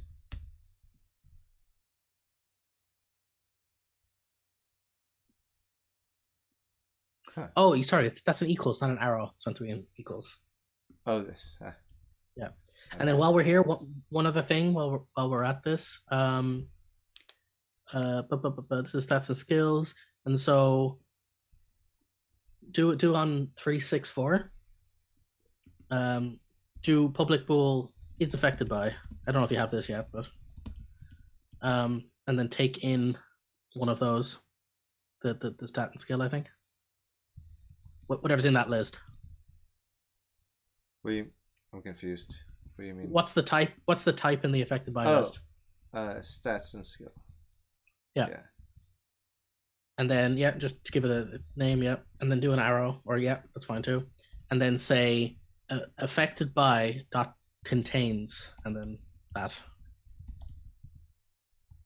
I see. Yeah, and you can just return that as a single line. Cool. And so now that we have that, what we can do is pop back over to our window, and in the one that's a bit more complicated, that is dependent on, we can now say, actually expand stuff for a second. Just make sure that's the mod type is stat and skill 235. So that's not a mod, actually, that's a stat and skill we need. So change that to stat and skill.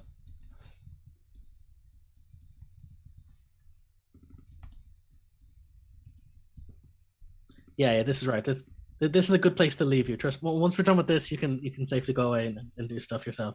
So now on 232, you could say var stat and var s node equals node as node dot data. Sorry, node dot data as and then it was stat and skill info. Was it stat and skill info? Stat and skills info. Yeah, stat and skills info. There it is. Yeah. And then, so you don't need to do that here because we're doing the as. Oh, I see. Then you could say if S node is equal to null, return false. Otherwise, we're going to return S node dot stats and skills dot affected by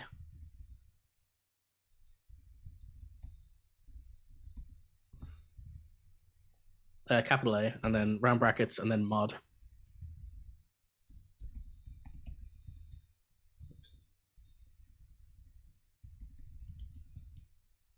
Do we not have this yet? Didn't we just make it?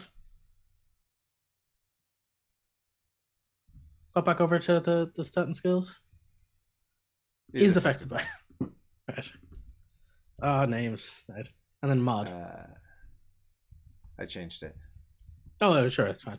Cool. So that now works. So now, one other thing we can do, if you scroll back up to the top of our window, so make an object of type stat and skills.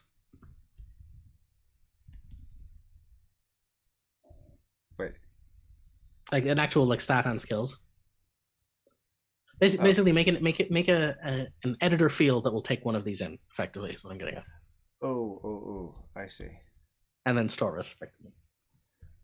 Okay.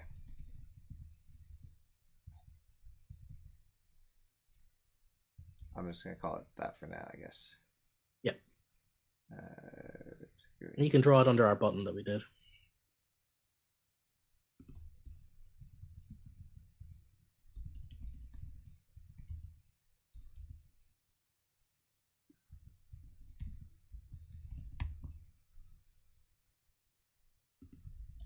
I don't know yes. what I'm doing.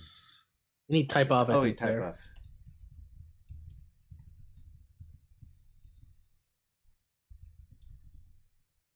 Yes. And then no, still not. Object to stat and skills. So that's Unity Engine.object.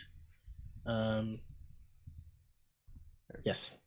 And then on the next line, write if button find dependent something.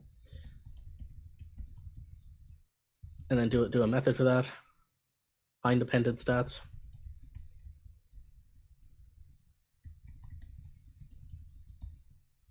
Yep, like that. And you can basically copy the contents of find base stat. Only now, instead of a new base stat finder, it's going to be a new dependent finder. And that's going to take in your object you just made in there. The SS. And you're also going to want to say if tree is equal to null or SS equals null on 70.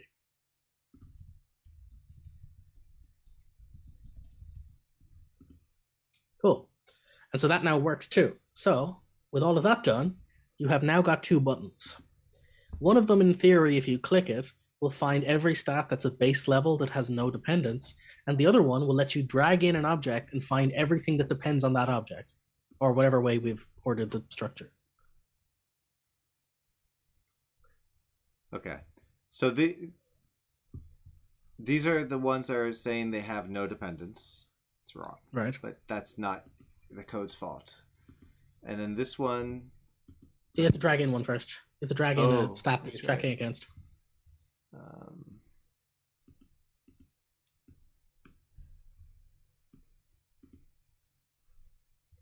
Which is finds what? That's the one that we had the affected by.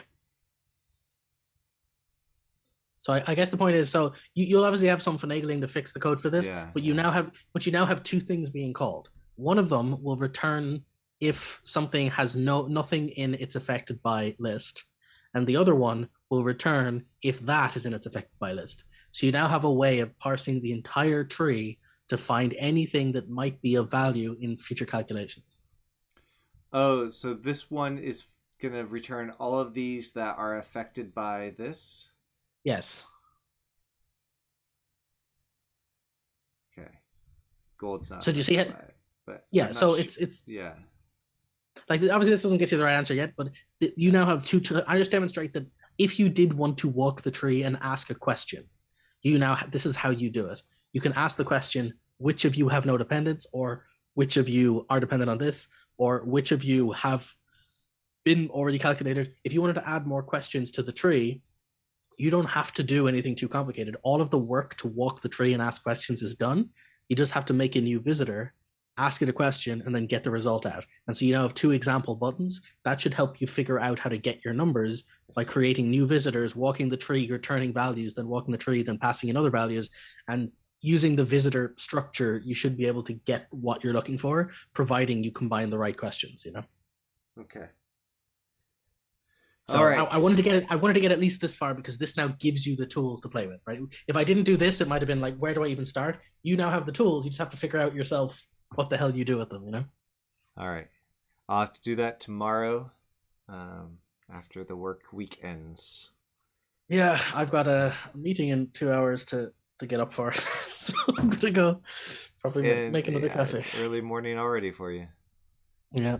Hey, at least McDonald's is open, so I can probably grab myself something like a McMuffin or something. Let's see. All right. Thanks, Jason. This has been super helpful. I'm sure with the fact that 15 people are watching, that's evidence that they were very interested in what you had to say. So everyone who is watching, Jason Storey, everybody, and I believe your link to your Ko-fi page or coffee page is in the description. It was. Thanks for that. I appreciate it. And don't forget to like and subscribe and all that, everybody. You know the rules. Like and subscribe. If you do subscribe, I should look up here. If you do subscribe, a zombie will come up onto the screen, and that's fun. So, waiting for a few zombies. I know. Maybe everyone's already subscribed. Maybe you're you're so popular. It's all the people here with these 15 folks. Yeah. I will say though, like, aside from, obviously, like, I know I enjoy watching other people code too, so sometimes it's just fun to watch. But if some of this stuff is confusing, feel free to write questions in the comments. I will come back to this in a while, maybe a day or two, and I will answer any questions that show up. So I imagine there's some stuff in there that might be a bit confusing. So feel free to pop any questions in, and I'll get round to them when I have time. Yeah, I might make a video of our chat too, since that's the part that people like the most, I think. Yeah. Yeah. All right. Thanks again, Jason. Have a wonderful rest of your day. And everybody at home, I'm going to end this. So goodbye, Jason. See you later. Good luck, everybody. And then for all of you at home, again, thank you for watching. I clearly have some work cut out for myself where I get to figure out how to make this work. In my head, I think I do. I've got the effective by. I just gotta make sure this is right. And essentially, I need to change this to be affected only by, I think, because right now this is a list of everything that might affect this. It's a bottom-up list, I think. But I think if I make a new one that's just the direct dependence or direct affected bys, that might make this work differently. So anyways, I gotta go to sleep. It's almost 1 a.m. I got a meeting at 8:30 a.m. So, oh, there we go. Pragma Ace. Thank you, the zombie. I just need to get there's a bell that rings in my ear, and I don't think it gets piped through. It would be more fun if it piped through. Yeah, what can you do? There's some software I have to get to better route the audio around, something like that. But anyways, thank you for watching. I'm going to go to bed. So have a good night and a good day, and I'll see you later.